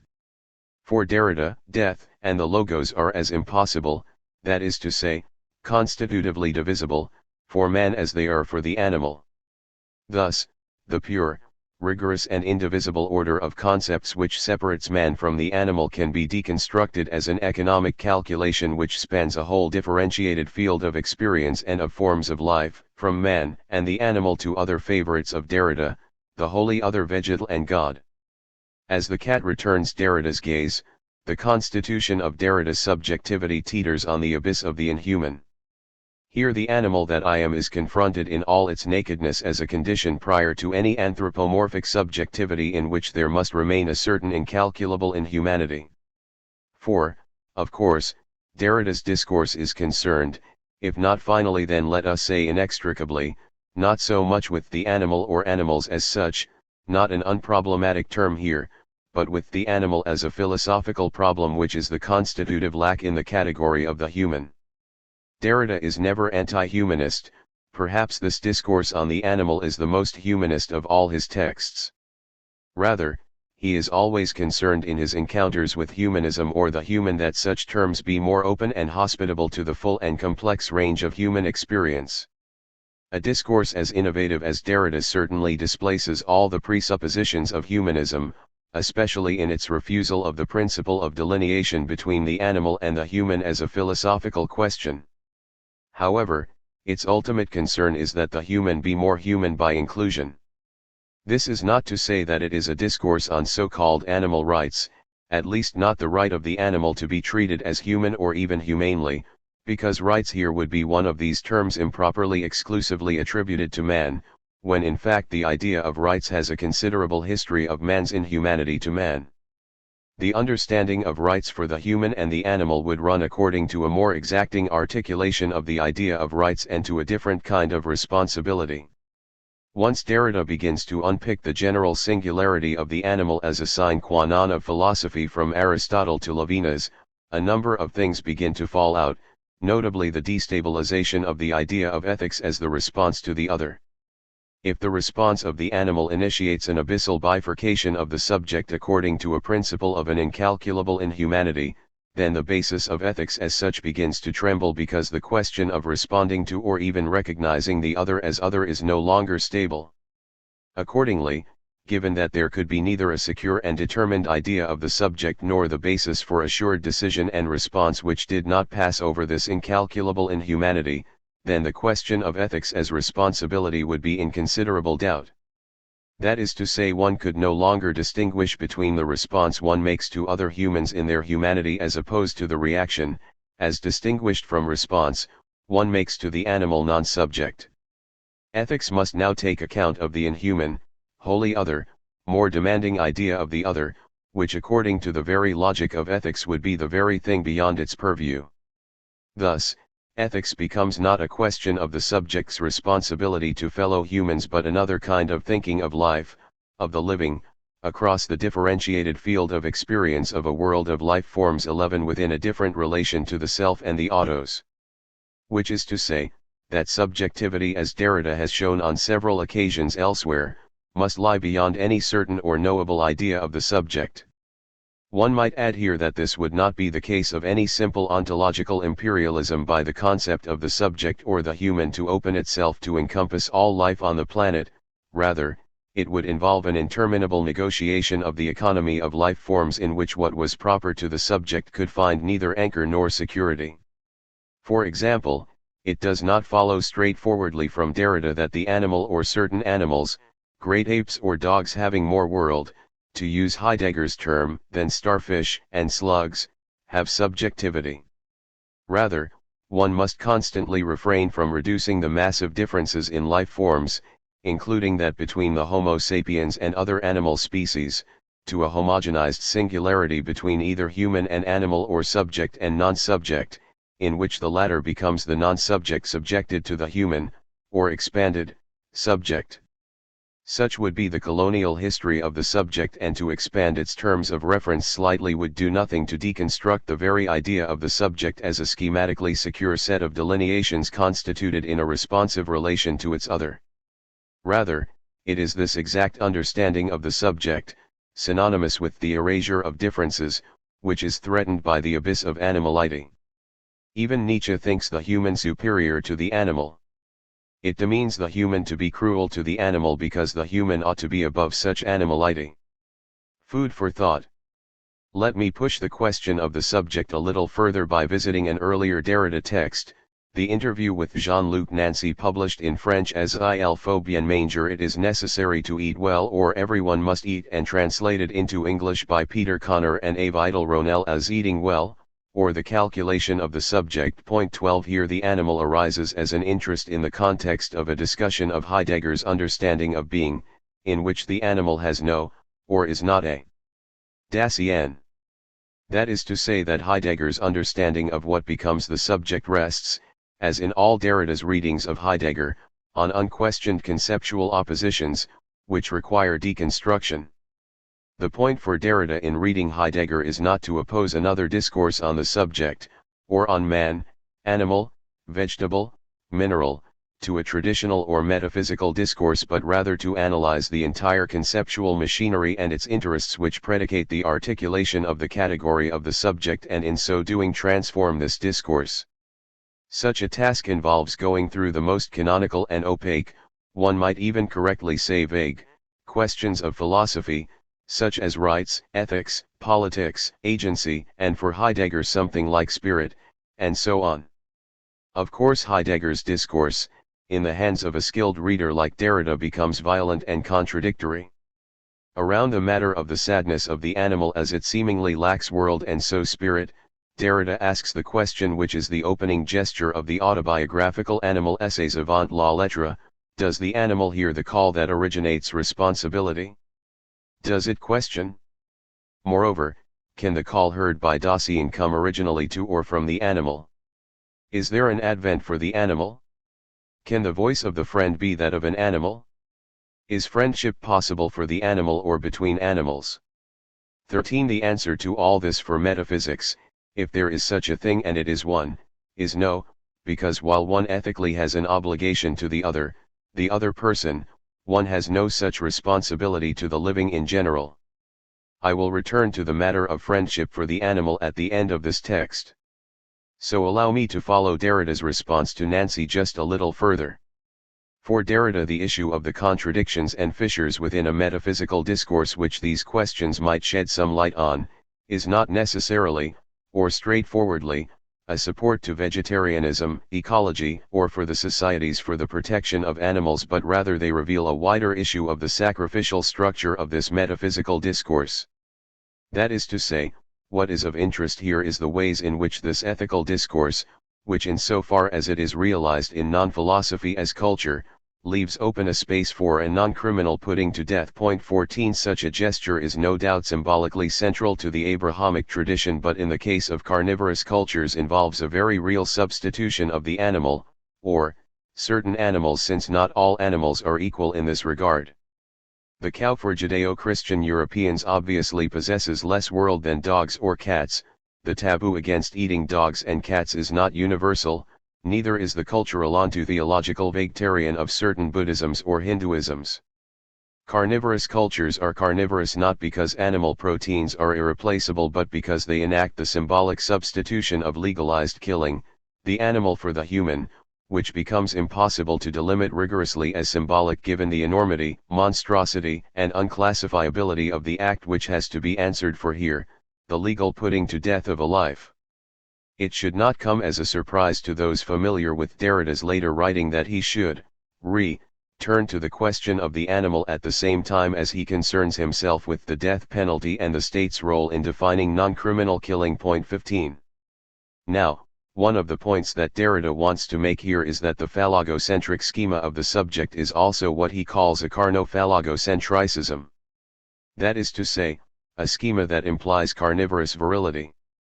To take a step back, the homofraternal schema of the subject, which constitutes itself through the incorporation and co-option of the other, is necessarily involved in this sacrificial structure in which the subject interiorizes the idealized form of the phallus as the attribute of man, rather than woman, which by necessity passes through the mouth, as words, sentences, or person of the other. Eat speech interiorize, or you are what you eat, as Feuerbach tells us.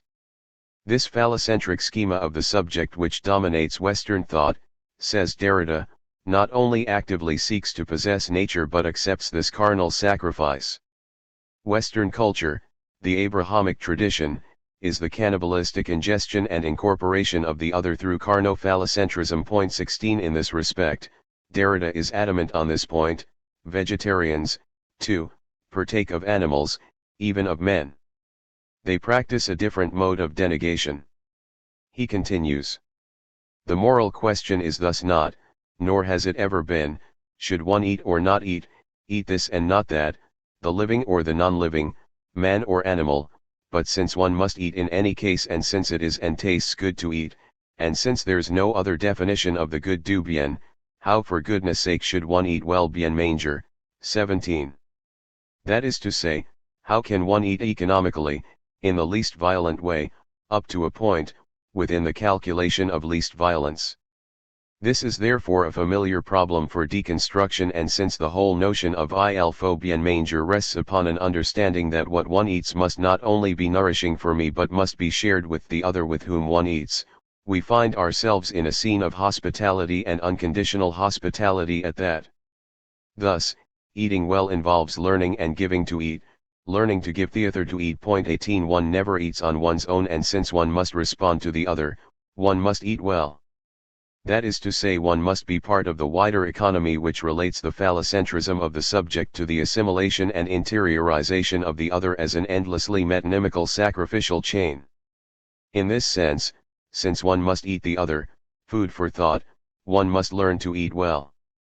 The putting to death of the animal as substitute is linked to the violent institution of the scheme of subjectivity, and is only one moment in a chain of sacrifice which would involve not only the death penalty but also embryo research, abortion, euthanasia, organ removal, transplantation, and so on.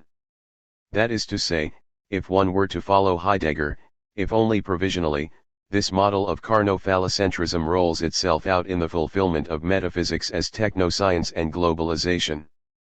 But let me row back on that scenario to note that the problem with vegetarianism in this regard is its belief that it is removed from this economy of violence, that abstinence from meat involves a non-participation in the violence which orders life on the planet according to principles of extermination.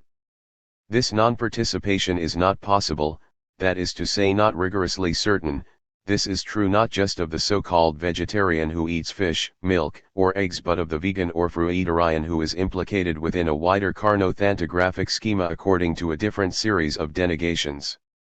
Furthermore, the good conscience derived from this assumed removal is a supreme narcissism of reason which repeats the most metaphysical of discourses on the animal. I do not eat meat because as a human I am better than that, i.e., I am not an animal. It is not a question of being rigorously pure in this respect, because it is not possible, within the calculation of the act of least violence within the carnothantographic cultural matrix of the sacrificial metonymy of subjectivity, to step outside of a violent relation to the lawful putting to death of the other. There is no ethical claim, no ethical system, which can determine such an absolute anteriority, and one must always guard against the closures of any ethics which would claim to be so pure. As Derrida says in the interview with Elizabeth Raudinesco, I do not believe in absolute vegetarianism, nor in the ethical purity of its intentions, nor even that it is rigorously tenable, without a compromise or without a symbolic substitution. Point 19. By stopping eating meat we do not stop being carnivores. The unconscious process runs according to another matrix by which the temptation of human relations is to eat the other. A certain cannibalism remains irreducible. This is not to mention the Christian motif that sits at the heart of this carnothantography, or what might happen when we eat not just the other but the wholly other, the other which is every bit other. However, let me say, that this is not for 1 minute to dismiss vegetarianism, something which I feel very close to even if I cannot adopt all its tenets without reservation, or at least philosophically or theoretically speaking. There are very good reasons why we should take vegetarianism seriously and why we should be arrested by David Wood's provocative formulation.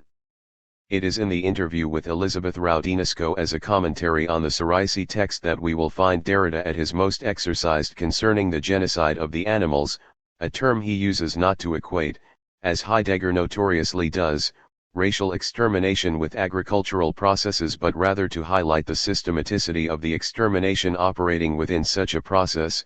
Point 20. The point would be this, that as one finds so often in later texts by Derrida, a set of relations is in irreversible mutation, namely, the relation between the human and the animal. It is, says Derrida, increasingly indefensible that man can organize life on the planet according to a rationale and systematicity that sets up animal life for extermination by man.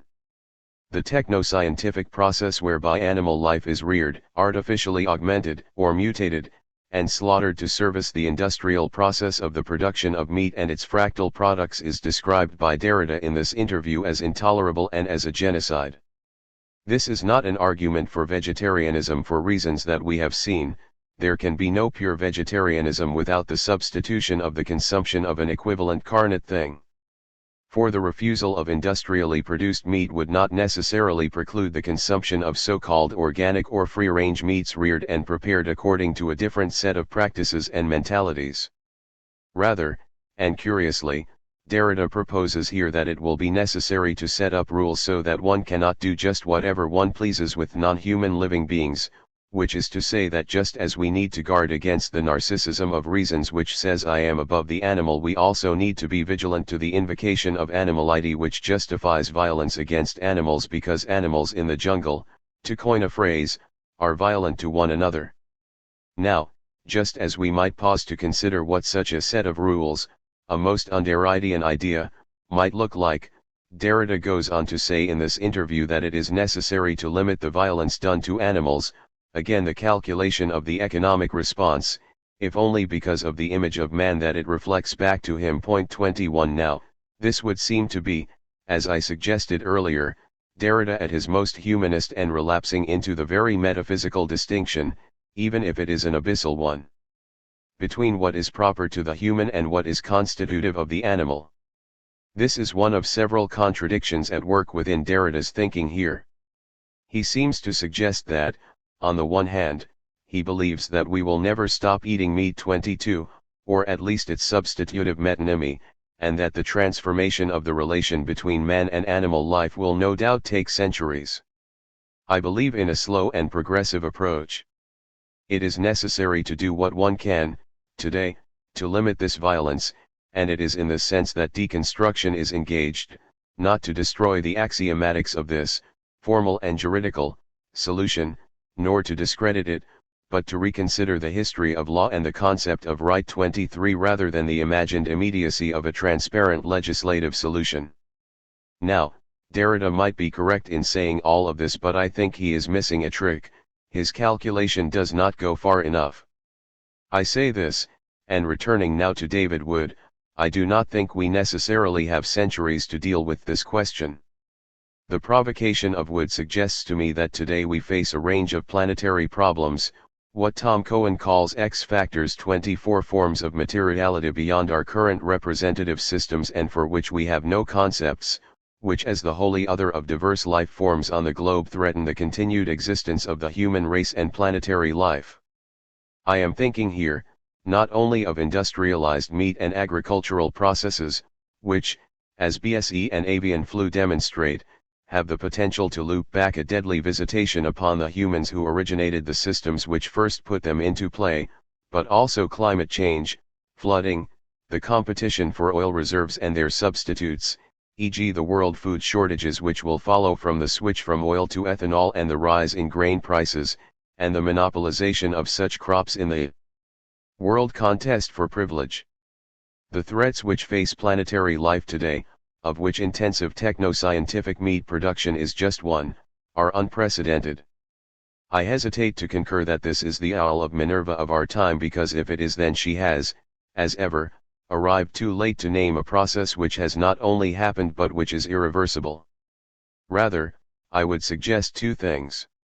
Firstly, while it is not possible to formulate rigorously an ethics which would justify an absolute abstemious vegetarianism, it ought to be conceivable to think about something like a political, i.e. provisional, vegetarianism which in specific contexts and with certain achievable, i.e. imaginable, axiomatics in mind said no to aberrant industrially produced meat, no to the promotion of such meat as the globalized nutritional form in franchises of multinational fast food chains which encourage accelerated industrial meat production, without necessarily saying no to all of the effects and principles of globalization as such, and so on. Strategic vegetarianism might be a productive political response which was just as concerned, as the Gospels put it, with what comes out of the mouth as what goes in. Secondly, I would suggest that what this scenario needs is not so much a by now familiar homogenization of the heterogeneous under the name of environmentalism, but the articulation of a powerful analytic axiomatic which is capable of drawing a line through and between these problems without co-opting them as a general singularity. To my mind, what connects the flooding in New Orleans to the Iraq War and to the defense of the animal, would be the massively unavoidably question of capital, if we can still use this term with a straight face or with any sense of rigor. This is not to say that one ought to look for a critique of capital or economy in Derrida, nor that should one go looking for it one will not find it. Rather, that the understanding of the unprecedented situation that confronts us, never before today, as the passage from Spectres of Marx which has overlooked this essay in the form of an epigraph notes, calls for a new political economy, a new politics of economy and a new economy of politics. Deconstruction, if this name continues to be meaningful as a singularity, is up to the task of thinking through the set of problems. However, it does not have centuries to do so. I find it curious that Derrida proposes the immediate and unconditional abolition of the death penalty, part of this sacrificial calculation, but only foresees the transformation of man-animal relations over a period of glacial change.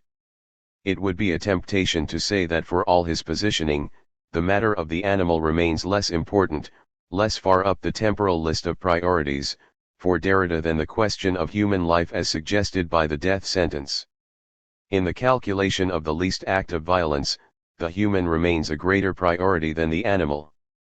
Perhaps, this is how it should be, but Derrida's personal relapse here cannot be allowed to stand as an answer to the original question which gives this essay its title. For this would be to reduce his discourse on the animal to the formulation that vegetarianism is philosophically indefensible but that going organic is. Rather, the implications of deconstruction are much more than this. What environmentalism struggles with as an object is the wholly other, the diversity of life forms on the planet beyond our conceptual representational matrix. However, this is the very thing which deconstruction requires us to take account of. Taking a measure of it will require us to think a materiality which is not yet given. We would also have to ask of this wholly non-human other, what if it responded? We must all make sacrifices.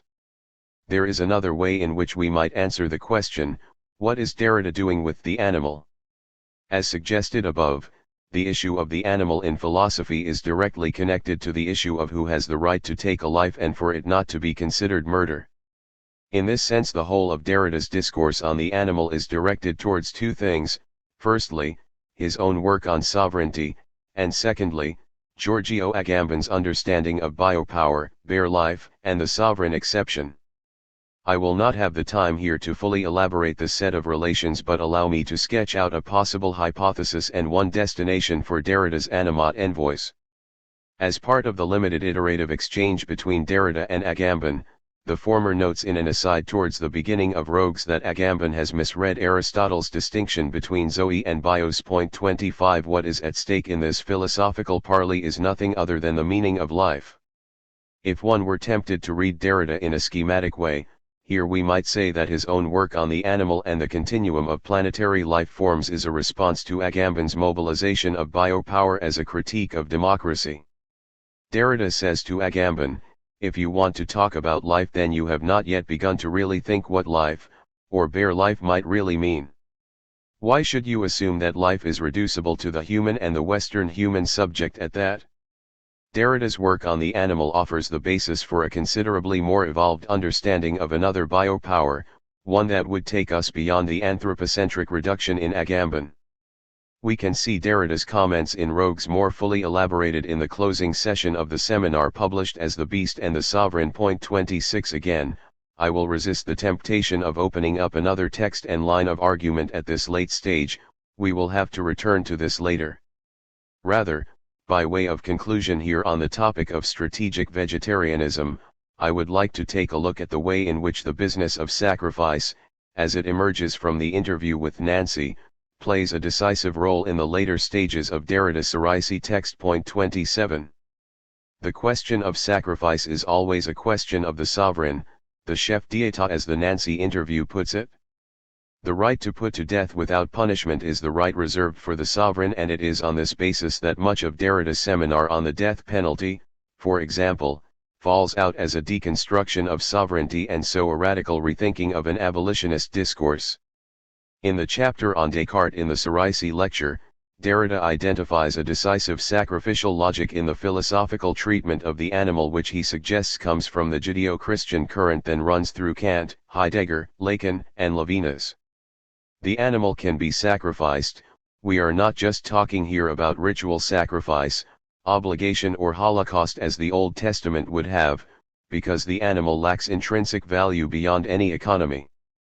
Unlike the human, the animal can be traded as livestock and in place of a human life. It is better to eat animals than to die of hunger. The animal always has its price, negotiable and comparable, but nevertheless commodifiable and exchangeable. As soon as the animal enters into economy, then the life of the animal is always a question of sacrifice. We will not find anywhere in philosophy a defense of the animal as having internal and priceless value, as we will frequently find concerning the human subject. Kant would be a good example here. In a parenthesis that concludes a long discussion of human dignity wordy in Kant, Derrida comments that, contra Adorno, there is nothing remarkable about the Kantian or Cartesian discourse on the animal. I don't believe it for a moment.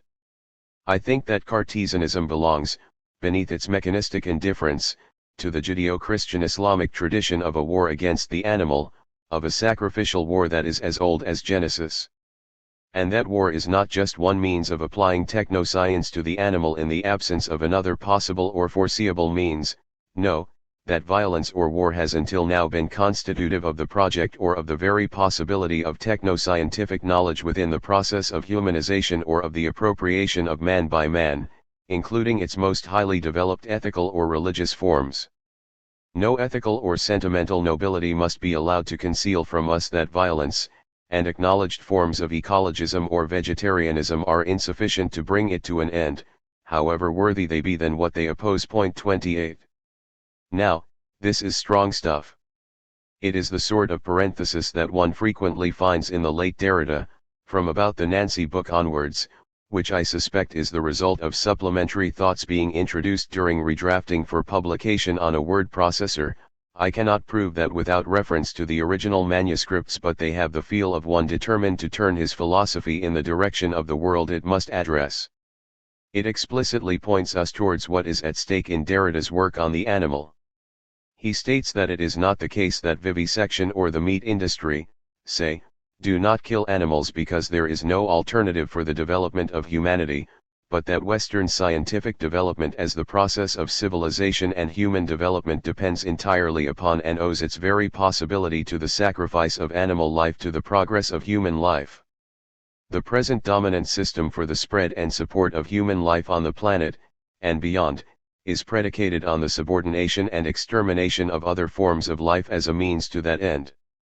This is, in other words, a matter of the sovereign exception of the human subject as a rogue animal among planetary life forms. The current and historical discourses of vegetarianism and ecology, worthy as they may be, are, for Derrida, not up to the task of rigorously confronting this situation because they share with the technoscience that they oppose a set of assumptions concerning the sovereignty and internal worth of the human subject and its ethical obligations that require to be deconstructed, displaced, and put in play otherwise.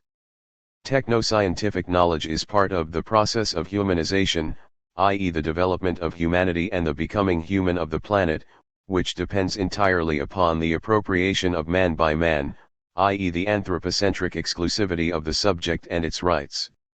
This includes, says Derrida, its most highly developed ethical or religious forms. That is to say, the ethics of vegetarianism are not immune to this complicity. Insofar as vegetarianism is an ethics or requires an ethics, it will always be tied to a humanization that is predicated on the sacrifice of the animal and so will remain inadequate to the thought it provokes. Insofar as vegetarianism is an ethics or requires an ethics, it cannot be said to be implied by deconstruction or derived from the text of Derrida. Rather, as with any ethics or religion, vegetarianism itself would always already be in deconstruction and be in need of deconstruction in order to challenge and perfect its discourse. The consequences of the anthropocentric prejudice in ethics and religion are twofold for Derrida. Firstly, the aggressive defense of the exclusive rights of humanity in no way frees man from animality but precisely demonstrates the bestiality of rational man who is engaged in a species war against other animals. Secondly, the logical outcome of this war will be to reduce all non-human animals to sacrificable commodities, livestock, meat, tool, experimental object, etc., and so leave the world without any animal worthy of the name 29, i.e. an animal living for something other than becoming a means for man. This position seems to me to be risking something far greater than an ethics of vegetarianism or ecology, which retain the possibility and necessity of sacrifice as the axis of their thinking of the human subject, as does the trope of biopower and everything that falls out from it. Vegetarianism would place a boundary between animal life and plant life, with one being sacrificed for the other in exactly the same way as carnivorous justifications sacrifice animal life for human life. Derrida, by contrast, opens up these borders as a continuum of planetary life and invokes life itself as the wholly other which undoes all and every rational classification and division. His question is, how can we imagine the coexistence of life forms without sovereign dominion of any one over the other? How can we imagine an economy of biodiversity without sacrifice?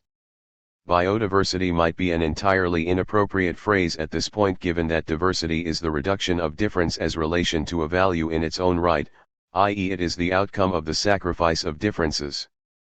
Perhaps, we might speak instead of biodifference. Now, that is an ecological cause that one could really get one's teeth into. Notes. 1. Jacques Derrida, Spectres of Marx, The State of the Dead, The Work of Mourning and the New International, trans. Peggy Kamoff, London and New York, Routledge, 1994, p. 85. 2. David Wood, Thinking with Cats in Animal Philosophy, Ethics and Identity, eds. Peter Atherton and Matthew Calarco, London, Continuum, 2004. 3.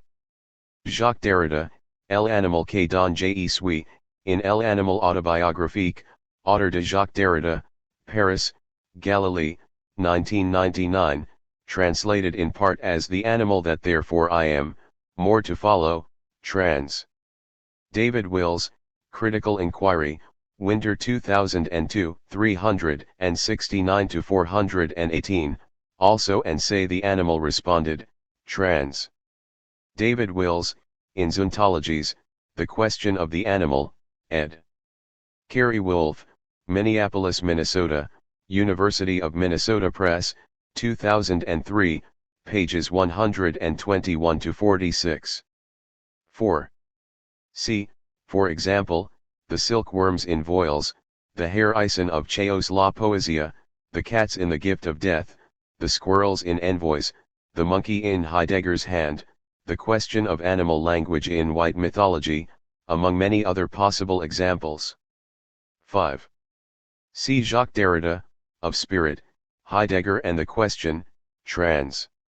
Jeffrey Bennington and Rachel Bowlby, Chicago, I.L., University of Chicago Press, 2004. 6. Jacques Derrida, The Animal That I Am. 7. For example, see Erica Fudge, Animal, London, Reaction Books, 2002. 8. See My Post-Carbon Philosophy, in the Atlas of Critical Climate Change, eds. Claire Colebrook and Tom Cohen, London, Open Humanities Press, 2010. 9. See Jacques Derrida, The Animal That I Am. 10. See Eleanor Byrne and Martin McQuillan, Walt Disney's Ape Man, Writing, Race, Humanism, New Formations 43, 2001, 103-11. 11. Jacques Derrida, And Say the Animal Responded, p. 128. 12. Jacques Derrida, Eating Well, or The Calculation of the Subject, trans. Peter Connor and A. Vidal Ronell, In Points, Interviews, 1974-1994, Stanford CA, Stanford University Press, 1995, pages 255-87. 13. Jacques Derrida, Eating Well, p. 278. 14. Jacques Derrida, Eating Well, p. 278. 15. See Jacques Derrida, Without Alibi, trans. Peggy Kamoff, Stanford CA, Stanford University Press, 2002. 16. On Cannibalism, see Nicholas Royle, The Uncanny, Manchester, Manchester University Press, 2003. 17. Jacques Derrida, Eating Well, p. 282. 18. Jacques Derrida, Eating Well, p. 282. 19. Jacques Derrida and Elizabeth Raudinesco, Violence Against Animals, For What Tomorrow? A Dialogue, Stanford CA, Stanford University Press, 2004, p. 67. 20. This is a phrase also used by J.M. Coetzee in his fictional lectures The Lives of Animals, Princeton, New Jersey, Princeton University Press, 1999, and again in Elizabeth Costello, London, Vintage, 2003. In two lectures, The Poets and the Animals and The Philosophers and the Animals, Coetzee's protagonist outlines a clear difference in the treatment of the animal in philosophy and literature. In this case, Coetzee is very close to an important hypothesis in Derrida's own 1999 Saraisi talk. An analysis of this distinction by way of Derrida and Coetzee and the later Jonathan Safran for Text-Eating Animals, London, Penguin, 2009, will form the basis of a companion text, Animal Research 2. Of course, the notion of genocide in relation to the meat industry predates both Coetzee and Derrida in animal rights discourse. For example, it appears in Article 8 of the 1978 UNESCO Universal Declaration of Animal Rights. 21. Jacques Derrida, For What Tomorrow, p. 73. 22. Jacques Derrida, For What Tomorrow, p. 71. 23. Jacques Derrida, For What Tomorrow, p. 73-4. 24. Tom Cohen, Climate Change in the Aesthetic State, A Memory, Dis, Order, Parallax 10, 3, Fall 2004, 83-98. 25. Jacques Derrida, Rogues, Two Essays on Reason, trans. Pascal Anbrault and Michael Nas, Stanford CA, Stanford University Press, 2005, p. 24. 26. Jacques Derrida, The Beast and the Sovereign, trans. Jeffrey Bennington and Peggy Kamoff, Chicago, I.L., University of Chicago Press, 2009. 27.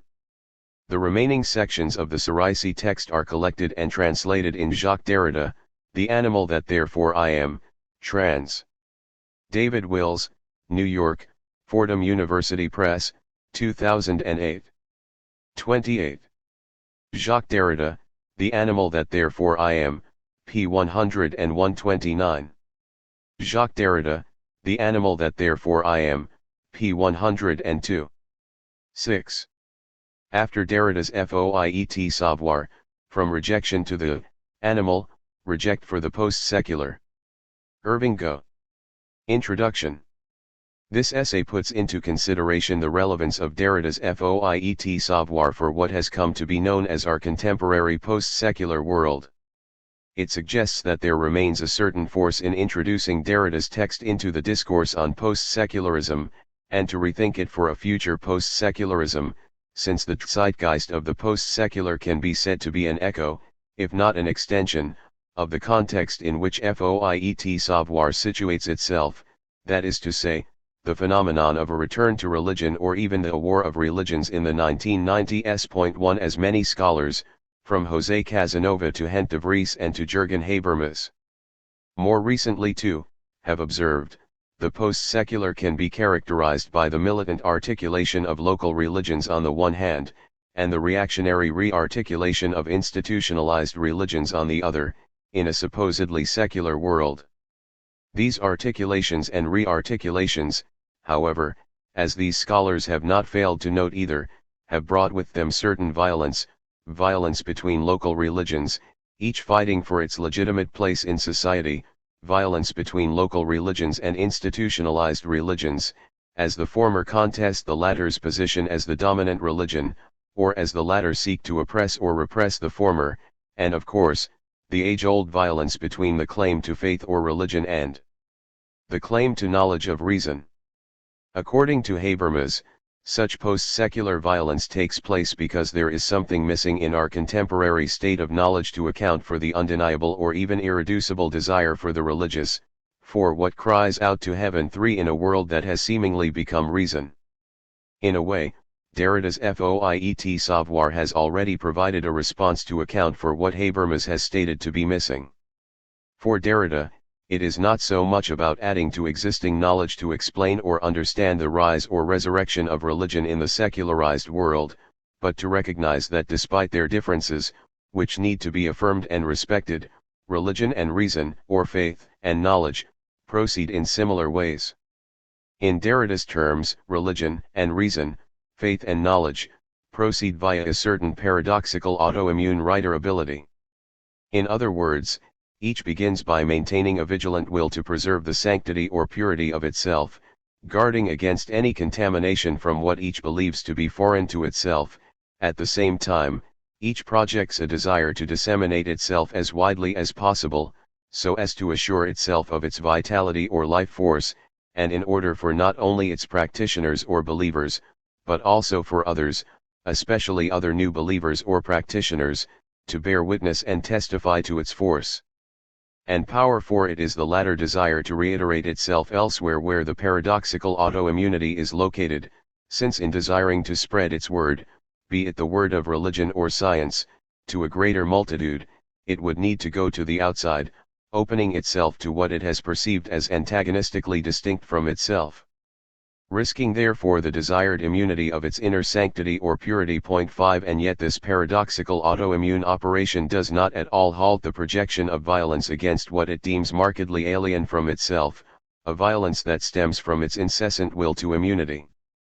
In autoimmunity then, there is an autoimmune aggression, as Derrida tells us elsewhere, an aggression that terrorizes most. 6 Against the supplemental need to be hospitable to others, there remains the force of rejection against others, a force that has even become structural to religion and knowledge. According to Derrida in Fait savoir, rejection, as well as an apparent appropriation, can take the form of a structural and invasive envahissant religiosity. 45, 86.7. What is missing therefore, in a post-secular world where the articulations and re-articulations of religions are met with resistances not only from within religion itself but also from the world of science and reason, not forgetting too that post-secular religions are likewise militantly contesting the world of science and reason, is perhaps the recognition of the aggressive autoimmune writerability, the structure of rejection, in both faith and reason. This structure of rejection needs to be critiqued, if we are to move from a violent post-secular world, which is to say, a post-secular world that does not know how to accept differences, differences between religions, differences between faith and knowledge, etc., to a post-secular world where differences are affirmed and respected. And we must be vigilant that the latter is not achieved only in a superficial manner, where we accept differences only if they are passive differences, that is to say, differences that play down their distinctive or rather potentially conflicting edges and integrate or homogenize themselves to us. 8 This would not only be a superficial but even hegemonic post-secular world. The future post-secular world that we must work towards must be one where differences do not need to smooth out their edges, where differences as such can coexist without destructively negating or denigrating one another.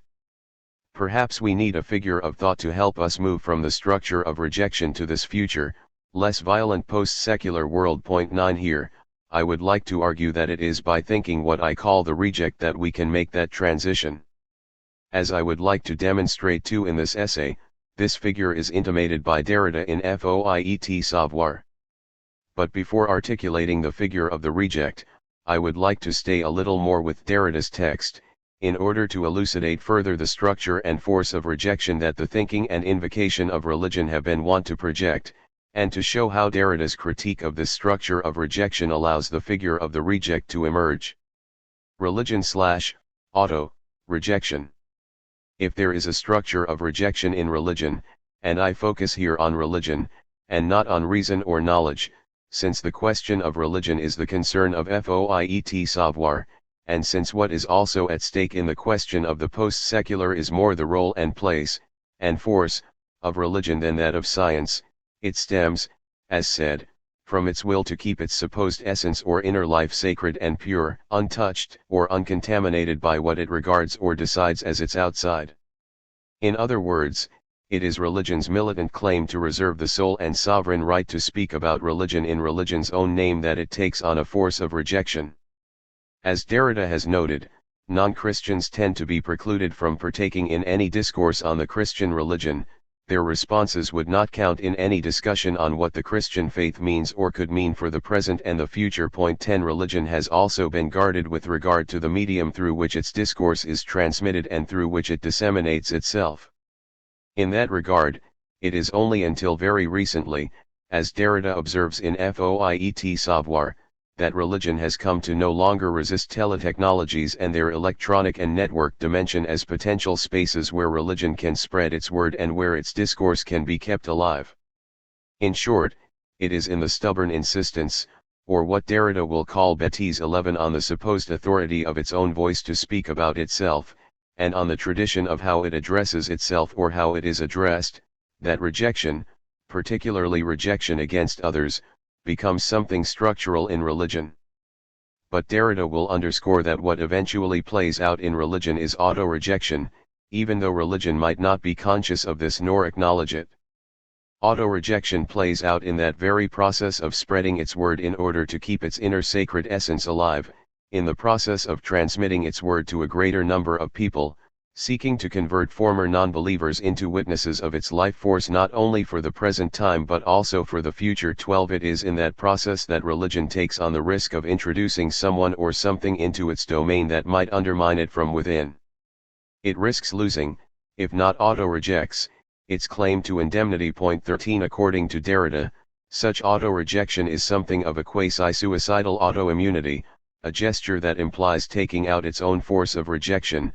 All auto-protection of the unscathed l'indemne, the saintly and the uncontaminated sane, the unharmed sauf, the sacred, heilig, holy, must protect itself against its own protection, its own policing son proper police, its own power of rejection, its own in short son proper tout court, that is to say its own immunity.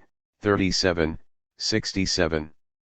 And in that sense, and as Derrida has also instructed us in La Voie et les Phénomènes on the question of auto-affection 14, the auto in auto-rejection does not concern only the self, but the other too.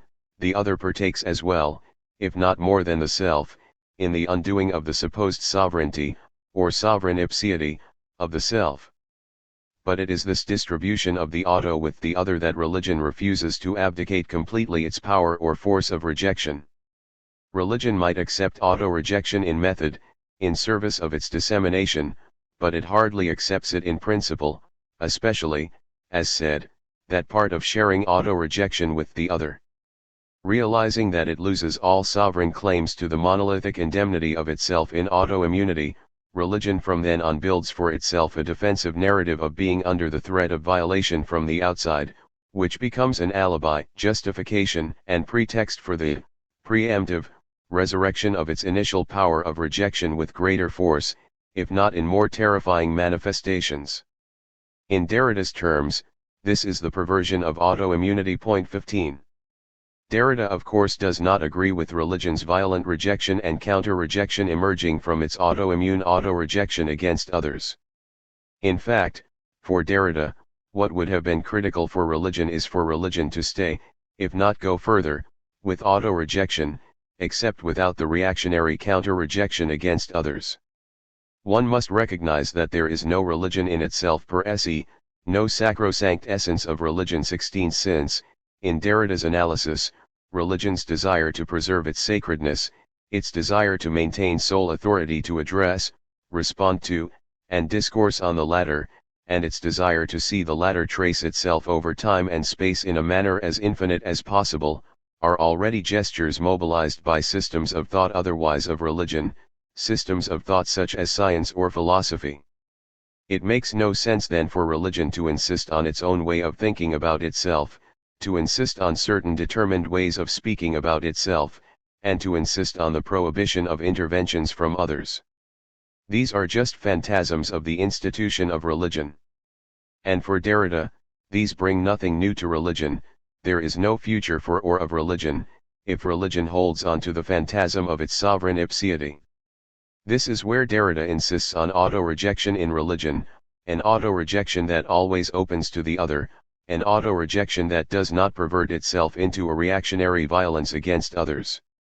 As Derrida says in Faut Savoir, one would not speak of religion if one spoke in its name, if one was contented to reflect on religion speculatively, religiously.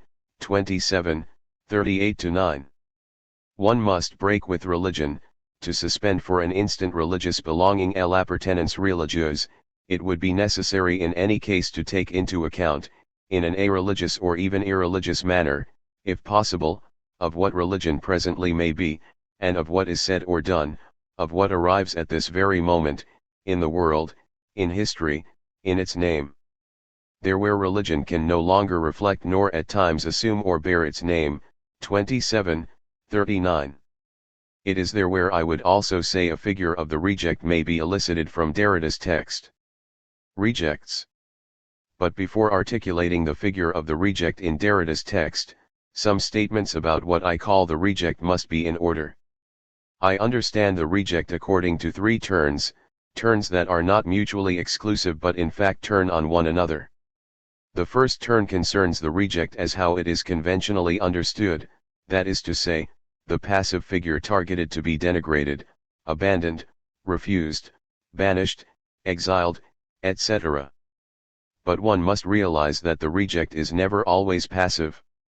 It can project a force of rejection in return, to counter the forces that are targeting or oppressing it. Furthermore, it is always possible too that it is the reject that first exercises a force so overwhelming and unbearable on those around it that it is subsequently rendered a reject by others. The reject as an active figure as such constitutes its second turn. But I would also like to think that the reject turns the force of rejection around on itself. This is where I think of the reject in terms of auto-rejection or the auto-reject. I would state that auto-rejection is not nihilistic, however. It is not about self-denigration or self-deprecation to the point of decimating oneself. On the contrary, the reject auto-rejects itself only to not hypostasize itself on a particular disposition or thought. In other words, auto-rejection is put into motion so as to allow the reject to think itself anew constantly. In that sense, auto-rejection is something of creative regeneration rather than a nihilism, and this auto-reject is the third turn of the reject. As I would argue, the reject is no stranger to religion, especially Christian religion. One can immediately think of Adam and Eve as rejects when they were banished from Eden after eating the fruit of the tree of knowledge. But even before Adam and Eve, one could even be audacious to think that God was some kind of reject too when Adam and Eve defied his commandment to not eat the forbidden fruit. One can also turn to chapter 14 of Luke and see the mobilization of the active reject when it is said that only those who reject their families and reject even their own lives can be true followers of Christ. As for the auto-reject, one can recall the homo tantum that is at the heart of the Psalms of David, the figure that recognizes that he is rejected by all around him, and is left alone existentially, as only human, just human, to cry out to God. One could argue then that the reject figures in the Bible. But the pertinent question here would be if the reject or any aspect of the reject is at work in Derrida's deconstructive understanding of religion in Fait Savoir. Perhaps a quick candidate would be the figure of radical evil that Derrida mentions in that text. Radical evil there is not so much that which Kant speaks about in religion within the limits of reason, which is a question of the inner heart of oneself and its fidelity to what Kant calls the universal categorical imperative to act morally. For Kant, radical evil manifests itself when the inclination towards that imperative is perverted. In Derrida's text, radical evil takes on a more contemporary meaning, naming certain fundamentalist religious groups that deploy extreme violence such as terrorism in order to declare their rejection of other religions.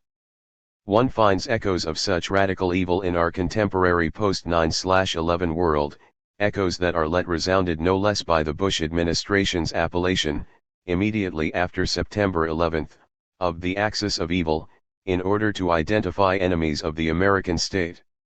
Radical evil in that sense quickly became a term to label terrorist groups predicated on militant or jihadist Islamism. But what the state did and does not readily acknowledge is that radical evil is also a means to politically define other states or religious groups not aligned to the Christian faith that resist the global hegemony of American political economy, especially that under the Bush administration, underlying which has been a no less hegemonic, fundamentalist Christian faith or ideology. Radical evil as such would seem to be a manifestation of the second turn of the reject, i.e. the reject that either initiates an extreme force of rejection against others or retaliates with a similar force against an oppressive or repressive hegemonic entity. That might be the case, but I bring to mind again the aim or stakes of rereading Derrida's Fait Savoir and theorizing the reject today, which is to think of a future post-secular world of reduced violence. To that end, I would say that one should hold back projecting the active force of the reject. I do not mean that one should repress that aspect of the reject. That aspect remains necessary, especially when a certain religion or mode of thought is targeted to be suppressed or repressed by a dominant force. Except it must not express in such violent or terroristic ways that certain fundamentalist religious groups no doubt mobilize, ways that bring along with it the fatal cost, collateral or not, of innocent civilian lives?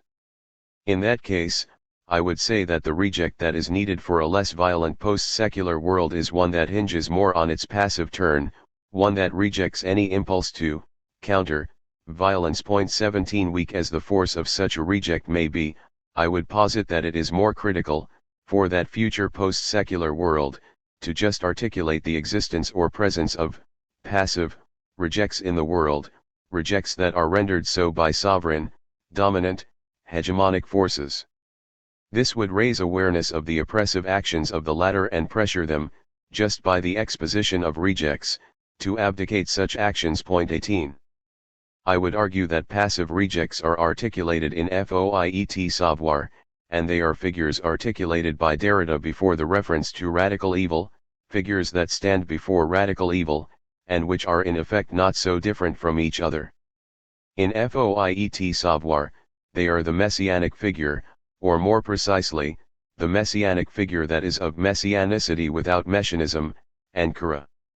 According to Derrida, if religion wants to have a chance at a future, that is to say, for its discourse to continue into the future, or for it to be constantly thought about or thought through anew, it must have an element of the event. The event in Derridean terms, as is well known now, is that which arrives in its complete surprise, that which is not programmed but unanticipated or incalculable. For religion, and I would add the post-secular world, to have a future then, religion, and the post-secular world, must be open to such an event. For Derrida, it is the messianic figure without messianism that will lead religion, and the post-secular world, towards an opening to the event. It is with this messianic figure without messianism opening itself to the event that one could speak of a passive reject here, since its opening to the event in the latter's complete incalculable nature would mean that it, auto, rejects all subjective determination or decision as to what is to come. 19 It does not select nor deny what or who arrives, but just lets be what or who arrives. Underlying this figure is a mode of justice that opens to a universalizable culture of singularities. 22. 31. In this passivity to the event, the messianic figure without messianism has to accept the risk that it is something or someone of radical evil that arrives, which consequently precipitates into a risk of the complete, denigrating rejection of the messianic figure by that radical evil. That would be the suffering, the passion, that the messianic figure without messianism as, auto, reject will have to bear, in its passivity before, and passion for, the event. What is to be done with this radical evil that arrives then? In a sense, there is nothing to be done on the part of the messianic figure without messianism. He or she can only have faith that the trajectory of who or what comes is traced by peace and justice. 20 In a way, he or she will have to have faith that the other who comes bears likewise the passive reject or even auto-reject in himself, herself, or itself, such that it will not project any aggressive force of rejection against its host. In this case, one could question if the thinking of the reject becomes something programmatic, which seeks to determine the dimension of encounter between the messianic figure without messianism and the future. In a way, the very thinking of the reject admittedly has a programmatic contour, just as Derrida's thought of a messianicity without messianism is in certain ways undoubtedly one too. But the thinking of the reject, like the thought of messianicity without messianism, does not preclude the possibility that the future or the other that arrives is not a reject in any way. And even if it is, there is no telling how the encounter will play out between two rejects or auto-rejects. The question, with regard to a theory of the reject, will always remain, what will happen in an encounter or meeting between two rejects, when each of them, in their own heterogeneous ways, rejects any move that will actively determine the outcome of the encounter? This question, which can only follow from the suspension of decision or hesitation, taken differently from both sides of both rejects when they encounter each other, will open the thinking of the reject to what remains unforeseen or unforeseeable in any present theorization of the reject. In its opening to the event, I have said that the messianic figure without messianism takes on a contour of a passive reject. However, a certain active force of rejection in this reject must not be ignored, which is its rejection of any appurtenance to any religion, especially to any Abrahamic religion. It is without prophetic prefiguration and does not depend on any messianism, it does not follow any determined revelation, it does not properly belong to any Abrahamic religion. 21, 30, 31.21 And yet, its rejection of any allegiance, alliance, or affiliation with any religion does not imply any negation or denigration of religion. What this rejection seeks is simply walking away from the dogmatic or even doctrinal force of religious institutions and their systems of thought. Put another way, what the messianic figure without messianism as reject seeks here is its freedom to depart from the delimiting dimensions of religious thought. And in its departure, it seeks, in turn, another place, another space, free from the delimitations of dogmatic or doctrinal religious thinking, or even evacuated from the latter, to think through religion anew differently. It is on this question of seeking another space that the messianic figure without messianicity turns toward Kara. Kara, according to Derrida, will be that place where new thoughts or new ways of thinking, about religion, receive, in their instant of articulation or arrival, what Derrida calls unconditional hospitality, which is hospitality that does not discriminate or calculate what or who arrives. In other words, it is a space that rejects past or existing thoughts or ways of thinking as obstacles to the new. And again, like the messianic figure without messianicity, rejection here does not involve denigrating or negating past or existing thoughts and ways of thinking. Kura rejects them only in a way that it does not allow them to become its defining traits or horizons, not allowing them to become regulating ideas that would discourage the arrival of the new in its complete alterity or heterogeneity. Point 22. And it should be said too that it does not allow what arrives as new to eradicate the old or the existing, nor to allow it to become a new force of resistance against what comes to disagree with it. To that end, in order to be neutral, rather than to be immune or to claim to a sacrosanct indemnity, to all that arrives, Derrida will state that Kura can never be defined, determined, or identified as this or that place. Kura rejects localizing itself, it rejects determining a place of or for itself. It is no place or a non-place. Point 23. It is almost an impossible place, and yet always necessary to claim a proximity to it, an approximation of it, in order to give voice or place to the new. This impossible but necessary place, to deploy Derrida's rhetoric, is played out in the philosophical personage of Socrates in Plato's Timaeus, according to Derrida's text, Kura, and it is perhaps in this personage where Kura takes on a clearer contour of a reject or even auto-reject. According to Derrida, Socrates assumes a semblance of Kura when he acknowledges that he in fact does not occupy, nor own, nor has the right to access, the authorized space to speak, for example, about politics, or even philosophy. If he speaks on politics or philosophy, then he does so by pretending to assume such a space. For Derrida, at play here is an auto-exclusion. Point 24. But by doing so, another form of rejection is also in place since, in Derrida's analysis, Socrates also points to the phantasm of the institutionalized space from which politicians exercise their presumed authority to determine the discourse and practice of politics.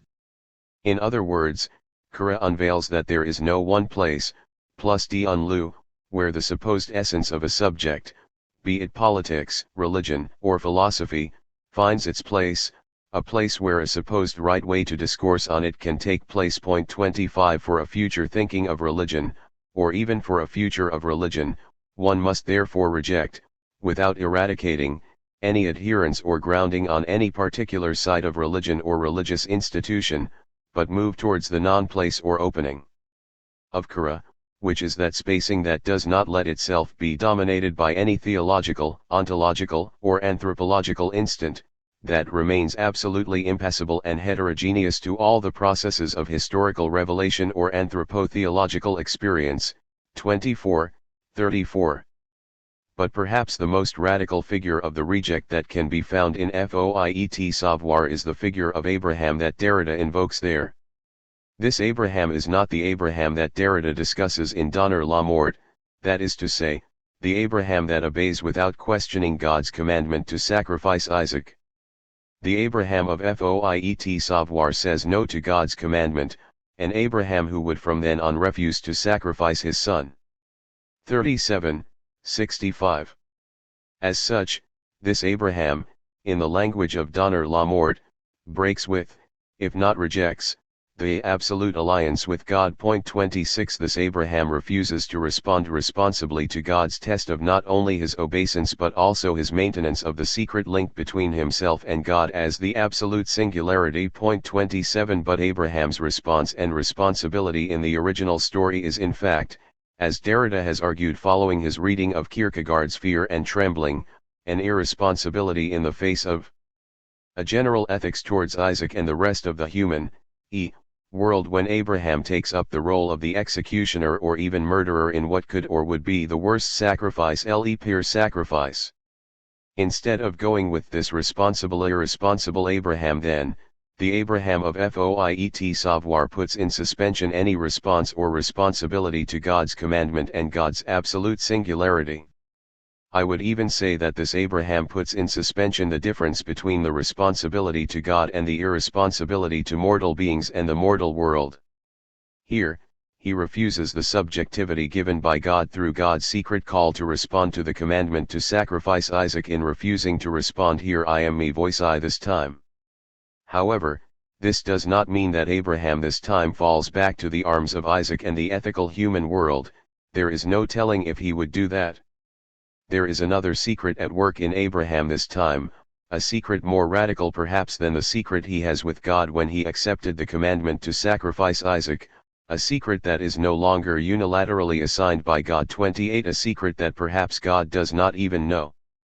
That is not to say, however, that a decision of a sovereign subjective type is at work here, since there is essentially no Kierkegaardian mad decision on Abraham's part to go either with God or with the human world. 29 Decision, and therefore subjectivity as well, is in effect put in suspension here. I would hesitate to say that a subject is at work here. As I would put it, a reject is in place instead, a reject that rejects any alliance with the absolute singularity of God and any allegiance to one's mortal community, an auto-reject as well, since it refuses the force of subjectivity to decide to go with one or the other, or one and the other, but remains in the undecidability between the two. 30 This Abraham is no longer the unique Abraham in a singular relation with unique God. 31 Nor Abraham who would choose to restore all ethical or communitarian relation with his fellow human beings at the cost of disobeying God.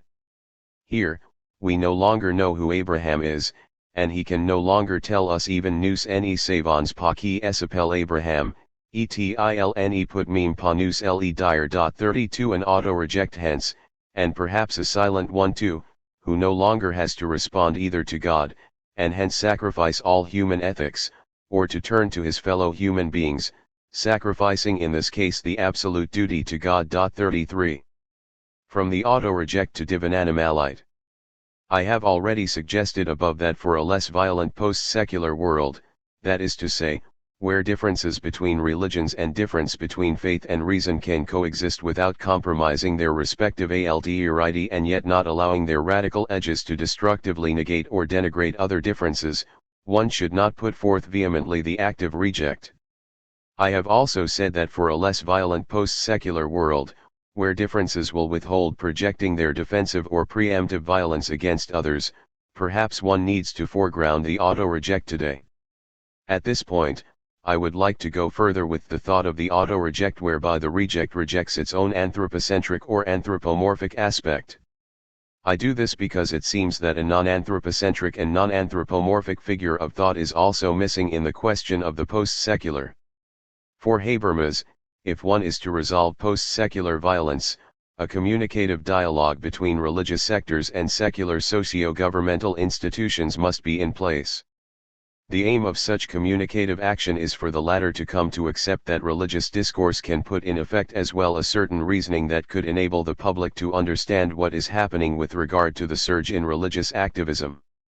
It is also for religious sectors to understand that for the peaceful and respectful coexistence between citizens of different cultures and races in society, there must be put in place certain secular, normative laws to guide society along this process. Rather evidently, this communicative action is anthropocentric and anthropomorphic. It is based on human language, or what an interlocutor to Habermas in the debate on post-secular society calls the use of an understandable language, a language that in turn works towards an inclusive community to which all those belong are capable of understanding the difference between faith and knowledge, religion and reason. 34 In other words, it is based on a language and a communitarian teleology that excludes non-human animals and their voices and silences. What is therefore missing also in the present post-secular discourse, and in the discourse of a future post-secularism, are animals. However, if a future post-secular world, where no difference is discriminated against or rejected, is to be desired, then this future post-secular world must also include the difference of animals rather than exclude it. For that future, perhaps one must also think the auto-reject in relation to animals, if not a shift from the auto-reject to animal rejects. In a way, animals are missing in Derrida's Foiet savoir, more absent than the visible absence, as Derrida notes, of Muslim and female interlocutors in the debate on religion at Capri, since Derrida did not even mention animals at that point. 35 In other words, animals are some sort of rejects in Derrida's text, Derrida there never puts animals in explicit relation to the messianic figure without messianism, and the other Abraham. 36 However, I would say that animals there are not rejects, in the sense of beings that are abandoned or denigrated. Animals are rejects in Fait savoir only in the sense where their coming to explicit presence is somewhat veiled. That means to say too that the thought of animals is not absolutely detached or rejected from Derrida's deconstruction of religion in Fait savoir. In fact, I would argue that the thought of animals is at the heart of the question of religion in Fait savoir. This is because if, according to Derrida there, the thinking of religion is not so much about what religion is but the question of the question, 35, 61, 37 it is then also the question of the animal since, as Derrida puts it in the later El animal que don je suis, the question of the animal is also the question of the question. 38 And the question of the question, for Derrida, is a question of what is presupposed and entailed in the naturalized understanding of a response, the question of what constitutes or counts as a response, the consequent question of who or what can be considered to respond, and to whom one responds. With regard to religious and or post-secular discourse, what counts almost absolutely as response is human language, as seen in the mobilization of understandable language in the discussion with Habermas on the post-secular as the regulative idea of what constitutes a response. In other words, a response is predicated on human language enunciated by a human subject, a subject having mastery over language, a mastery that impresses upon or becomes evident to others, who then recognize or acknowledge the subject's subjectivity. In El Animal que don je suis, Derrida will remind us that Lacan goes further to say that the constitution of a response must be supplemented by the ability to erase the trace of one's response, and to not only feign a response but to pretend to give a false response or to feign to feign. Lacan claims that animals are incapable of these supplementary gestures, and that they are neither capable of responding in the way described above whereby a relation with another is established, whereby another can recognize animals as subjects of enunciation just as humans are. The denial of the animal as a subject of enunciation or a subject tout court, and therefore the denial of its capacity or even right to respond, can be said to account for their exclusion in all thoughts of religion, except as sacrificial objects, and or the post-secular. Animals lie outside, or are totally other or tout autre, of what has been judged to be norms of proper respondents and responses in discourses on religion and or the post-secular. In the domains of those discourses, animals are, in a word, rejects. However, as the discussion above on Derrida's messianic figure without messianism has underscored, the future of religion needs to let something or someone totally other arrive, something or someone that responds to religion or its discourse in a yet unthought of way or in an uncalculated manner, in its own unique or even secret way. This other may even reject responding at all, like the other Abraham in Fait savoir. An other who says, I decline all responsibility. I no longer respond from what I say jene repons plus de cek dis. I respond that I no longer respond. 39 Religion needs a totally other or a tout autre that is beyond the horizon of its past and present thought. For Derrida in Donner la Mort, one must open oneself to the tout autre that is human or not 40 and respect it in its absolute singularity, to continue the rhetoric of Donner la Mort, as much as the other or other others el autre, les autres. 41 In El Animal que don je suis, this tout autre must be an instance of the animal other, of the other as animal, of the other mortal life el autre vivant mortal, of the non-similar in any case, of the non-fraternal. Non-frere. 42 It is at this point where Derrida brings the absolute aldeirity or the absolute singularity of the divine in proximity with that of the animal, claiming that the instance of the divine and that of the animal are inseparable or are linked esilient to each other. 43 And this is where Derrida will invoke the word divine animality or divine animalite, in order to break rompre with the similar, to situate oneself at least in a place of aldeirity radical enough whereby one must break with all identification with an image of oneself, with all similar living beings, and therefore with all fraternity or all human proximity, with all humanity. 44. The thought of animality is therefore not absent in Derrida's thinking of religion. The question of animals and the question of religion are interlaced in Derrida, as El Animal que don je suis demonstrates. However, as said, any explicit articulation of the animal other, or divine animalite, is missing in Fait savoir. To say it again, the animal other seems to be a reject there. And if it is a real forgetting of animals in Fait savoir, then the text risks repeating the rejection of animals in Christian religion, a rejection that manifests itself not only in terms of treating animals as sacrificial objects, of discriminating against certain animals as impure and therefore prohibiting human contact and consumption, as pronounced in chapter 11 of Leviticus, but also of marginalizing them the moment biblical narratives proceed to underscore the imperative to obey divine commandments, as Sixtus has noted. But Sixtus has also reminded us that without animals, religion or religious experience will not have seen itself through. According to Sixtus, Abraham's journey up Mount Moriah to obey God's commandment to sacrifice Isaac would have been infernal and impossible without his donkey. 45. In other words, religion and or the post-secular, if they are to see themselves through, and to see their respective futures through, will continue to need the animal therefore. Or to put it in the rhetoric of this paper, the reject or auto-reject, if it is to lead religion and or the post-secular to their futures, must follow after the animal. I have italicized follow after above because these words are in fact of critical significance in Derrida's El Animal que don je suis, words that may offer us a way to understand better in what particular way the animal other or divine animalite is missing in Fait savoir.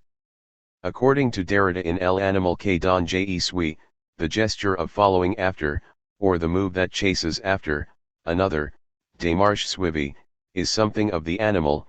It will have to resemble that of an animal seeking either to hunt or to escape. 46. Derrida will go on to say that following after will also resemble an animal trail, la course d'un animal, which, orienting itself by scenting au flair or by hearing, goes over more than once, repasse plus d'une fois over the same path to retrace tracks, relever de traces, either to scent the trace of another there, or to efface its own by multiplying it there, precisely as that of another, scenting flairant, as this trail makes evident to it, that the trace is always of or from another. La trace est toujours d'un autre. 47. Given this passage from El Animal que don je suis, can one then say that, if any trace of the animal other or divine animalite is missing or effaced in Fait savoir, it is because Derrida is already following after the animal?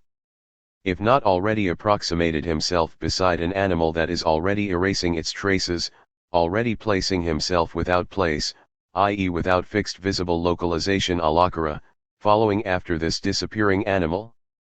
Already escaping the restrictive limits of existing religions and religious discourse, and already seeking another space where the discourse on religion can take place in a totally different way and involve non-human animal participants or interveners. Is this not the same move that Derrida makes with regard to the apparently absent discussion of the sacrificial ram in the Abraham story in Donner la Mort, only to say later, as recounted by Michael Nas, that he has taken the side of the sacrificed ram? 48. In that sense, can one say that in Fait savoir there is already an auto-rejection of all traces of anthropocentrism and anthropomorphism, an auto-rejection of its own presence too, as it follows after the animal other that is effacing its traces? Has Fait savoir in fact advanced into the risk of absolute night? 22, 31, the night where animal eyes may open, as Derrida writes in De l'économie restreinte à l'économie générale, un Hegelianisme sans réserve? I would think so, and any rereading or rethinking Fait savoir must follow after such a trail too. That would be the sense of the after in this paper's title, after Derrida's Fait savoir. Any reinvestment in Fait savoir for the post-secular, which comes after the publication of Fait savoir, must follow after the animal. To reiterate then, the reject or auto-reject for the post-secular must follow after the animal. It is only then that the reject or auto-reject can open religion and or the post-secular to a future where differences not only between anthropocentric and anthropomorphic religions and reason are affirmed and respected, but also those between humans and animals, that is to say too, a future where animals are no longer excluded or rejected from the domain of religious or post-secular discourse, no longer judged to be incapable of or unauthorized to bringing something critical to that discourse. Conclusion, following after the animal auto-reject. To that end, and by way of conclusion, I would like to recount a story of another donkey in the Bible, Balaam's donkey in chapter 22 of Numbers in the Old Testament. Numbers 22 begins with Balak, king of Moab, finding his territory surrounded by the Israelites. Fearing that the latter will swarm his land, Balak summons Balaam, known to be successful in his blessings and curses, to curse the Israelites in order to keep them out of his land. Balaam did not agree immediately to the invitation to Moab, but said he would seek counsel with God first.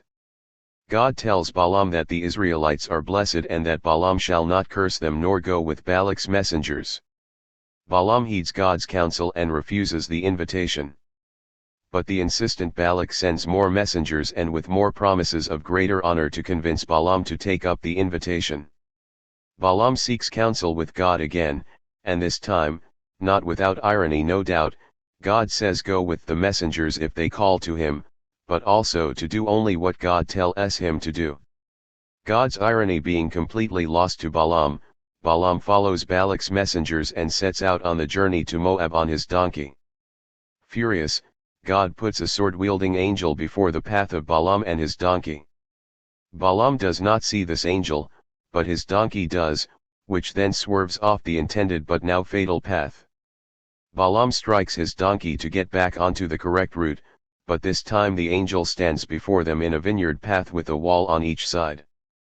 The donkey crashes into one of the walls, in order to escape the imminent wrath of the angel, and in this process crushes Balaam's foot against the wall, and consequently suffers Balaam's second wrath. The angel then appears where there is no longer any way to turn, and so the donkey falls to the ground, falling on Balaam this time round. For the third time then, Balaam strikes his donkey and cries out that if he had a sword he would kill it. God then opens Balaam's eyes and now Balaam sees the deathly angel and knows he is wrong. Many things can be said about this passage, for example the quasi-sacrificial gesture of the donkey, and perhaps especially the part where God gives voice to the donkey, which I omit above. However, what I would like to highlight here is that the donkey does respond in its way. It responds to the deathly angel standing before it and Balaam, responding in a way that Balaam is too stubborn or even stupid or bad to understand. Balaam's donkey responds in a way that will preserve the different lives of its own and Balaam's. Contrary to what Heidegger would claim, Balaam's donkey knows what it is to die.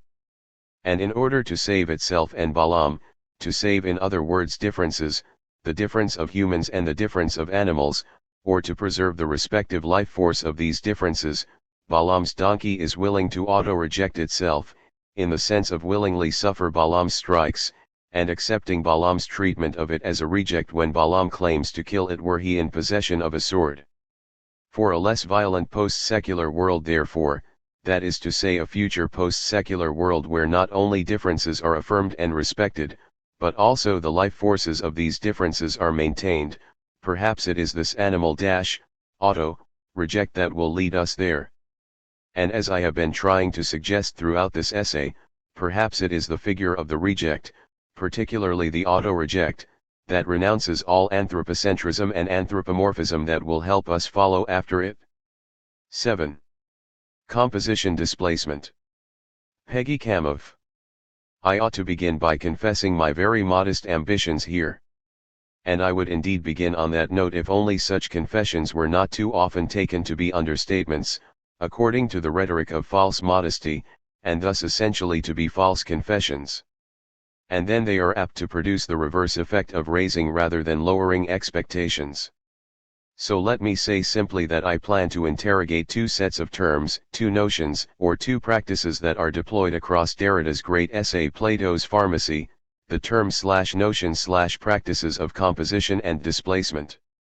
I will necessarily do this selectively, pursuing only a small sample of ways one could be led to think about and with these key notions or terms, as much by what the essay says as by what it does, assuming, which I do not, that this distinction can stand up precisely to what the essay is saying and doing, saying about what it is doing or doing with what it is saying.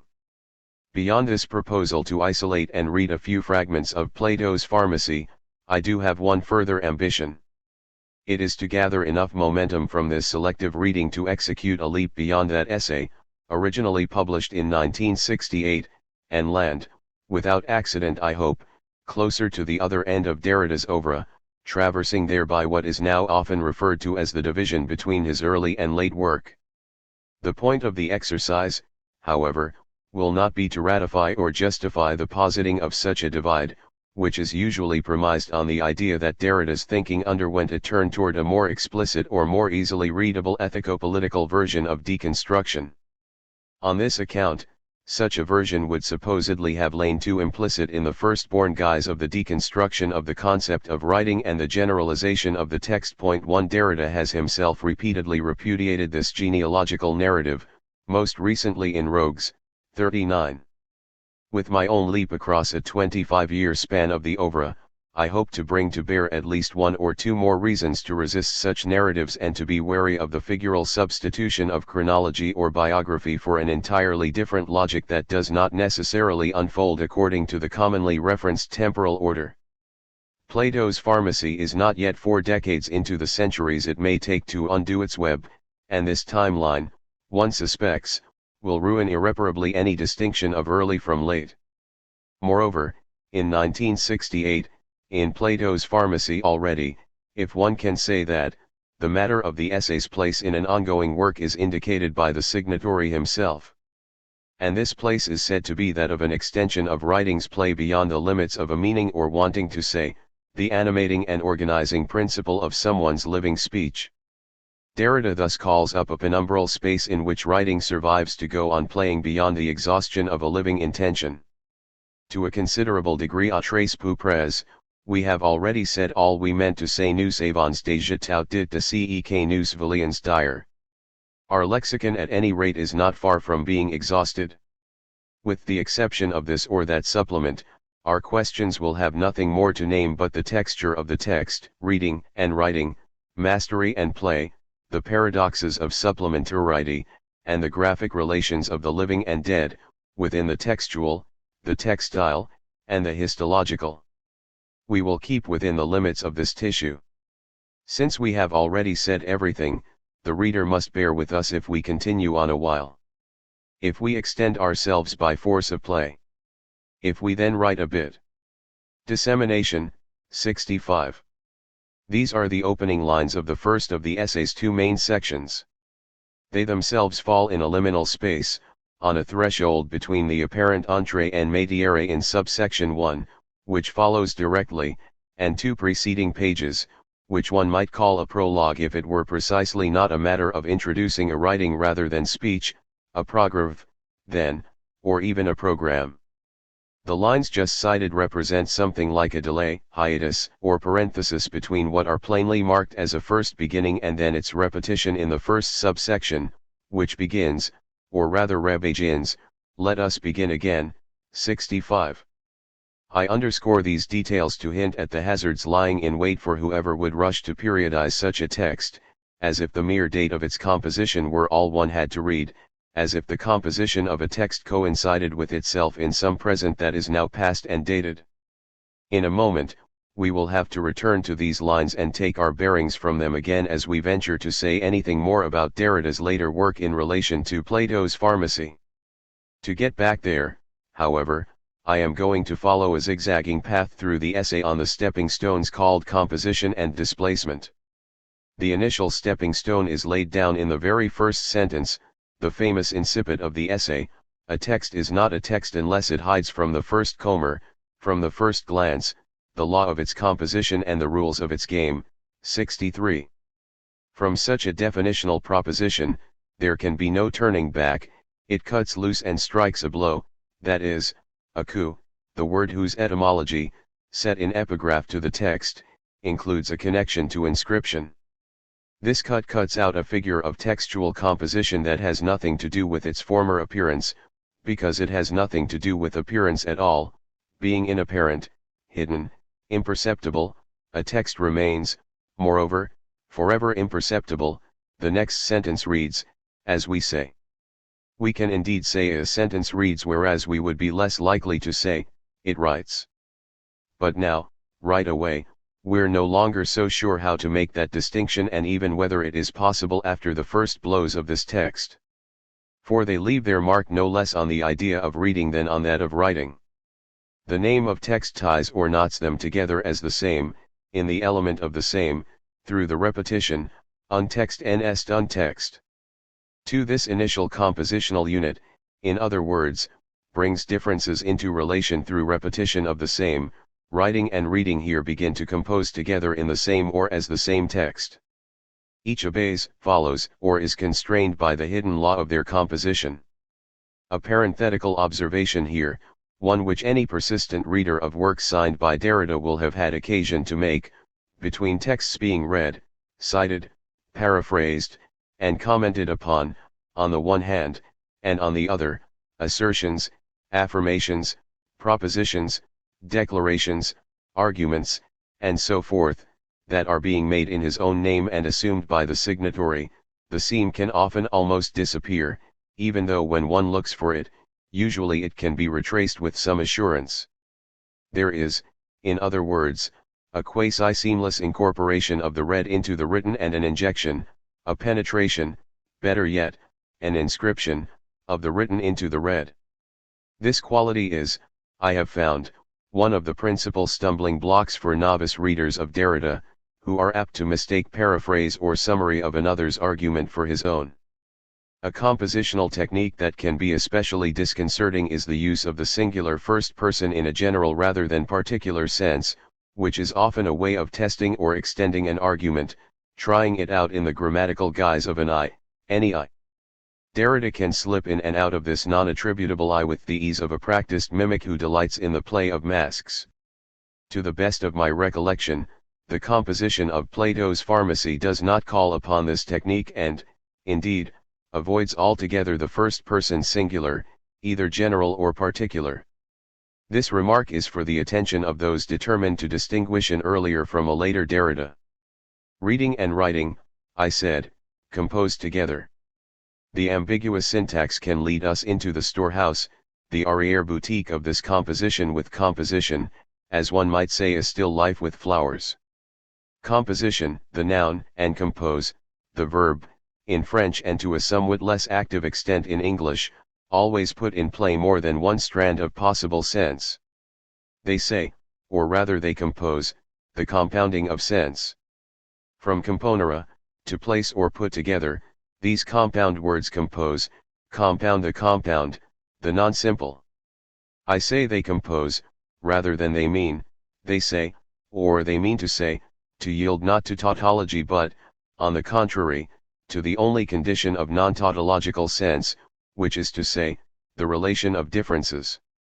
As J.L. Austin observed, in a remark that Derrida likes to cite, by themselves words have no meaning, only sentences can have meaning. Point 3, which is to say, meaning, sense, is a compound, a composition of differences. But, of course, it is not only the sense of words or of verbal compositions that are put together. In a use that has become obsolete in English but remains active in French, a composition of differences is also an agreement to settle differences, to compromise, to come to terms with another, to decide a dispute. In the language of war, it means capitulation. To arrive at or come to composition is to reach a compromise. Hence, someone who is accommodating, good-natured, easy to get along with is said to be de bonne composition. And characters who are hard to get on with are said to be de mauvaise composition or de composition difficile. With these latter expressions, one can begin to hear how modern use has tended to shift the notion away from the composition, or compromise, with another and toward an enclosure within the self's own composition, where the term signifies something closer to make-up, nature, Constitution. This is more marked in English, where a person's composition is glossed by the OED as the combination of personal qualities that make anyone what he is, and this sense is further explained as a transfer from the terms used with regard to compound, composite things. In French, this shift has perhaps been slowed somewhat by the still very active uses of both verb and noun to mean compromise and accommodation, always in relation with some other or some difference. This withness is even underscored by a very common use of the verb composer with the preposition with, that is, avec, a construction often translated as to come to terms with.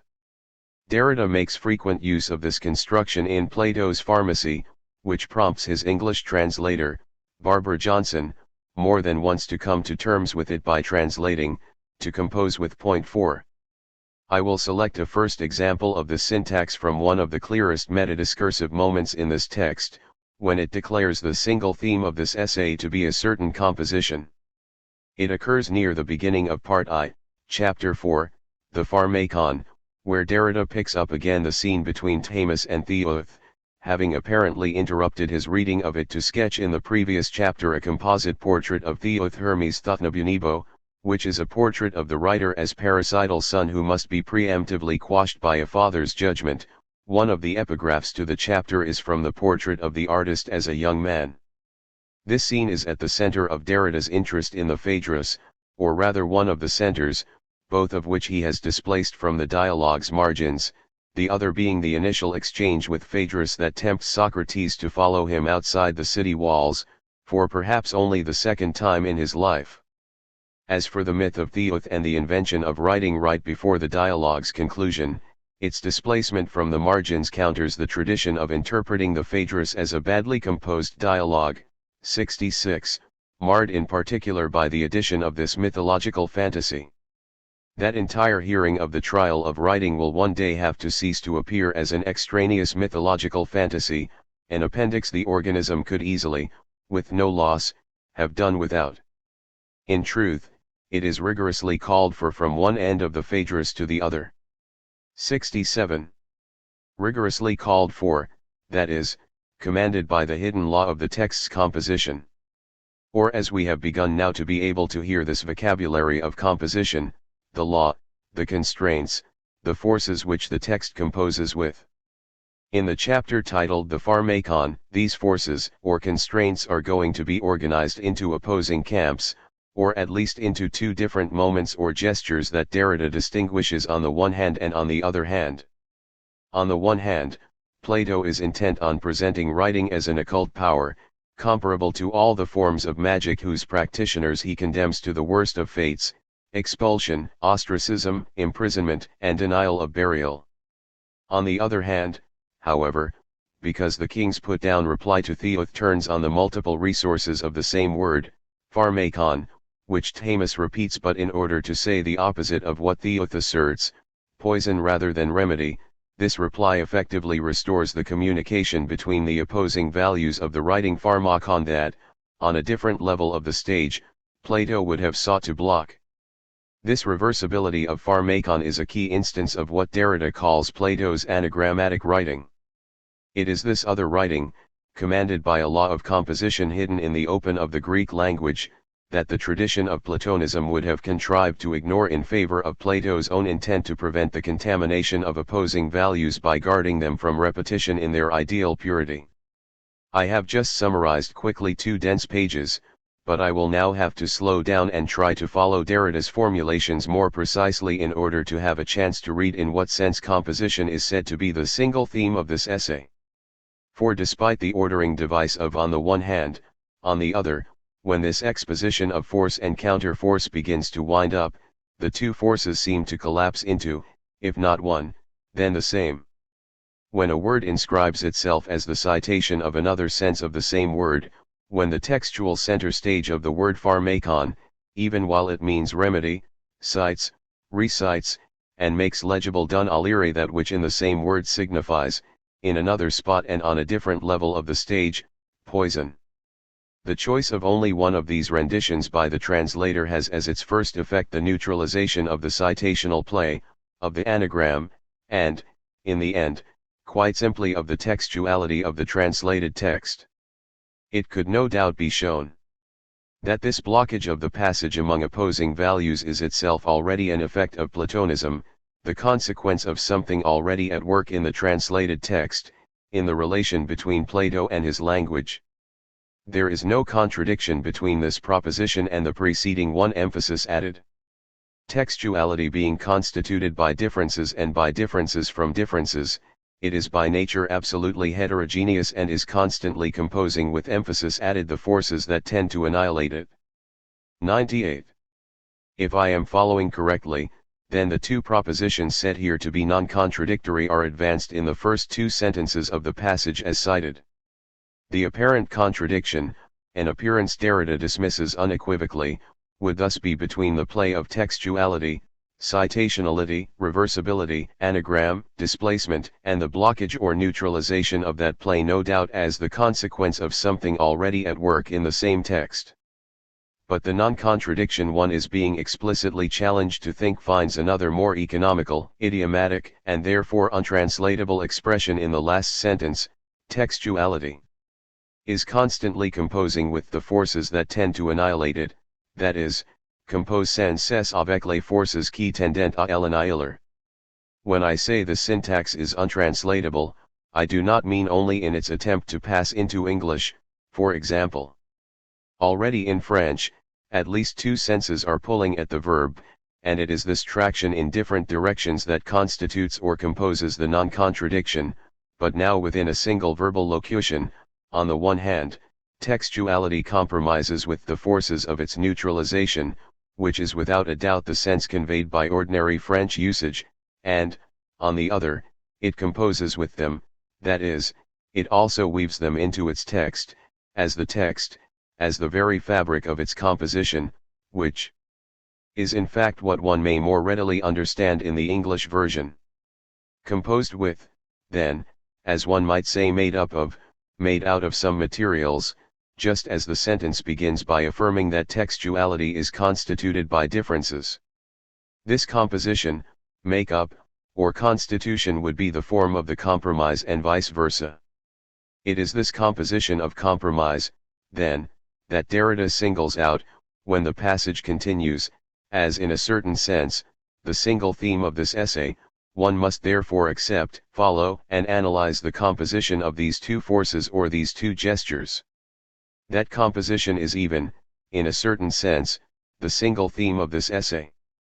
The two gestures just outlined are then reprised and once again with the help of the compositional device of the one hand and the other to keep them apart in their non-contradiction. After reiterating the violent, destructive effects of Platonism's translation on the pharmakon, that is, on the original milieu of the decision in which Plato decides in favor of a logic that does not tolerate such passages between opposing senses of the same word, this recapitulation concludes, such an interpretive translation is thus as violent as it is impotent, it destroys the pharmakon but at the same time forbids itself access to it, leaving it untouched in its reserve. 98-9. It forbids itself, in other words, the play of writing as a composition with the forces massed against it that speak in the name of the king, the father, and a certain Plato, the one who did not write. Untouched in its reserve, then, is the composition of the Platonic text. But one of the most consistent concerns of Plato's pharmacy is to test the limits of this text, which certainly cannot be understood to coincide with any one signed, or attributed, corpus. This essay, with its single, unique theme of composition, is itself composing with the most massive force ever assembled, at least in the West 5 against the resources, the reserve, that is, the virtual possibilities of compositional play.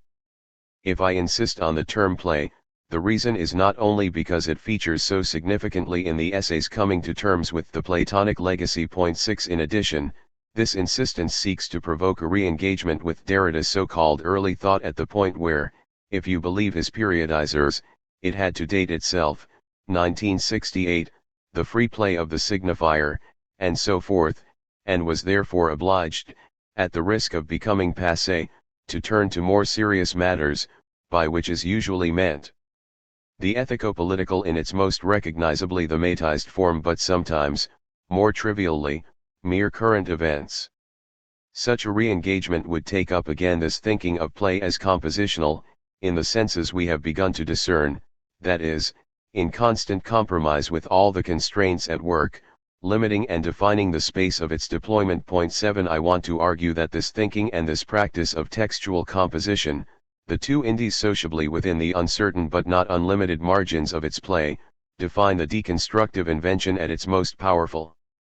By that I mean, for a long time yet to come, its resources will remain inexhaustible for the transformative reinvention of institutions and of the inheritance conditioning, governing, and constraining the very experience of life. Without any question, Derrida's work, from 1968 on, is drawing deeply on these resources, which is what any periodizing notion of a turn, much less of a break, fundamentally misrecognizes. And yet, we can have no illusions about being able to recognize, today, so soon, the full greatness of this oeuvre, but as its first witnesses, we should also call ourselves to account for it as best and most truthfully as we can. In a moment, by taking up precisely this figure of the witness and the problematic of testimony, to which Derrida devoted several essays in the mid-1990s and 3 years of his seminar from 1992 to 5, I will try to make at least a start at giving one such possible account. For this, however, there are still a few more materials I need to gather from the immense storehouse that is Plato's pharmacy. At least 3 further occurrences of composer avec may be found in the essay. Although there is not enough space to follow up on each of them in sufficient detail, it may be instructive just to string them together with minimal commentary. Chapter 8, The Inheritance of the Pharmakon, Family Scene, begins by returning once again to the myth of Theoeth's invention of writing, or rather to its immediate aftermath, when Socrates once again speaks in his own name and leaves off repeating fanciful stories. After the presentation of the Pharmakon to the father, after the put-down of Theoeth, Socrates takes the spoken word back to his own account. Reprend la parole à son compte. He seems to want to substitute logos for myth, discourse for theater, demonstration for illustration. And yet, within his very explanations, another scene slowly comes to light, less immediately visible than the preceding one, but, in its muffled latency, just as tense, just as violent as the other, composing with it, within the pharmaceutical enclosure, an artful savant, living, organization of figures, displacements, repetitions. 142. This other scene is the family scene, which, Derrida observes, has never been read for what it is because, unlike the myth, it is composed not narratively but metaphorically, at once sheltered and exposed in its metaphors. 143. What has also never been read, what remains untouched in its reserve, then, is how Plato's composition at this point, and against its manifest intent, repeats and displaces mythos in logos, the two orders that are collaborating in this very theatrical representation of patriarchy's violent dismissal of the sons, writing. Here composant avec has a sense closer to collaborating with, although given what is at stake for Plato in maintaining the superiority of logos over mythos, this collaboration is necessarily as well a compromise, which can only happen backstage, as it were.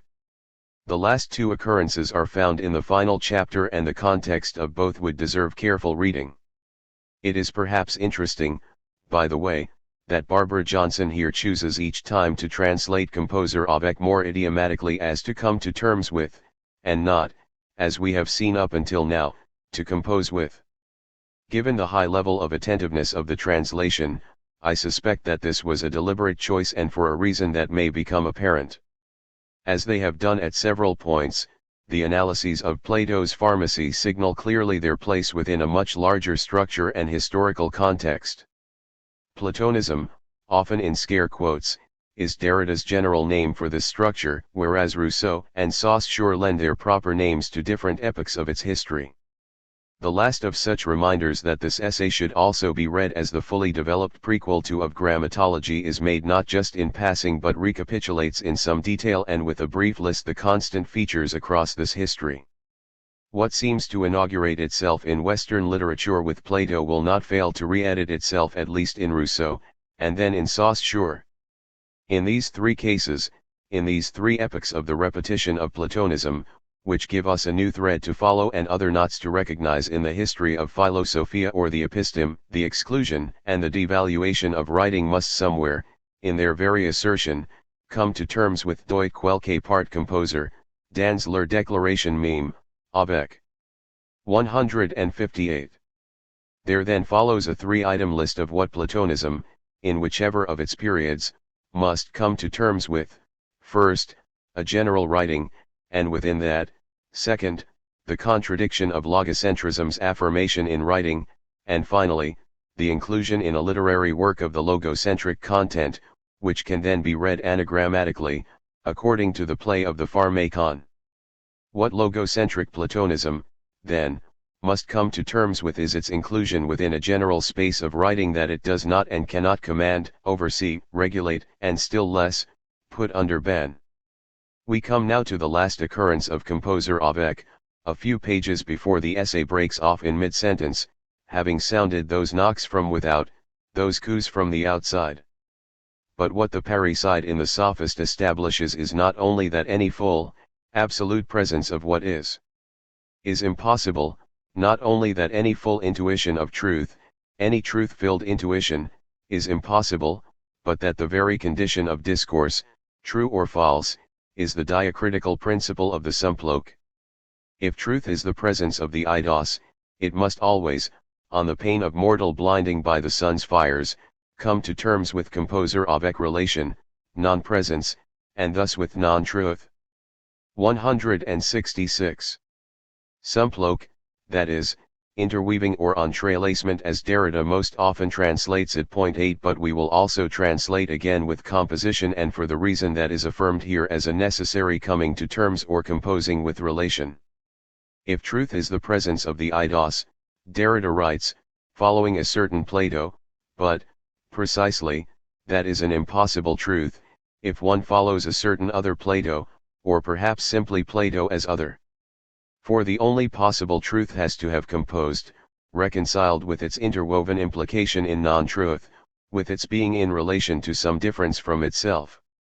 Or with what Derrida has designated just a few pages earlier as the play of the other within being, le jeu de l'autre dans l'être. 9 Perhaps, then, we can see why the better understanding is conveyed here by the figure of coming to terms, for it evokes the terms of a negotiation, for example, to end hostilities. Would that we could translate this composition as truth making peace with the play of the other. 10. From this last given location in the essay, it would be fairly easy to jump forward in Derrida's overture to his writings on testimony. A well-marked bridge is provided by the assertions just cited to the effect that the full intuition of truth is impossible and the very condition of discourse, true or false, is the diacritical principle of the Symploke. But while this bridge would certainly hold up, it would also be a purely thematic one that, once put in place, gives relatively easy access to whoever comes upon it and thinks to cross to the other side. What would be passed over, however, is how the bridge got there in the first place, before any road signs were in place. For as Derrida writes at a certain point in Plato's Pharmacy, ce déplacement. Il faut le faire. Without reconstructing its context, I will remark simply that, as used here, this idiom, il faut le faire, is put in play in several senses and intonations at once. For example, this displacement must be done, you've got to do it, or it's inevitable, but most often il faut le faire also poses a challenge to whoever thinks to attempt it. In fact, indeed, because it's difficult, not a walk on the beach. 11 Or after the fact, it might be said to correct the idea that just anyone could have done it, as if to say, that's what you think. Just try it. Il faut le faire. On top of all that, as when he often remotivates or reanimates a so-called dead metaphor, another of his techniques of composition, Derrida invites the reader to hear this expression anew, without all the wear and tear on the very active verb faire. The displacement must be made, done, performed, effected, undertaken, caused to happen, brought about, and so forth. In other words, it is not just a matter of thinking it, conceiving of it, imagining it, naming it, or talking about it. The displacement has to be brought about in an act of doing or making. One is thus reminded that displacement, displacer indicate as well, and even first of all, the most basic sense of movement, whether in space, time, or elsewhere. To move or shift something from one place to another or to change an appointment is to le displacer. To be en displacement is to be on a trip, away from home. An se displacer is to put oneself in motion to change places or locations, which one can do in some mode of transport, that is, a moyen de displacement. But as well, for example, a remark that is out of place or inappropriate is said to be déplacé, whereas to déplacer someone can mean to take his place or his job. These reminders are by way of taking Derrida literally when he writes ce displacement. Il faut le faire. Literally, because he then adds, il s'écrit. Il faut don d'abord le lire. It writes itself. One must therefore begin by reading it. 104. Displacement, then, would be the very movement or gesture of writing, the transfer effected through the space of composing differences, of the play of the other in being. Displacement, movement, but also out of placeness, dislocation, without proper place or home, deplacing, the undoing of place. This is what writes itself, what one must begin by reading, which is to say, by recognizing that one is moving through the space of composing differences. Il faut le faire. When reading, then, one is en displacement, but the question would be, when is one not reading, not composing with differences, and therefore also not en composition, which is also to say, in the composition, 12 in composition in displacement, forever unable to reach a place of exterior mastery in relation to it, that is, to say, without relation to it, thus always some place that is also displaced. Again, Plato's pharmacy. No absolute privilege allows us absolutely to master the textual system of the pharmakon. This limitation can and should be displaced to a certain extent, that is, il faut le faire. The possibilities and powers of displacement are extremely diverse in nature, and, rather than enumerating here all their titles, let us attempt to produce some of their effects as we go along, as we continue our march. 96. As we go along, as we continue our march renders, en marchant, a hyphenated invention that is also italicized in the original. Derrida has many times pointed out that, at least according to some etymologists, march/marcher, to walk, step, march, go along, but also to work or function, would be related to both marge, margin, border, frontier, and mark/marker, mark. Perhaps, then, if the question is how one got from the displacements of Plato's pharmacy to, for example, the deconstruction of the concept of testimony, the answer would simply, or not so simply, be, en marchant, step by step, marking the margins all along the way. And if that sounds too easy, then just remember, il faut le faire. Point 13. ******. If I am not mistaken, the witness and testimony are never named as such in Plato's pharmacy, at least not in the French original. Point 14. And yet, the essay is suffused with the juridical vocabulary and especially with the lexicon of the courtroom. In a very pertinent and explicitly thematized manner, the mythic scene between Thamus and Theoth is read and analyzed as a courtroom scene, whereas the whole Platonic discourse is described as a trial and condemnation of writing, un procès de l'écriture. Thamus, the king of all Egypt, sits in judgment on writing, whose inventor sits in the witness box. The king pronounces sentence. 76. When the king falls silent, Socrates takes over the prosecution. His discourse is called a requisitoire, that is, an indictment, an arraignment, a formal set of charges. 75, 106 translated as diatribe. Writing is on trial. 67, it is the accused. 75, 77, 148, and its case is grave. Sirius, 103, it is cited to appear, 135, hands tied, before the tribunal of Logos, there to be interrogated, 136, and summoned to respond. I cite this latter fully dramatized courtroom scene. If writing and painting are convoked together, summoned to appear with their hands tied, before the tribunal of Logos, and to respond to it, this is quite simply because they both are being interrogated, as the presumed representatives of a spoken word, as agents capable of speech, as depositaries, or even fences resellers for the words the court is trying to force out of them. If they should turn out not to be up to testifying in this hearing, chuels nese mont rent pas à la hauteur de ce procès-verbal. A procès-verbal is a ticket for a minor infraction, example a parking ticket, but literally it says a verbal trial.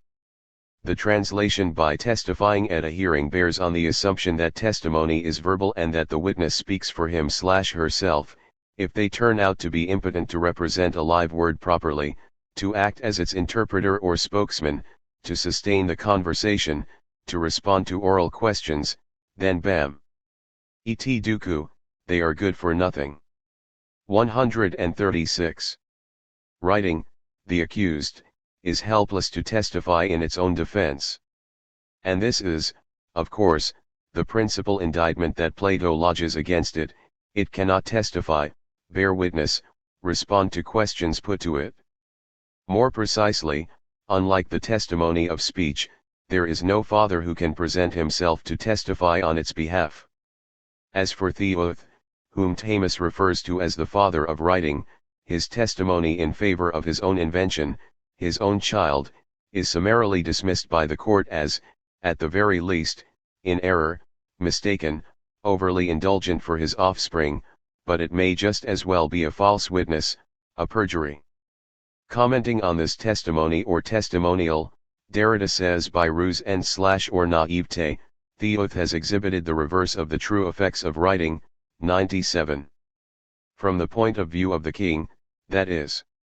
Given that the scene of trial and testimony is never brought center stage as such to be examined or interrogated, one could be tempted to read it as mere accessory.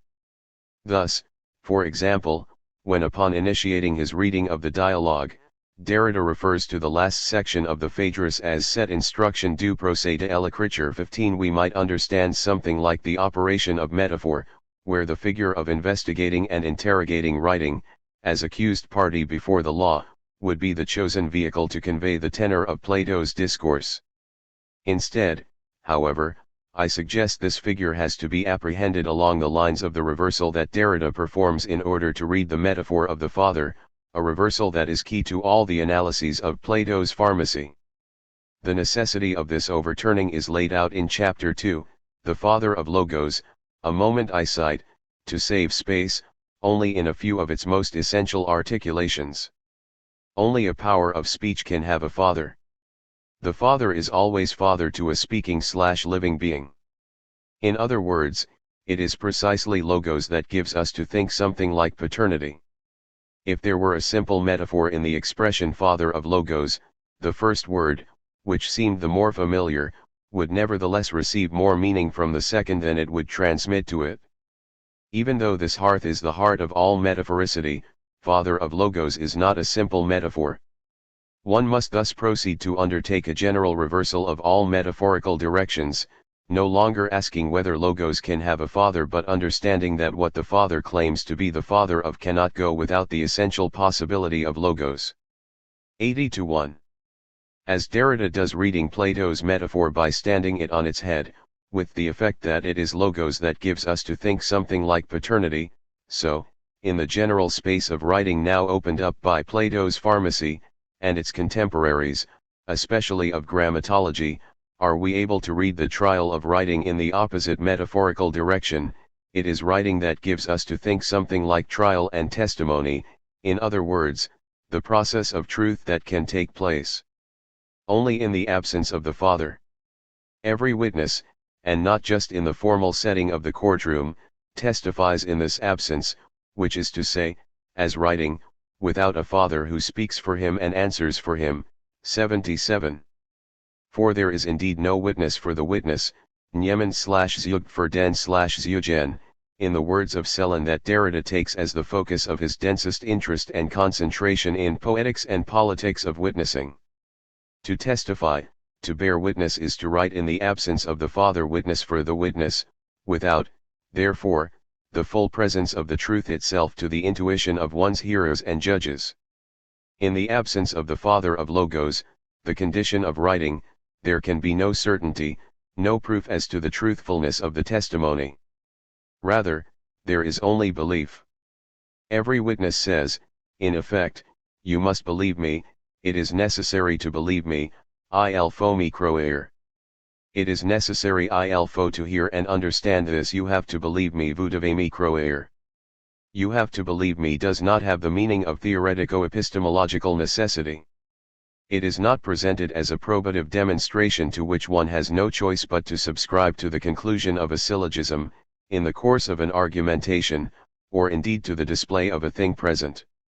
Here, you have to believe me means believe me because I tell you to, because I ask you to, or as well I promise you that I will tell the truth and be faithful to my promise, and I undertake to be faithful. In this it is necessary to believe me, the it is necessary, which is not theoretical but performative pragmatic, is as determining as the believe. At bottom, it is perhaps the only rigorous introduction to the thinking of what believe can mean to say. What is believing, what are we doing when we believe, which is to say all the time, and as soon as we enter into relation with the other, this is one of the questions that cannot be avoided when trying to think testimony. Witnessing, 76-7. To think testimony is to think an order of necessity that is not the necessity of a theoretical or epistemological proof. 16 Rather, it is that of the necessary condition under which and in which testimony is given and received.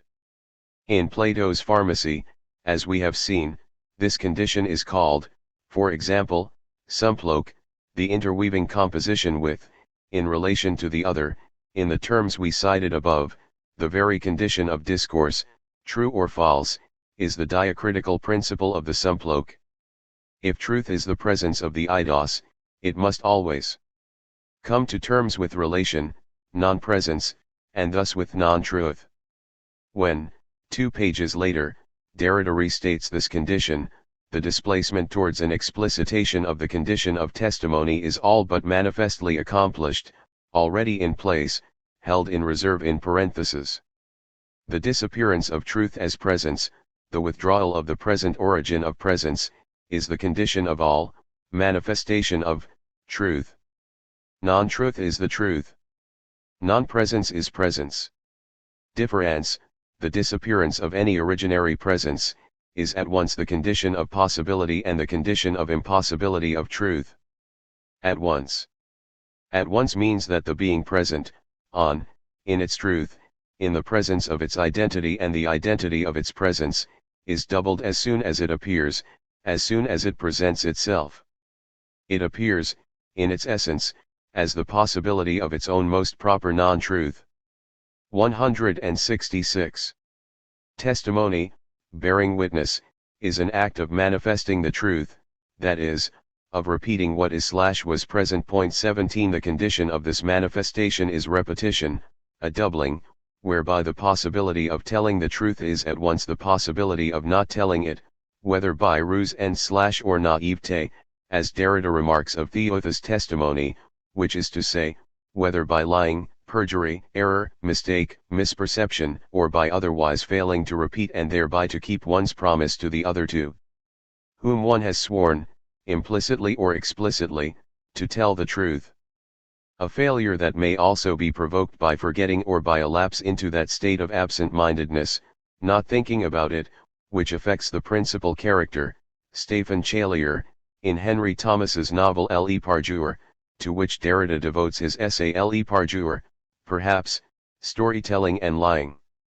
Truthful testimony, and one can only believe that there has ever been any such thing, is conditioned by the possibility that it is false. And this possibility is irreducible. If it were not, then testimony would provide the certainty of a proof, and would therefore not be what it is, testimony. To be truly what is called testimony, rather than proof, it must possibly be false, a fiction. With this term of fiction, however, Derrida does not understand only the contrary of the truthful or the order of falsehood. Fiction would be another name for what Plato calls the simulacrum, and to which he denies the ability to manifest anything but the outer appearance of truth, its repetition. In the modern extension or rather restriction of this determination, fiction has been made largely to coincide with literature in its modern sense, even though neither of these terms is fully covered by the other. Despite this, Derrida will insist that specifically literary fiction and the poetic constitute the exemplary side of testimony and therefore for the reflection on it. His three principal texts to date on testimony and bearing witness all take their bearings in literary, poetic compositions: Glory, the poem by Celan, Thomas's novel Le Parjure, and Maurice Blancot's recit, The Instant of My Death. Exemplary here does not mean only taken as an example of, illustrative. These fictional, poetic texts are as well each singular, exemplary acts of testimony, as every such act must be. For every testimony must be exemplary in these two senses, at once replaceable, repeatable, translatable, generalizable, universalizable, on the one hand, and irreplaceable, unrepeatable, untranslatable, singular, on the other. To quote de Mur, in saying, "I swear to tell the truth, where I have been the only one to see or hear and where I am the only one who can attest to it, this is true to the extent that anyone who in my place, at that instant, would have seen or heard or touched the same thing and could repeat exemplarily, universally, the truth of my testimony." 18. The singular must be universalizable, this is the testimonial condition. Simultaneously, at the same instant, in the I swear, you must believe me, I am claiming, I am demanding, I am postulating the possible and necessary universalization of the singularity, anyone who in my place, etc., would confirm my testimony, which is thus both infinitely secret and infinitely public. De Mur, 41, 19. Later on in this same essay, Derrida writes that Blancot's text reminds us that the testimonial act is poetic or it is not, from the moment it must invent its language and form itself in an incommensurable performative. De Mur, 83. The testimonial act, the testimonial condition, these designators, we begin to see, are not discriminating a particular classification of acts or kind of condition from others.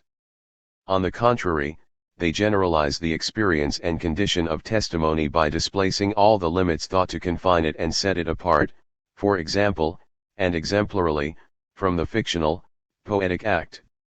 Fiction and Testimony, the second title of this essay on Blancot's recit 20, thereby invokes what is commonly thought to be a pair of mutually excluding terms, according to which belief a testimony cannot present itself as a fiction and a fiction cannot claim to testify.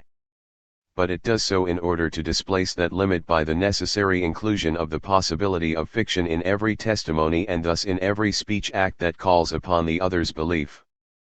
But, then, what is not testimony? This act of faith is implied everywhere one participates in what are called scenes of bearing witness.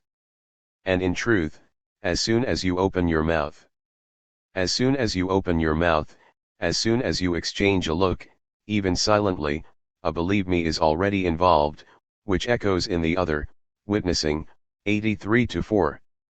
I will conclude by echoing, letting resonate, this echo in the other, in other words, this repetition of the repetition that is an act of testimony as soon as you open your mouth.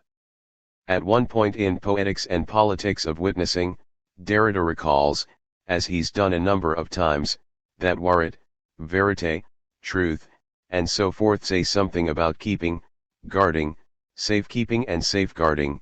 The keeping of the safekeeping is the movement of truth, veritas, verum, warin, which means to keep, warit, the truth, witnessing, 80.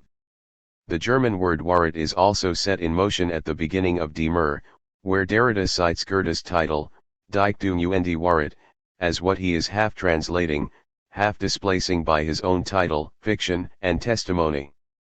But there is still another, seemingly more distant echo coming from near the end of Plato's Pharmacy, 2 pages before a line of periods marks the retreat with Plato, at the end of the day and out of sight of the sun, into the back room of the pharmacy.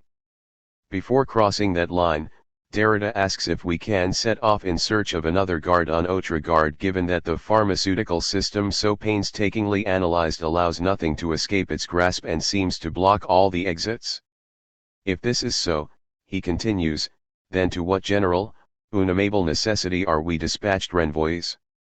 In other words, what does Platonism signify as repetition? 167-8. These questions are anything but those of a desperate resignation. On the contrary, they are an extension of the lines we already read at the other threshold of this text, which issue into the space of writings play with and as repetition. Since we have already said everything, the reader must bear with us if we continue on a while. If we extend ourselves by force of play. If we then write a bit, on Plato, who already said in the Phaedrus that writing can only repeat itself, that it always signifies the same and that it is a game. 65. Near the essay's close, then, we are dispatched, renvoys, that is, sent or referred back to the general, unamable necessity, that is the play of repetition within the same point 21, the same, which is to say, the other. When it is asked, therefore, if we can set off in search of another guard, another keeping, safekeeping, or safeguarding of truth, we are in effect already being sent on our way with a referral to the play of the other in the same. For let us play a little and read en autre garde not as a noun phrase, but as the cell of a sentence, subject and intransitive verb, and thus of the affirmation, and other guards. Such a reading responds to the necessity of this renvoi to the other's keeping, an unamable necessity because truth cannot be given in name in response to the question what is. Once writing suspends the question what is, which is always, tautologically, the question what is the Father. 146.22 Rather than another name, this guard is a guarding, and ilfole fair, that is, its truth must be made, done, composed, displaced, and we would now add believed, or not, if indeed the general necessity to which we are renvoys is also and everywhere that condition called testimonial. Like everything else, Plato would have already said as much, in his second letter, the letter confided to the address of Dionysius and the one Derrida cites just before letting resound the blows from without. It is a very great safeguard to learn by heart instead of writing. Farewell and believe. Read this letter now at once many times and burn it. 170. 8. Jacques Derrida and the future of the novel. Nicholas Royle. The flaw, the error of first sight is to see, and not to notice the invisible point. 1. At what is perhaps the most action movie moment in the film called Derrida, Dir Kirby Dick and Amy Ziering Kaufman, 2002, the central character, if you want to call him that, is walking through the streets of Paris alone, smoking a pipe, and over this tracking shot we hear the narrator Amy Ziering Kaufman dispassionately listing a string of ostensibly biographical facts. That dispassionately, I would note, is Kaufman's word. In the book of the film, it perhaps doesn't entirely do justice to the parody and coldness of the scene. In the midst of this list we are told, he writes his first novel at age 15 about the theft of a diary and blackmail for its return to. A bit later in the film we see him, after giving a lecture at Northwestern University, approached by a young woman, evidently a student, who exclaims, "I read one of your novels over the summer. I just wanted to hear you speak so I could understand it better." 63. Jacques Derrida wrote novels? There is something laughable and ridiculous about such an idea. Even to describe him as a writer can seem like treading on thin ice, as he emphasized in an interview in 1985. The notion of writer is a logocentric product. 3 While his own preferred term of self-description was philosopher, deconstructive philosopher, or, better perhaps, because double and more than double, philosopher deconstructor, Derrida was circumspect, as well as, on occasion, exhilaratingly dismissive, of any and all lockdown categorizations, especially insofar as these involve, in his words, all these problems of identity, as we so foolishly say nowadays. Point 4. While it might appear that no one in their right mind would call him a novelist, however, there is no doubting the importance of literature, narrative, and fiction for an understanding of Derrida's work. As he remarks, in his thesis defense in 1980, my most constant interest, coming even before my philosophical interest I should say, if this is possible, has been directed towards literature, towards that writing which is called literary. Point 5. Or again, from one of his richest and most expansive interviews on this topic, this strange institution called literature, in 1989, we might recall his provocative contention that literature is the most interesting thing in the world, maybe more interesting than the world. Point 6. All of this is consonant with the kind of thing he says about literature in earlier contexts, for instance when, in the 1967 interview Implications, in Positions, he contends that the irreducibility of writing and, let us say, the subversion of logocentrism are announced better than elsewhere, today, in a certain sector and certain determined form of literary practice. Point 7. Elsewhere in Positions,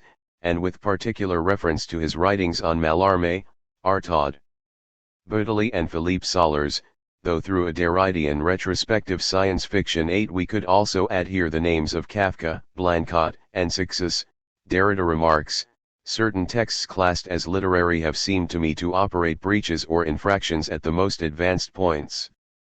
They seem to me to mark and to organize a structure of resistance to the philosophical conceptuality that allegedly dominated or comprehended them, in particular the values of meaning or of content, of form or signifier, of metaphor/metonymy, of truth, of representation, etc. Point 9. Derrida wrote a great deal about literature, playing the descriptive category game.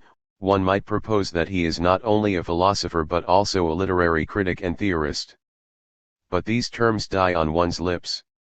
And at the same time, for all he wrote apropos literature, narrative, poetry, and fiction, one couldn't really say that there is any extensive concentration on the novel as such, on the art or history of the novel, let alone on its future. Even when he is writing in 1969, in Dissemination, about Sollers, author of numbers but also of the notable essay The Novel and the Experience of Limits, explicitly indebted to of grammatology and originally given as a Telkal talk in 1965, Derrida's focus is not on the novel as such, but rather on writing and its irreducibility. So what follows is doubtless a bit queer.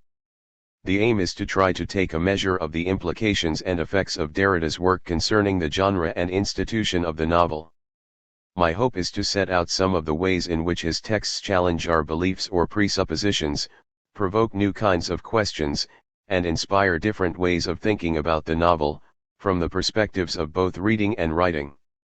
In the process it might become evident, in a phantasmagoric and displaced fashion, how soundings, images or aspects of the novel can be traced across his writings.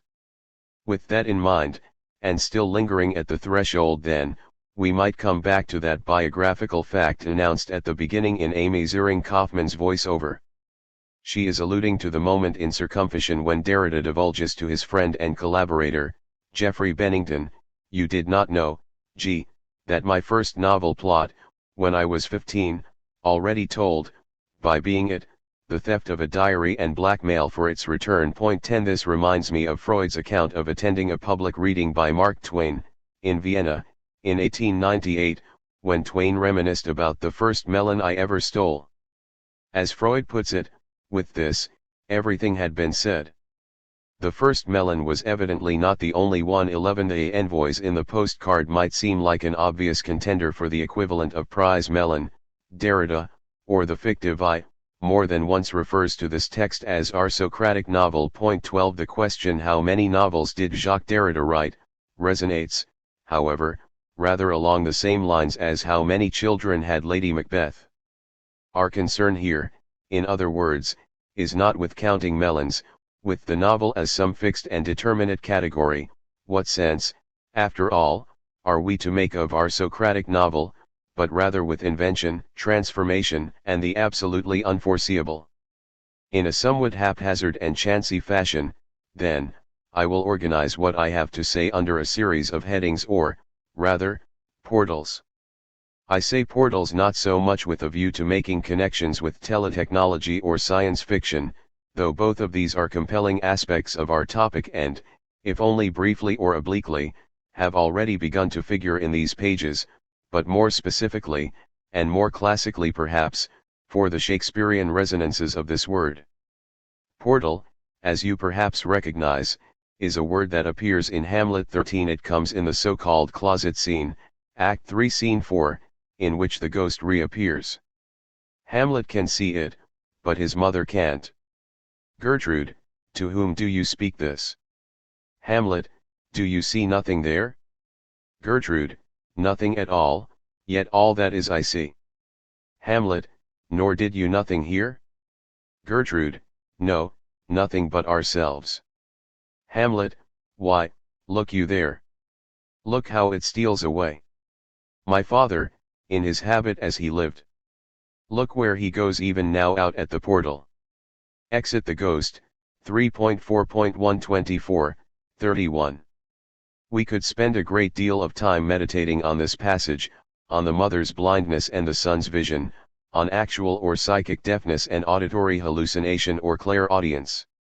Intriguingly, neither in Spectres of Marx nor, so far as I am aware, anywhere else in his published writings does Derrida make reference to this third appearance of the ghost in Hamlet. He talks in depth about the second appearance. He focuses on Marcellus's question, what, has this thing appeared again tonight? January 1, 21, and he stresses how at the beginning of the play, the ghost comes back, so to speak, for the first time, SM4. Derrida also notes that the spirit of the father is going to come back and will soon say to him, I am thy father's spirit. 1.5.9, SM4, and see also 93 and 106, but he doesn't talk about the time after that, the time in some ways most distractedly out of joint in which the ghost comes back and appears only to one witness, the son, and not the other, the mother. One consequence of this apparent elision in Derrida's reading of Shakespeare's play in Spectres of Marx is that the ghost figures principally as an outdoor effect, associated, in Derrida's words, with clouds on a cold night, landscape or setting of Hamlet upon the apparition of the ghost, 164. The reappearance of the ghost in Act 3 Scene 4 is enigmatic not only because it is not visible to everyone present, but also because it is an indoor ghost, a closet ghost or, more precisely perhaps, a portal ghost, a ghost between inside and outside, a ghost of the portal, at the portal. This is not to suggest that Derrida gets something wrong here. The so-called closet scene dramatically illustrates the thesis, implicit everywhere in Spectres of Marx, that everyone reads, acts, writes with his or her ghosts, even when one goes after the ghosts of the other, 139. More subtly perhaps, one might suppose that explicit attention to the ghosts coming inside, coming in from the cold, as it were, in the closet scene, would tend to efface the drama of Derrida's own essay in the night, SM 18, as he calls it.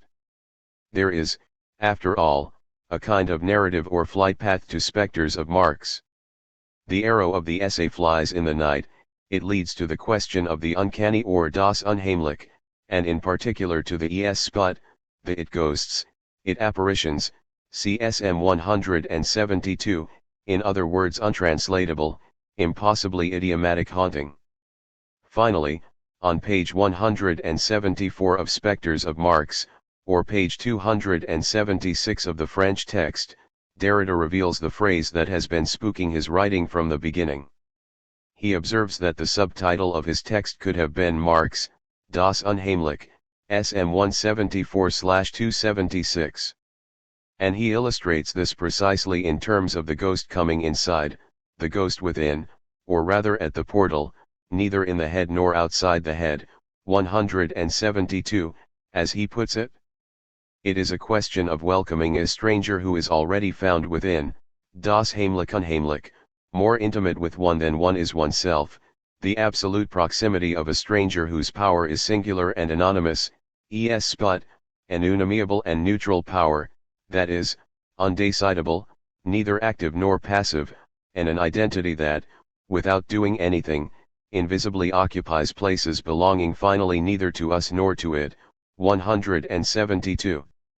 This might, I now realize, easily turn out to be an essay on the portal, and indeed this will have been true. One remains in or at the portal, one keeps finding oneself back there, going out there. For now, permit me simply to note that, besides its more recent senses in the realms of the virtual and teletechnology, the word portal refers primarily to a door, gate, doorway, or gateway, of stately or elaborate construction, the entrance to a large or magnificent building, especially when emphasized in architectural treatment, any door or gate, chiefly poet. OED, sense 1a. A second meaning of portal, recorded in the OED as obsolete, though not obsolete in Shakespeare's day, is a space within the doorway of a room, partitioned off by an inner door, the inner door to such a space, sometimes forming a movable piece of furniture, sense 1b. Already you can perhaps see, or not see, in other words, see yourself as blind to, how the portal is partitioned, a strange word that might signify both a door and a space within, a hidden or inner door. Look where he goes even now out at the portal. There is something irreducibly ghostly about a portal. The figurative and virtual mark it from the beginning. And it will soon be apparent that each of the portals evoked in what follows is also about the portal as such. Just as, for Derrida, the interest in literature is above all an interest in that form of literature which bears a question about literature, so these portals have a strangely reflexive and abyssal character. 14 As he remarks in his reflections in dissemination on Philippe Sollers's Numbers, everything begins, then, with citation, in the creases, the accidental creases or fake folds, faux plis of a certain veil, a certain mirror-like screen. 15. 7 Portals to, for, or into the future of the novel, then, thanks to Jacques Derrida. Portal 1. There is no future for the novel. Obviously. The future, if there is any, is absolutely unforeseeable, unprogrammable. What Derrida says about writing in general would clearly pertain to the novel in particular. Writing is anguishing, as he says in Force and Signification, because it does not know where it is going, no knowledge can keep it from the essential precipitation toward the meaning that it constitutes and that is, primarily, its future. 16 Writing entails vertigo, a dizzying disorientation. You don't know what you might end up with, by the end of the sentence, or who. There would be no assured sense of the novel's addressee, any more than of its addresser, author, or sender. The novel would be structured, if one can say this, by its passing out, going out even now at the portal. A movement of exiting and exile, an immense idea of departure in Elizabeth Bowen's words, expresses getting steam up and crashing from too many, liners clearing the docks, the shadows of planes rising, caravans winding out into the first dip of the desert. 17 You have to be blind, writing blind, as Helensixus calls it. Writing is first of all a departure, an embarkation, an expedition. 18 There is the dizziness of the future as what, in Derrida's celebrated phrase, can only be anticipated in the form of an absolute danger, but at the same time there is a portal, a door, or doorway. 19 What's a door doing here, you might ask. And in asking you would be at the portal, finding yourself spoken or speaking in a passage at the end of Samuel Beckett's The Una Mabel. Perhaps it's the door, perhaps I'm at the door, that would surprise me, perhaps it's I, perhaps somewhere or other it was I can depart, all this time I've journeyed without knowing it, it's I now at the door. What door, what's a door doing here, it's the last words, the true last. 20 Although Derrida was notoriously reserved about the relation between his work and Beckett's, it is tempting to see the door of the Una Mabel connecting, a little deliriously perhaps, with his archive fever, his extraordinary meditation on Freud, Yerushalmi, and Jensen's novel Gradova, especially in the way that archive fever hinges, as it were, on the figure of doors. These doors constitute a topologic that Derrida calls properly disorienting. 21 What gives vertigo, in Derrida's words, also give es the only condition on which the future to come remains what it is, that is to say the future as what is not knowable as such, but rather a coming or an event which one allows or incites to come, without seeing anything come, in an experience which is heterogeneous to all taking note. To any horizon of waiting as such. Point 22. The door or portal in this context would have to do with the messianic, a thinking or experience of affirmation that would ally the novel with what Derrida elsewhere calls the opening of the future itself, a future which does not allow itself to be modalized or modified into the form of the present, which allows itself neither to be foreseen nor programmed, and which is thus also the opening to freedom, responsibility, decision, ethics, and politics, so many terms that would therefore have to be withdrawn from the deconstructible logic of presence, conscience, or intention. Point 23. If Derrida's chiasmatic no democracy without literature, no literature without democracy is understood primarily as a proposition about the novel as the genre, space, or discourse in which it is, in principle, possible to say everything, the democracy to come is also about the novel to come. Point 24. Portal 2. The novel has to meddle, resist, elude. The programming that seeks to limit or neutralize the nature and potential of the novel is hardly a recent phenomenon. It can be argued that this has always been the situation of the novel. But nothing here stays still. Let us recall, for example, what Sollers says in the novel And the Experience of Limits, in 1965, about the extensive and insidious dimensions of the program. Our society needs the myth of the novel. It is not simply an economic matter, a ceremonial that allows for a cheap recognition of literature while keeping it under tight control, in other words while carefully filtering its deviations. We need only refer to the tawdriness of everything associated with the notion of the literary prize, but also, more subtly, a means of instituting a permanent conditioning that goes much farther than the book market alone. The novel is the way the society speaks, to itself se parle, the way the individual must live in order to be accepted there. Point 25. Sollers' remarks concerning the primacy of the novel as society's mouthpiece may now seem poignantly dated. TV, film, DVD, gaming, blogging, and so on have, in recent years, more clearly come to play this role, if indeed society can be said to speak to itself or hear itself speak at all.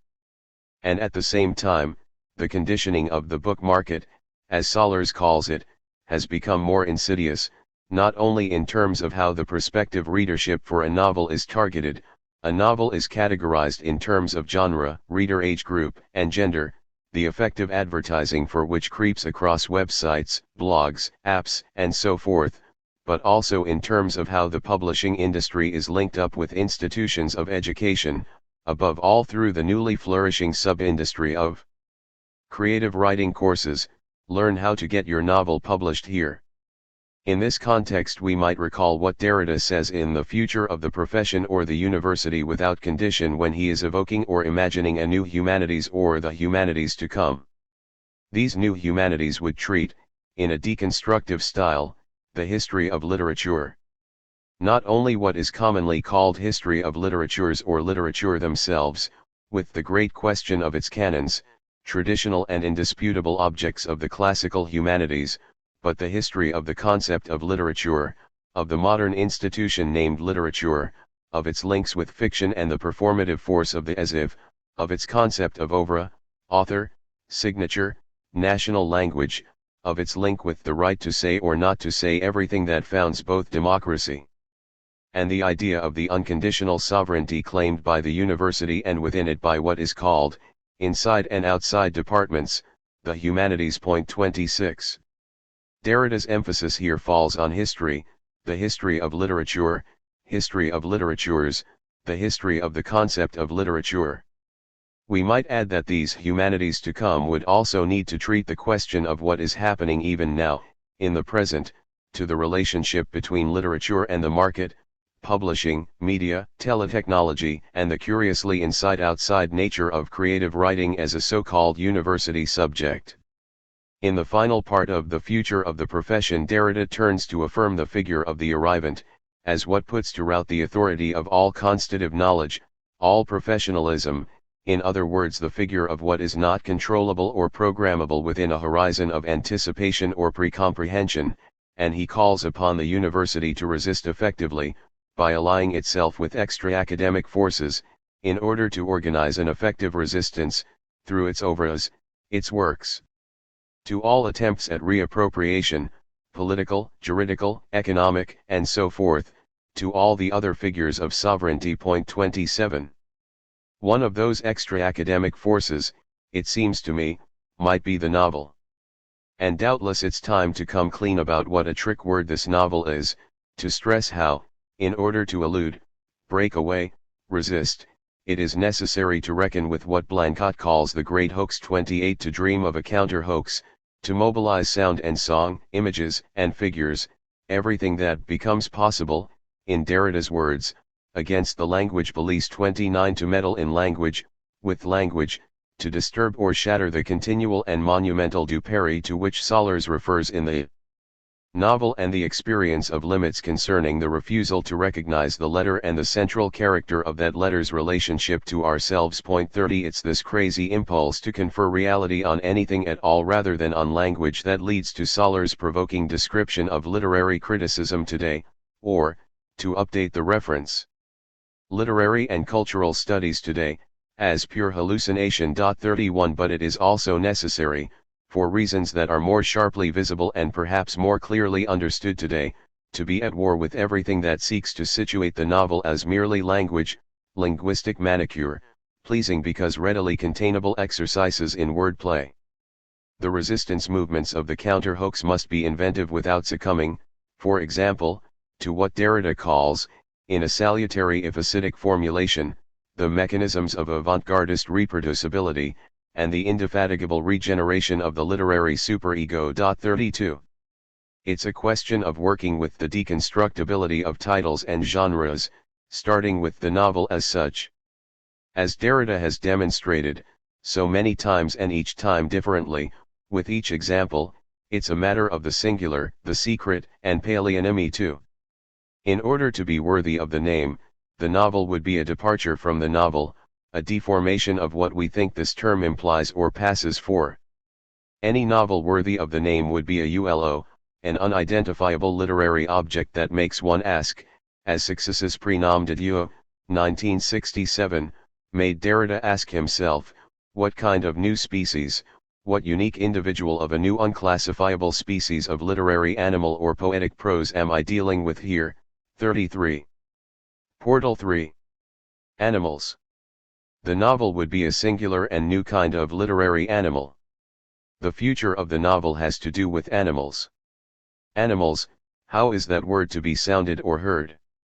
I imagine it at first like something out of Harold Pinter's The Birthday Party, 1958, in the passage in which Stanley is seated motionless and speechless in a chair while the menacing Goldberg and McCann stand over him, intoning, "Goldberg, we'll watch over you. McCann, advise you. Goldberg, give you proper care and treatment. McCann, the earplugs. Goldberg, the baby powder. McCann, the back scratcher. Goldberg, the spare tire. McCann, the stomach pump. Goldberg, the oxygen tent. McCann, the prayer wheel. Goldberg, we'll make a man of you. McCann, and a woman. Goldberg, you'll be adjusted. McCann, you'll be our pride and joy. Goldberg, animals. McCann, animals. 34. As Derrida makes clear in the early pages of the text published as The Animal That Therefore I Am, there are animals everywhere in his work. 35. And rather like Goldberg and McCann's uneasy, even uncanny joint declaration, "We'll make a man of you / and a woman," Derrida notes that almost all the animals that are welcomed in his writing are on the threshold of sexual difference, or rather sexual differences plural. If animals signal another sort of portal, it would also entail this opening, as Derrida calls it, on the threshold of sexual differences. 36.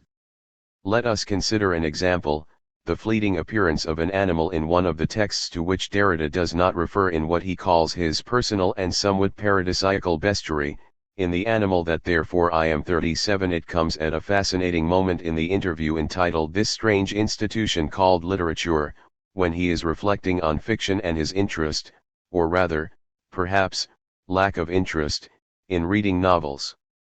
I was interested by the possibility of fiction, by fictionality, but I must confess that deep down I have probably never drawn great enjoyment from fiction, from reading novels, for example, beyond the pleasure taken in analyzing the play of writing, or else certain naive movements of identification.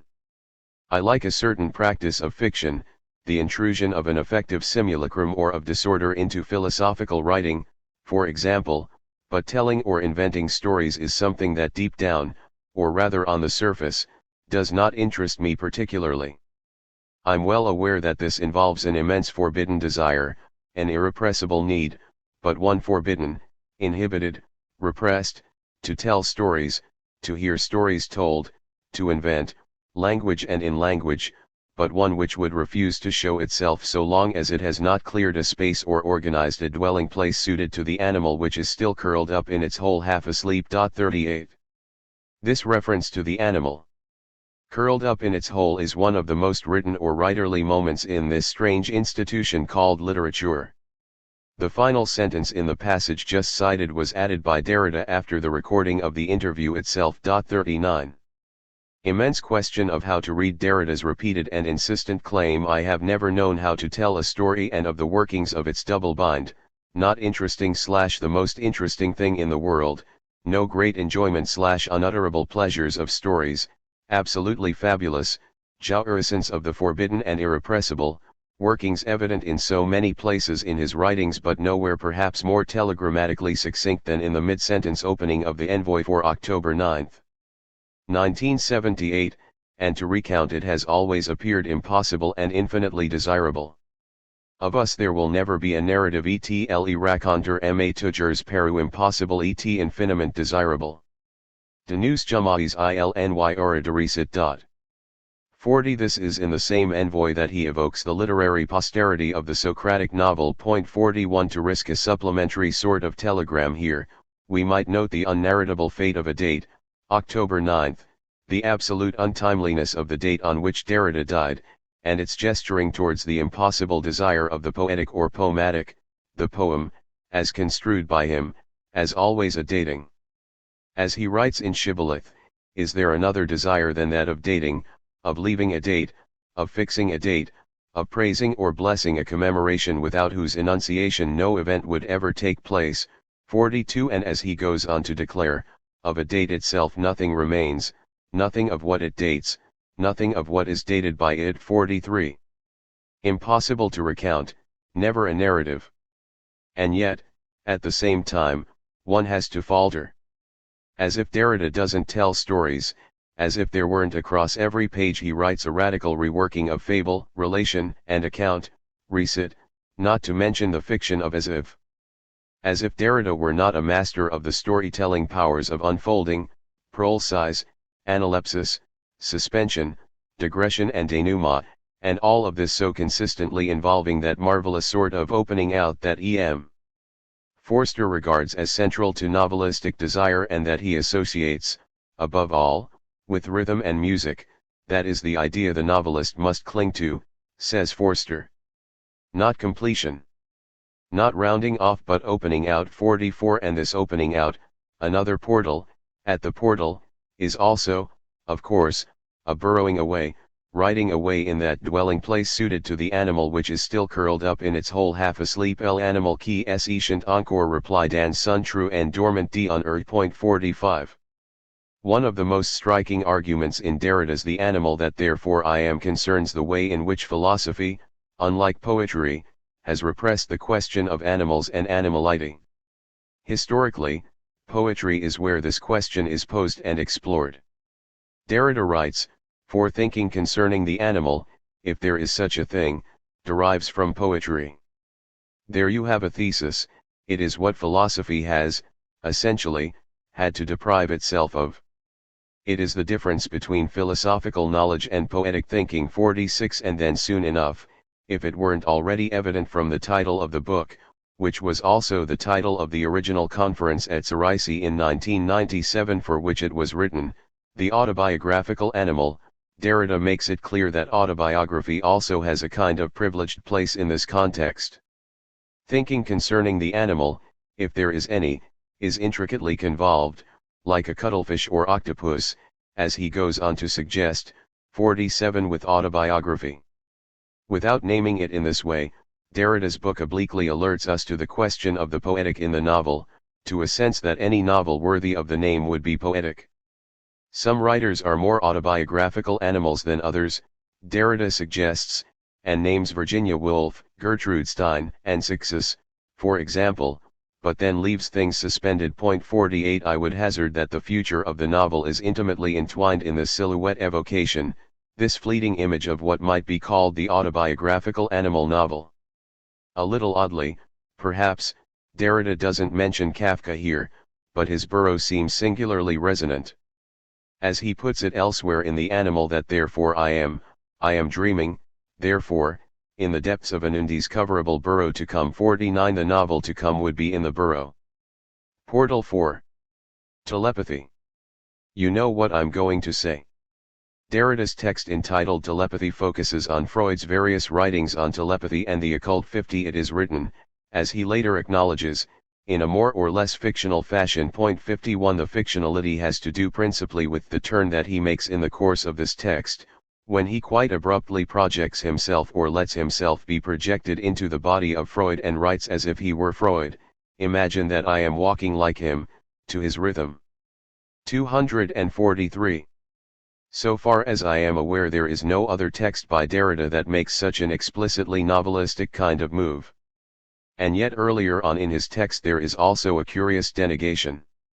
He explores the idea of a text, a letter, specifically, which has no identifiable addressee, a letter that after the event seems to have been launched toward some unknown addressee at the moment of its writing, an addressee unknown to himself or herself, if one can say that, and who is determined. On receipt of the letter, 228. And then he appears to want to bracket off the question of literary representation. This is not a novel, he says, or a short story, or a play, or an epic. All literary representation is excluded from this. 229. Derrida's text seems to be saying something more or other than he wants to say.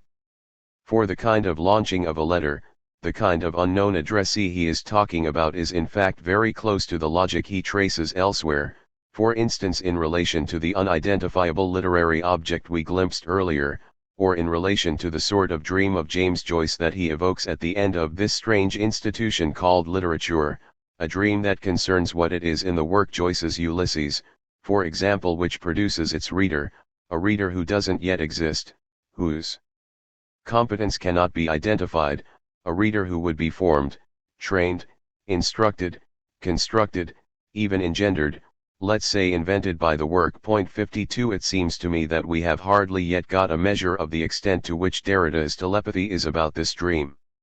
It is a dream about philosophy, as Success says, Derrida is the dreamer-philosopher, the only one. 53, but also about psychoanalysis and about literature. Concerning this latter couple, telepathy helps illuminate Derrida's contention, as formulated in the well-known long footnote in Positions, that certain literary texts have an analytic and deconstructive capacity greater than certain psychoanalytic discourses which apply their theoretical apparatus to these texts. 54. There is a beautiful moment in one of his last essays devoted to the subject or task of translation, entitled What is a Relevant Translation?, in which Derrida suggests that what he is concerned with is in fact not so much translation as one of those other things in tr, a transaction, transformation, travail, travel, and a treasure trove, travail. 55 Travail is at once a find, like treasure, a brainwave or stroke of inspiration, and a coinage of a word. When I was working on the translation of telepathy, in my case more treachery, travesty, and even tragedy, I fear, than translation, I had a moment of discovery like this, an experience of waking what was sleeping in the language 56, to borrow another memorable phrase from his essay on relevance in translation. This concerned the realization that what Derrida was articulating in the text called telepathy, despite or thanks to his own assertion to the contrary, all literary representation is excluded, opened up new ways of thinking about characterization in the novel, and other kinds of narrative fiction, viz. that where there is third-person narration there is telepathy, indeed that there is no so-called realism, psychological or otherwise, without a logic of telepathy. If, as Derrida suggests, consciousness is the newest and most compelling problem of our time 57 the logic and effects of telepathy, literally, distant, and pathos, mind, feeling or suffering, in literary fiction have, it seems to me, still to be properly described and analyzed. I have tried elsewhere to begin such an elaboration, in part through a series of related neologisms, telepathy and telesthesia, cryptesthesia, hydropoetics, ouijamiflip, onymology, the iterophonic, retrolexia, the telelexical, veering, and so on. Point 58. In order to get a measure of the scale and stakes of the challenge of Derrida's work in this context, let us briefly consider just two of the great delusions of modern literary criticism, both dating back, at least in their nominal designation, to the late 19th or early 20th century, though both still regularly used in everyday critical discourse: omniscient narration, or the omniscient narrator, and stream of consciousness. If we think about a theory of the novel in terms of the telepathic rather than the omniscient, everything changes. Omniscience is a fiction, I remember once saying to Derrida over the telephone. Of course, he said straight off, and we changed the subject. And stream of consciousness, what a laughable phrase, at least until one is charged with thinking through notions of telepathy and magical thinking, and the place of the unconscious, alterity, and the trace, hypnopoetics and dream which necessarily condition and haunt it. As Derrida's later work on Success's fictional writings, especially his H.C. for Life, that is to say, makes clear, telepathy, in its reinscribed form, inextricably bound up with a deconstructive reading of what Freud called the magic of art, as well as with other forms of teleculture and teletechnology, including the telephone 59, becomes indispensable to a critical understanding and appreciation of the novel, and first of all with regard to the presentation, inscription, and mobilization of characters and narrators, near and distant, sharing thinking and feeling, doing and suffering. Portal 5. Speed. The novel has to be fast, it has to go, in Derrida's words, faster than time, to outspeed time, to go faster than speed itself, to outspeed speed, thus to overtake space and time. Point 60 again, the sort of vertiginous speed at issue here is something that Derrida observes in the novels of Success, and indeed observes is also observed in an early reading of Success by Gilles Deleuze. Point 61 as Deleuze suggests, in a brief but glittering review of Neuter, in 1972, Success practices stroboscopic writing. Her writing demands to be read quickly, although you may have to reread it, faster and faster. Point 62 or as Derrida remarks, in a wonderfully inventive portmanteau in H.C. for Life, it is all about the phantasmagoric flux from which she draws the energy as well as the figures of her writing. Point 63 the speed of the novel, from this angle, would entail the strobic flux of phantasm and dream. A responsiveness to the sense that in the beginning there will have been speed, Derrida's disarming future anterior at the beginning of No Apocalypse, Not Now. 64, a kind of hallucinatory thinking or think-wishing that does not belong to an I or author but rather concerns the omnipotence other, the strange might of writing or the letter. Point 65 speed, in order to resist, to pass, or outstrip, to escape everything, the program, TV and internet, computer games, the creative writing industry, etc., that threatens to appropriate, neutralize or finish off the novel. Speed, undecidable verb / noun, imperative / desire, rapidity / fortune / drug and another so-called obsolete sense, until here and now in this very moment of writing, might, oed, speed, sense 2 might speed be might, tracing might, strobic or stuttering speed, what the novel would perhaps share with one of the most striking aspects of deconstruction, that let's accelerate things a bit, that absolute precipitousness, the incommensurable, infinite acceleration that Derrida also finds. For example, in the writings of Paul de Man 66, the novel has to generate new kinds of velocity and acceleration, but also new slownesses. It has to invent new ways, new forms and rhythms for what Success has called the slowness inside the speed. 67 At the heart of the novel is an art of veering. 68. Portal 6. A novel worthy of the name has to be as fresh as reality. It would be indissociably bound up, in other words, with what Derrida calls hyperrealism, or what might also be called reality literature. 69. Let us consider an example. Indeed, we have already begun to do so. As fresh as reality, this is a quotation, a strange and haunting formulation from Emily Bronte's Wuthering Heights, first published in 1847. Some months before the death of Hindley Earnshaw, whom she hasn't seen for a good while, to tell you or remind you in advance, there is a premonitory or foretelling dimension to what is about to be described. The housekeeper Nellie Dean is recalling how she was walking one bright, frosty afternoon past an old highway stone, a weather-worn block marking the place where the road goes off in three directions, to the village of Gimerton, to Thrushcross Grange and to Wuthering Heights. I cannot say why, but all at once, a gush of child's sensations flowed into my heart. Hindley and I held it a favorite spot 20 years before.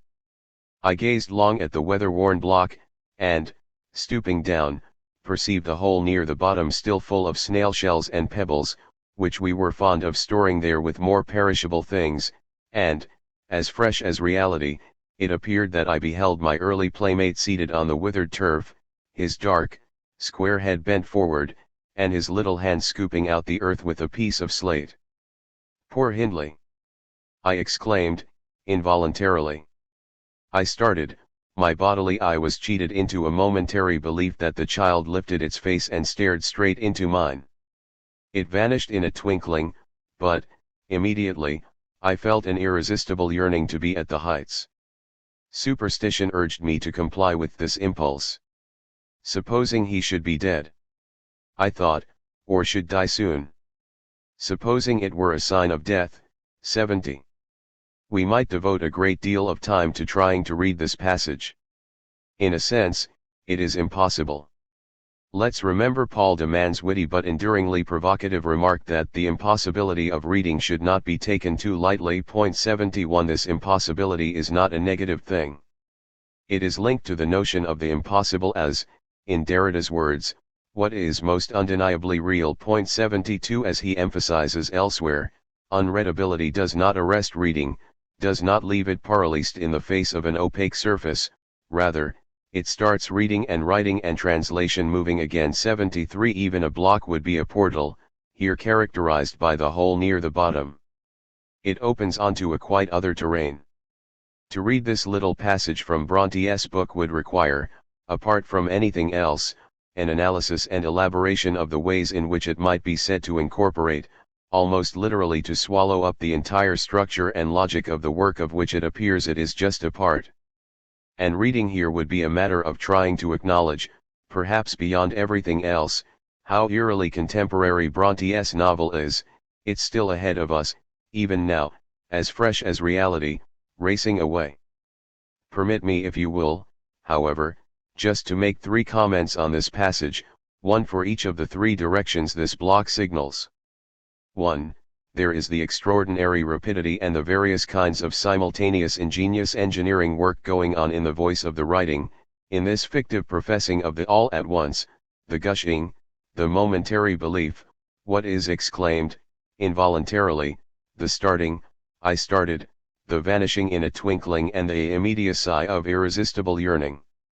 All of this is to be read and heard in the voice of a woman, Nellie, transcribed and dubbed by the voice of another narrator, Lockwood, all as if transcribed in turn by the author, invisibly in the author's voice. A matter of speed, as I was saying a moment ago, speeding in the voice or multiple voices. Of all the contemporary novelists whose work I know, only Hélène succeeds in a way that might compare with Brontë. 2. Bronte's book has a sort of uncanny urgency for thinking about what might be called the battlefield or war zone of childhood as the place where the future of the novel is perhaps newly to be elucidated. How are we made to forget our childhoods?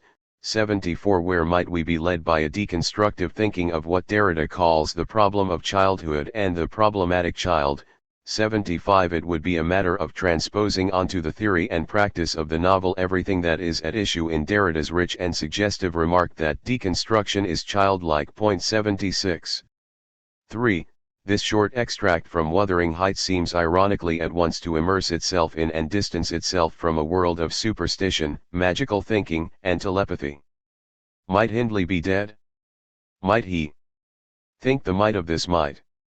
We are back once again with the notion of the might, as Derrida traces it in the hyperrealism of Success's writing, with the thinking of thought as might, wherein no distinction can any longer hold between magic and technique, faith and knowledge. 77. In this duplicity, this at once, the very question and experience of distance is deranged. On the one hand, it looks as if the narrator Nellie Dean is a classic case of that superstitious, even obsessional character to be described by Freud, in another instance of the retrospective science fiction that is in part our subject here, some 65 years later, in Totem and Taboo, 1912-13. If this man thought of someone, he would be sure to meet that very person immediately afterwards, as though by magic. If he suddenly asked after the health of an acquaintance whom he had not seen for a long time, he would hear that he had just died, so that it would look as though a telepathic message had arrived from him. 78. On the other hand, the very structure and narratorial multiplicity of Bronte's writing presupposes and inscribes a telepathic logic. This is Nellie after the fact telling Lockwood after the fact, as reported by the author or author figure working from the perspective of a time when all is already over, already seen and foreseen, voiced and written, and so on. Telepathy or magical thinking is the very oxygen or, if you will, the oxygenus of the book, and that is, at least in part, what makes it as fresh as reality. As fresh as reality, she, Bronte, writes he, Lockwood, writes she, Nellie Dean, says, it appeared that I beheld my early playmate seated on the withered turf. She Heshu are subject to, thinking about, a hallucination, it appears. Not as plain as day, but as fresh as reality. What kind of housekeeper's colloquialism is that? Here in this remarkable and bizarre phrase that perhaps has no precedent in the history of English literature, as fresh as reality, undecidedly fresh as if it were reality, fresh to the same degree as reality is fresh, fresh in the same way as reality, undecidedly corresponding to but distinct from reality and / or identical with reality in its freshness, fresh perhaps primarily in the sense of new, not previously known, but also different, other, still here at the opening of a grammatical unfolding without identifiable subject, it appeared, there is an appearance, moreover an appearance, as the sentence will in a moment reveal, that is an apparition, and it apparitions, an spot as Freud might say, and we are still hanging, in a vertigo of suspended relation, as if at the very suspension of the heights, it appeared that I beheld. It appeared that I beheld a hallucination, an apparition or, as the narrative goes on to call it, a sign. These apparently simple clauses, apparently simply ordered, as fresh as reality, it appeared, I beheld, offer a sort of microdrama of the lucid but meddling, twinkling installations of reality within appearance, apparition, hallucination, or dream, and conversely of appearance, apparition, hallucination, or dream, within reality, not to mention apparition within appearance, dream within dream, and so on, all under the rubric of disturbed or unreliable witnessing, it appeared. I beheld, that is the very scene of writing and reading of the book. Portal 7. Spot. It apparitions. If at least a beginning has been made on the project of elaborating the consequences and effects of Derrida's work on specters, crypts, and haunting for thinking about the Gothic novel, and let's not forget that the link between the ES Sput and the Gothic novel or Roman noir is explicit in Spectres of Mark CSM 136/216, a more general analysis and transformation is still to come. As Derrida comments in Archive Fever, haunting implies places, a habitation, and always a haunted house. 79 Every novel would be a haunted house or habitation. And the spectrality or spectralization implied here is at work everywhere in the work, in its words and letters and strolling between letters, to recall a deadly phrase from Derrida's 1964 essay on Edmund Jabes. 80 Forgive me for taking so much time, how much I would have liked to be as fleeting as a ghost. Let me make my disappearance here, ending with the portal of a final example that would be the portal itself, if I can say that, the portal as what comes back or that to which one returns, the portal as the es sput and innerable. For every word or phrase, after Derrida, is a portal. And the novel would be a place of portals, a portal of the name, and every word and phrase another portal. 81. I conclude by coming back to Shakespeare, great thinker of the novel to come, as Derrida lets us realize. There is only one other appearance of the word portal in his writings. It comes in Richard II, 1595, when Bolingbroke says, See, King Richard doth himself appear. As doth the blushing discontented sun. From out the fiery portal of the east. When he perceives the envious clouds are bent. To dim his glory and to stain the track. Of his bright passage to the Occident. 82. What we have here is a third meaning of portal, according to the OED, to wit an explicitly figurative sense, as something resembling or suggestive of a portal, OED, sense 2. The OED refers us to Richard II, from out the fiery portal of the east, for the earliest instance. The dawn of the word, if you will, in this strange Shakespearean photogenesis, originally figurative, not itself, resembling or suggestive of. It recalls the dazzling final words of Derrida's aphorism Countertime, a true sun, the other. 83 The portal of Richard II will have haunted that of Hamlet and, no doubt also, vice versa. These lines from the play of 1595 would appear also to open onto or, we might say, comport a reading of white mythology, of its dissemination of the proper, metaphor and figure, its showing up of the fabulous scene, as Derrida calls it, that metaphysics has erased within itself. 84 Recalling Aristotle's discussion of the mad definition of the sun as a star that appears by day. 85 It is a discontented sun, dissatisfied, but also spilling over, losing its contents, a sun whose track is stained in its very passage, a sun that appears from out the fiery portal of the east. The portal of the sun on fire, and on the move. And this might remind us that of all the ghost stories Derrida reads, the one to which he appears most frequently to come back is Blancot's The Madness of the Day. It's the madness of the light and of the recit, a demented sun, as Derrida says in The Law of Genre. 86 The day gone mad, for each literary recit a singular photo folly, its own madness of the day, the novel, every novel, let us say the novel, Derrida comments, since no one seems to contest its generic quality. 87, going mad. Why, look you there. Look how it steals away. / Look where he goes even now out at the portal. 9. Derrida, Code Enforcement, and the Question of Justice. Hugh J. Silverman. When one translates to enforce the law into French, as by appliquer la loi, for example, one loses this direct or literate illusion that law is always an authorized force, a force that justifies itself or is justified in applying itself, even if this justification may be judged from elsewhere to be unjust or unjustifiable. No law without force, as Immanuel Kant recalled with the greatest rigor. Applicability, enforceability, is not an exterior or secondary possibility that may or may not be added as a supplement to law. It is the force essentially implied in the very concept of justice as law, of justice as it becomes law, of the law as law de la loi en tant que droit. Derrida, 2002, 233.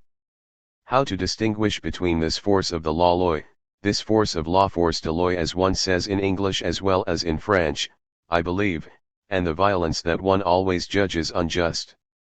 Derrida, 2002, 233. The paradox that I would like to submit for discussion is the following: it is this deconstructible structure or, if you prefer, of justice as law, that also ensures the possibility of deconstruction. Justice in itself, if such a thing exists, outside or beyond law, is not deconstructible. No more than deconstruction itself, if such a thing exists. Deconstruction is justice. It is perhaps because law, which I will therefore consistently try to distinguish from justice, is constructible. Derrida, 2002, 243. In a small town in western Massachusetts at a first-rate highly reputed American liberal arts college, a devoted and long-standing pillar of his department where he taught classics for decades is chastised for using a racial epithet. He used the word spooks to refer to two students who had never appeared in his classroom and whom he had never even met. It turned out that these two students were in fact African American. This Jewish professor should have known, as his politically correct colleagues claimed, that the somewhat antiquated term spook is not appropriate in the current era and that his use of this prejudicial term was outside of acceptable codes of language use, particularly given that the two students were black. The reply was that he had no idea who the students were and that his sole concern was that they were entirely absent from class, that they were effectively ghosts who haunted the class by their enrollment and concomitant absence. The professor had rigorously followed the academic codes to the letter throughout his whole academic career, rising to the highest levels of his college, to the point where he had himself hired most of his mostly white American colleagues, who subsequently took it upon themselves to censure him. His response was to summarily resign from the college. And when at home reporting the whole event to his dutiful and loving Jewish wife, she attempted, as she clearly had done for so many years before, to find a viable solution to, or at least a way to understand, this newest challenge.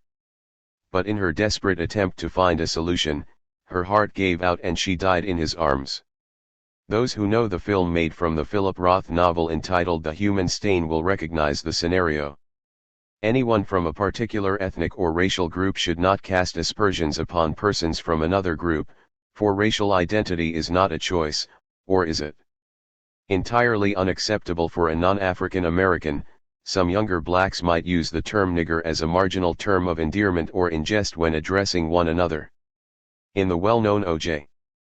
Simpson murder trial, the Los Angeles police detective Mark Foreman was shown to have used the word nigger often out of anger and disdain for the African American citizens whom he was sworn to protect.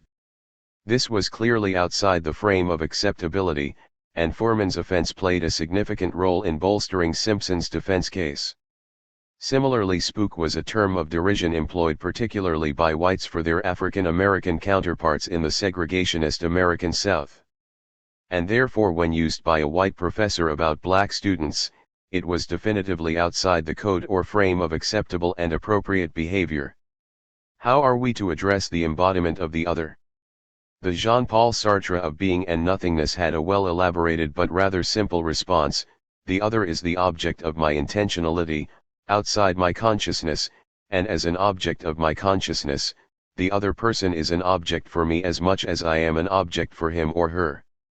I constitute the other as an object, but I can also constitute myself as an object. So for a white professor to refer to absent students, black or white, is like Sartre's Pierre, the cafe waiter, who was not at work today, even though he is constituted in his absence as an object even if I don't see him today. He is present in his absence. The students were present in their absence. But in that Professor Coleman Silk claimed he had not seen these two students, they were quite simply present as absent, without any particular features. But for Maurice Merleau-Ponty, by contrast, I live my embodiment and I intersubjectively encounter the other as also lived, as also embodied. My own embodiment is as important in the experience of the other as the embodiment of the other is for me. In a sense, drawing upon the lessons of Merleau-Ponty's The Visible and the Invisible, there is a kind of crossing between myself and the other person. Merleau-Ponty, 1968, 140-4. I experience the other as the other experiences me, not as an object but as a perceiving embodiment. But what is the embodiment of the other, and how does language play a role in my experience of the other? Along with the direct language that allows one person to name the other, to offer a description of the other, to place a label on the other, what Merleau-Ponty called language indirect, an indirect language, pervades my experience of the other. Merleau-Ponty, 1964, 43.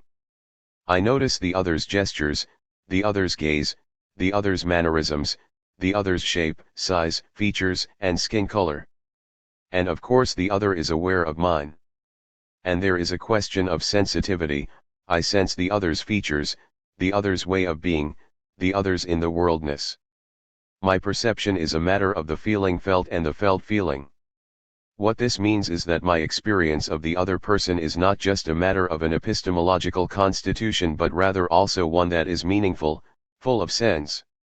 And my experience of the other also involves the context in which I experience the other person, in the classroom, on the campus, in the town, on an internet class roster, with or without their photo images.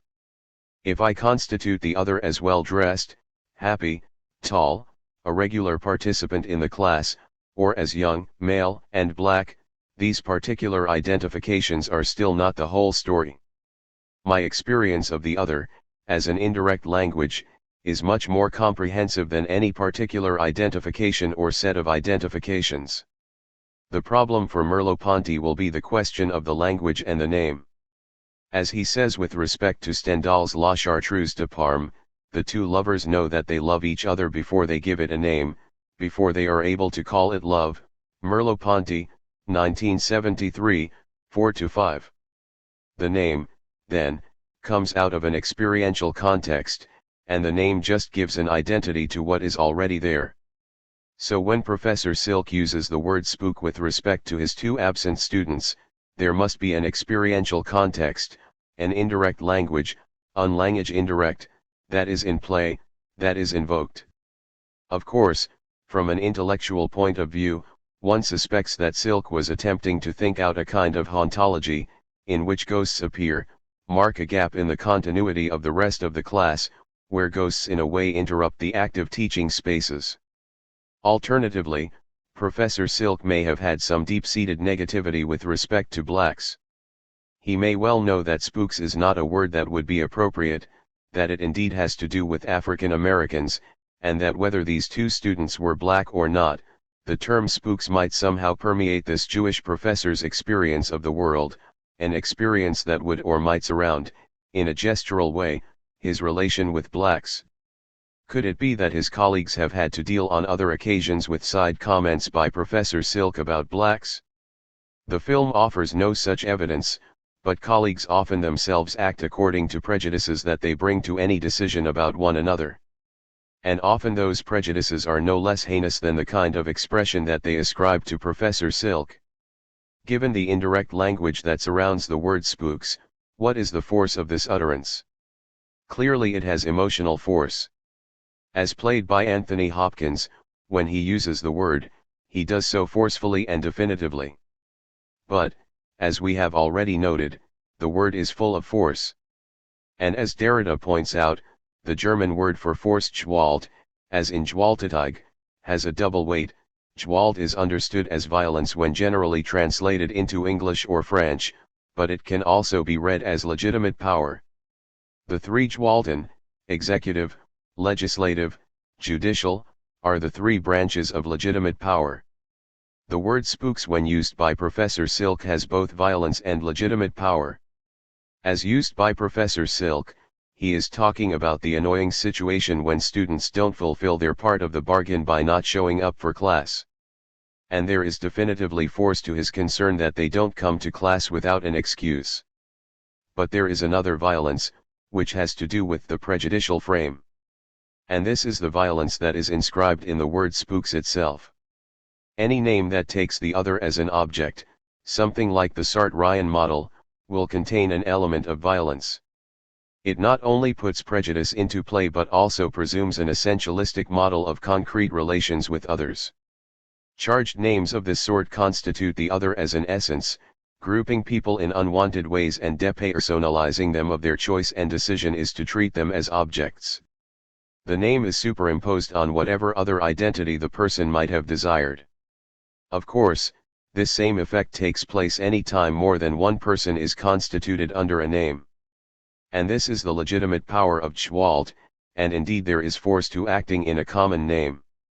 This is the point of workers' unions, collective voice, collective bargaining, groups in fusion, as the Sartre of Critique of Dialectical Reason would call them, Sartre, 1976, 363. My friends, my students, my colleagues, our future, our hopes, our dreams. The legitimate power turns when the essentializing or grouping constitutes unwillingly, inappropriately, by taking away the freedom, as the early Sartre would say, of the other. Correspondingly, loi, protects one type of essentializing and expresses concern about the other type, by raising the question of right, droit. The invocation of loi/droit, is the appeal to limits, and in particular, limits of expression. Silk's colleagues want to bring in the law/right by defining his transgression of the unwritten codes which say that a non-black should not call a black a spook, a darky, or any other term that carries a tradition of oppression, negativity, or lack of respect. And the invocation of limits of propriety comes from a respectable Northeastern America liberal arts college that itself probably has at least some black students and some black faculty members, and that is able to demonstrate its respectability in general, i.e. that it is politically correct towards one of its minority populations. Hence the need to police itself, to enforce its own codes of proper behavior and acceptable practice. Imagine what would happen if a black faculty member had said such things about a white student. Would the application of the law or codes be any more or less appropriate in such a case? Outside the frame entirely would be the case in which an African American professor were to use such an epithet with respect to an African American student. Would there be a due process for such an instance? What if a white student were to call another white student whitey, or any more derogatory term for a white person? Would such behavior be deemed unacceptable? Invocation of right, application of the law, enforcement of the codes of acceptable practice, language, behavior, codes that do not limit the right of expression, academic freedom, but that also do not go beyond the limits of acceptability, appropriateness, common decency. These are the bulwarks of such a liberal arts college, one that aspires to take the word liberal in a political as well as in an educational sense. Professor Coleman Silk has clearly crossed over the line, and when he falls in love with the wild and flamboyant janitor at the college, Faunia Farley, played by Nicole Kidman, he crosses another line, and then another as Faunia's jealous Vietnam vet ex-husband forces Silk's Volvo off the road and to his death with her at his side. But these secondary lines are outside the frame of college concern, since Professor Silk has resigned from the college in protest at his abuse and misunderstanding by his esteemed colleagues. The key lines that Coleman Silk has transgressed have to do with propriety and the unfortunate use of a word. Those who know the human stain will know that the lines crossed by Coleman Silk are much more complex than those mentioned above. They have to do with questions of identity and difference, of choice and freedom, of embodiment and cultural prejudice, of self-constitution and self-presentation in everyday life. Coleman's secret says much more about the others, his academic colleagues, his lived experience, his amazing success and achievement. But apart from individual demonstrations of ability and achievement, the constitution of cultural codes, the reinforcement of those codes through history and racial prejudice, the limitations placed upon success or failure, and the inscription of local law, faculty/academic judiciaries, the invocation of political correctness and prejudice, cultural, racial, religious prejudices, is reinscribed by those very means.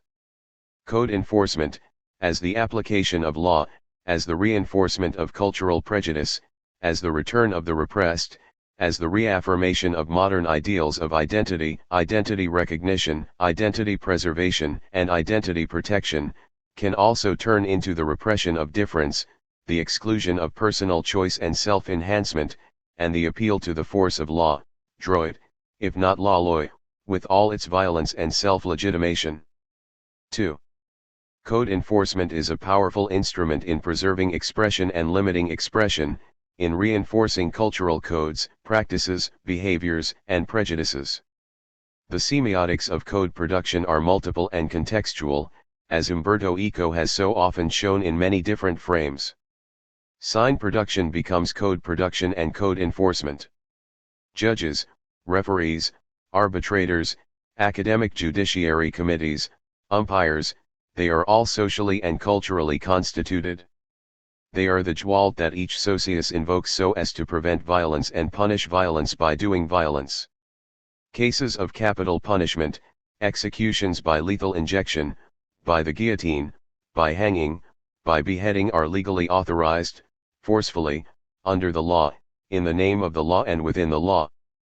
Note that each of these spatial formulations indicate an inside to this kind of gewalt, an inside that is prepared to ignore embodiment differences in favor of using embodiments to punish and discipline, as Michel Foucault has so aptly demonstrated in his Discipline and Punish, Foucault, 1977. Punishments are typically corporeal, based on the infliction of pain as lived, as experienced bodily. And they are legitimate under the name of code enforcement, of cultural acceptability. Even wars are waged, in the present age, by inflicting pain and suffering, embargoes and tortures, bombings and policing, regime change in the name of bringing freedom and justice to those who don't have it, as if justice is something one can bring as one can bring a thirsty speaker a glass of water. Code enforcement, as in globalization, involves the inscription of identity onto difference. Coleman Silk was made to suffer personally because he used a word inappropriately, his wife died. He resigned his position as a successful, accomplished, senior professor. He suffered because as a member of the establishment he did not have the right, droit, to use a word that at the very least has an ambivalent sign function, ghost and black person, as designated by a non-black person. As so interpreted, he crossed the line and needed to be punished, needed to be shown a lesson, needed to be reinscribed within the cultural codes of acceptability and propriety, needed to be brought within the borders, inside the line, tamed, disciplined, chastised, censured. Were they bringing him freedom? Were they liberating him? Were they making him democratic by force? Were they demanding that he conform to their codes and standards, even though he claimed that his language usage was for another purpose? Did they have a right to enter his space? Did he have a right to enter the space of those two students whom he called spooks because they had not yet attended class? Did his violent words merit a retaliatory violence? Who is he to use such a prejudicial word in class? Did he have the right? Was it relevant that Professor Silk is Jewish? Did he, as a Jewish man, have the right to use such a derogatory term in class? Shouldn't Jews know about prejudice and the abusive misapplication of derision? But in the kind of world in which Professor Silk had achieved, East Coast academia, it would not have been anything especially significant that he is Jewish. Of course, there was a time in America when the major East Coast college professors were mostly Protestant ministers, then Protestant laymen, and in any case where Jewish or African American professors were practically excluded from the academy.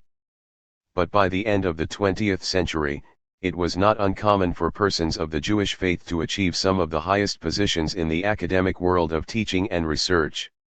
Yet one could choose to be Jewish, while one could not choose to be black or white. Or is it so simple? And what of the code enforcement in these matters? When he died, Coleman Silk was buried with a Jewish ceremony held at the graveside. This was all right and proper. After all, he always said he was Jewish. He and his wife were good Jewish citizens and the community did what was right by him. They respected his law, his culture, his identity. But why could he not have respected the culture and identity of those two black students in his class? This was the question asked by all the good citizens of the college, those who condemned him for his misuse of language, for his traversing the limits of expression, for his insensitivity to others. Fortunately, there are those who are in the right, those who know the law, those who are authorized to reinforce the codes, who will always know what to say, how to determine what is inside the law and what is outside the law, what is inside the frame of acceptability and what is outside it, what is appropriate and what is not. They are the judges, those authorized to apply the law, appliquer la loi, those who know. They are the properly instituted judges, referees, umpires. But what do they know? If they know the law and how to apply it, how to enforce the codes, are they just? Derrida's claim that while the law is deconstructible, justice cannot be deconstructed. They may know the codes and the law and what is right and what is wrong. They may try to bring them justice or even bring them to justice, but this does not mean that they themselves are just, that they have access to justice, that they can apply justice. They decide, but their decision is a matter of law and right, of what is inside and what is outside, what is legal and right. And once it is clear as to what is inside and what is outside, the binary pair can be deconstructed. But justice is another matter. Those who apply the law are the properly instituted judges, referees, umpires. But what do they know? 3. Who are the properly instituted judges, referees, umpires? In baseball, for instance, umpires wear black uniforms. There are typically 4 of them on the field, 1 at each base. One of the 4 is the chief umpire and he has precedence over the others. The umpires must make decisions, one after the next, each time the ball is put into play. That's a lot of decisions. Imagine, each at-bat can have as few as 1 decision, if the batter hits a fair ball on the first pitch, but what if the count is 3 balls and 2 strikes and the batter keeps on hitting foul balls? What if each batter does this? What if the score is tied at the end of 9 innings and the play has to go into extra innings? That's a lot of decisions in one game that could take more than 3 hours at that rate. Each time the home plate umpire has to stand there with his mask and padding and make a decision, about whether the ball is a strike or not, whether the runners are safe or not, about whether the hit ball is fair or not, about whether the ball was caught or not, about whether a running player is tagged or not, about whether the pitcher has followed the code properly or not, and on and on.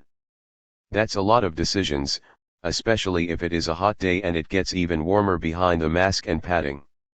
Imagine also if there are 2 teams with a deep-seated rivalry, like the Red Sox and the Yankees, a rivalry that is almost a century old. Imagine what happens when one player is running to first base and he inadvertently hits the back of the first baseman who does not get off the base fast enough after catching the ball to put the running batter out. Imagine what happens when, in a subsequent inning, a new pitcher comes in and throws a pitch that was clearly aimed directly at the batter. We must not forget that these balls are thrown sometimes between 90 and 95 miles per hour, 144 to 152 kilometers per hour, almost twice as fast as drivers are allowed to drive their cars on a US highway. Imagine what the umpire is expected to do. The umpire is authorized to warn the pitcher and his manager. Or the umpire can eject the player from the game. Then imagine what happens when the other team's opposing pitcher comes in, from the bullpen, as it is called, and throws his first pitch close to the head of the next batter. The umpire is authorized to, expected to, eject that pitcher as well as his manager from the game. These decisions, so many decisions, are decisions with ultimate authority. The umpire has no recourse to a video playback, even though TV watchers often do have such access. The announcers and then the viewers are expected to make their own judgment as to whether the ball was a strike or a ball, whether the running player was tagged in time or not, whether the hit ball is foul or fair, whether a fly ball is caught or not, whether a batter has been hit by a pitch or not, whether to warn a pitcher or not, whether to eject a player or a manager or not, and on and on. One umpire can appeal to one of the other 3 who may have a better view of the play. A catcher can ask for a first or third base umpire to make a call on whether a runner was safe or not, whether it was a foul or fair ball or not, and so on. But once the umpires have collectively made their decision, it is final and cannot be rescinded, except by the umpires upon appeal and before the next play begins. They have so many decisions to make, as umpires, as referees, as judges. But are the umpires enforcing the code, applying the law, or are they authorized to make the law, to serve justice? Clearly they are the code enforcement officers of the game. But they are not authorized to make the law, to determine when or if a certain rule is applicable. Their job is to be the police, to apply the law. But they have to make decisions throughout the whole game as to how to apply the code. The MLB, Major League Baseball, the baseball commissioner and his advisors, the owners collectively, they can change the code, presumably in negotiation with the Players Association. The umpire cannot change the code. And yet the umpire must make judgments. Does this mean that the umpires are judges? Is not one who is authorized to judge a judge? Umpires need to keep cool, calm, and collected. But when it is warm behind the mask, when the game goes on for a long time, the strike zone may get larger, a manager protesting loudly and vehemently may find himself ejected from the game, a runner may be deemed out when he could have equally well been determined to be safe. Umpires are expected to make the right decision. They don't even need to apologize when they go home and watch a replay of the game and discover that they may have made the wrong decision. But technically, it is not the wrong decision. It is just the decision. Too many such decisions and that particular umpire may not umpire anymore, but the decision is the decision. Joe Morgan, a reputed baseball announcer and former star player, recently reported that, for the umpire behind the plate, there are only balls and strikes, and nothing in between. This means that the decision is perfectly deconstructible. Either a ball or a strike means that what is excluded in the two alternatives makes the TV viewer watching the replay or the announcer in a position something like a god despairing over the misdeeds of humans who have been imbued with free choice of the will, libero arbitrio. We, the TV viewers, are able to see that the ball was not a ball but a strike.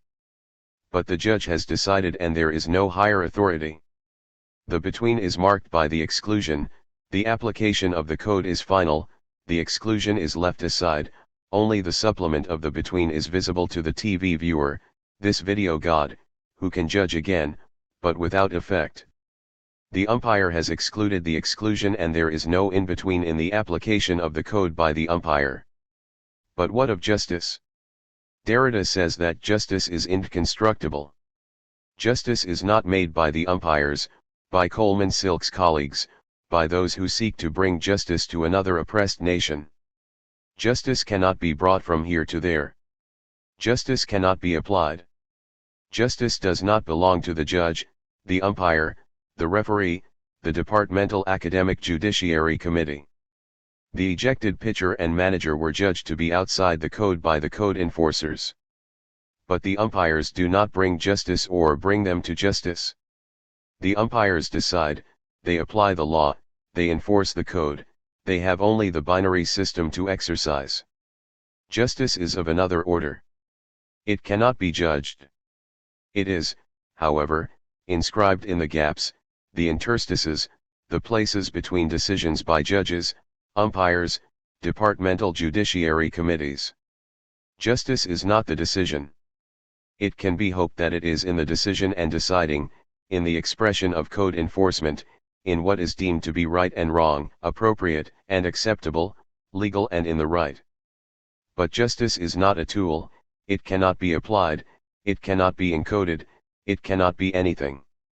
It was an act of violence to bring Coleman Silk before the departmental academic judiciary, to condemn his rash choice of a word, to censure him for his expression, to ultimately motivate his resignation from the college, to perturb his wife to bring on a heart attack and her sudden death, to challenge his sense of propriety, his successes, his achievements, his respect, his respectability. Was Coleman Silk's use of the word spooks of the same order as Heidegger's wrecked oral address in 1933 or Paul de Man's right-wing articles when he was a young man in pre-war Belgium? Was de Man guilty of hiding his youthful errors? Was Heidegger responsible for his Nazi commitments? Did de Man's youthful errors undermine all the wonderful teaching and writing as a professor of comparative literature at Yale, until his death in 1983? Was everything Heidegger ever wrote as a philosopher contaminated because of his unacceptable political ideals? Must Michael Jackson be condemned because he had skin operations that make him white or because he is judged to be a child molester? Was Coleman Silk's life and work for naught because he wanted to be a successful and accomplished academic within the prevailing code, a code designated for white people, whether Protestant, Catholic, or Jewish, but not appropriate for embodied black people? As we come to learn after the graveside funeral, since Coleman's sister was silently in attendance, Coleman Silk, like Barack Obama, for instance, was in fact racially an African American, a bright, intelligent black man who chose to be a Jewish academic so that he could succeed within the prevailing code, despite his human stain. Was he wrong? Did he offend the code by his choice? Was it just that he called those black students whom he didn't know were black spooks, and because he, as a presumed white professor, engaged in unacceptable behavior? Or was there something in his expression, in his embodiment, in his indirect language that demanded that he continue to distinguish himself as himself and not as a spook? He was no ghost. He did his work. He was very visible in his profession. He made his career as a Jewish classicist. And yet he was condemned for his misspeech. Was this unjust? Or was it just outside the code? Was it unjust to him? Was it unjust to those two students? Or did it have anything to do with justice at all? Was it not just a matter of someone who didn't quite fit into the codes, whose embodied expression was recognized for his achievement and not for the color of his skin? And what of justice? Can this example, this fictional example, teach us how to be more judicial in our judgments when it comes to judging how we behave and how we relate to one another? Or are such matters to be left to justice? Are these matters outside the limits of expression and judgment? And can we live justly without being able to apply justice? After all, justice is inconstructible.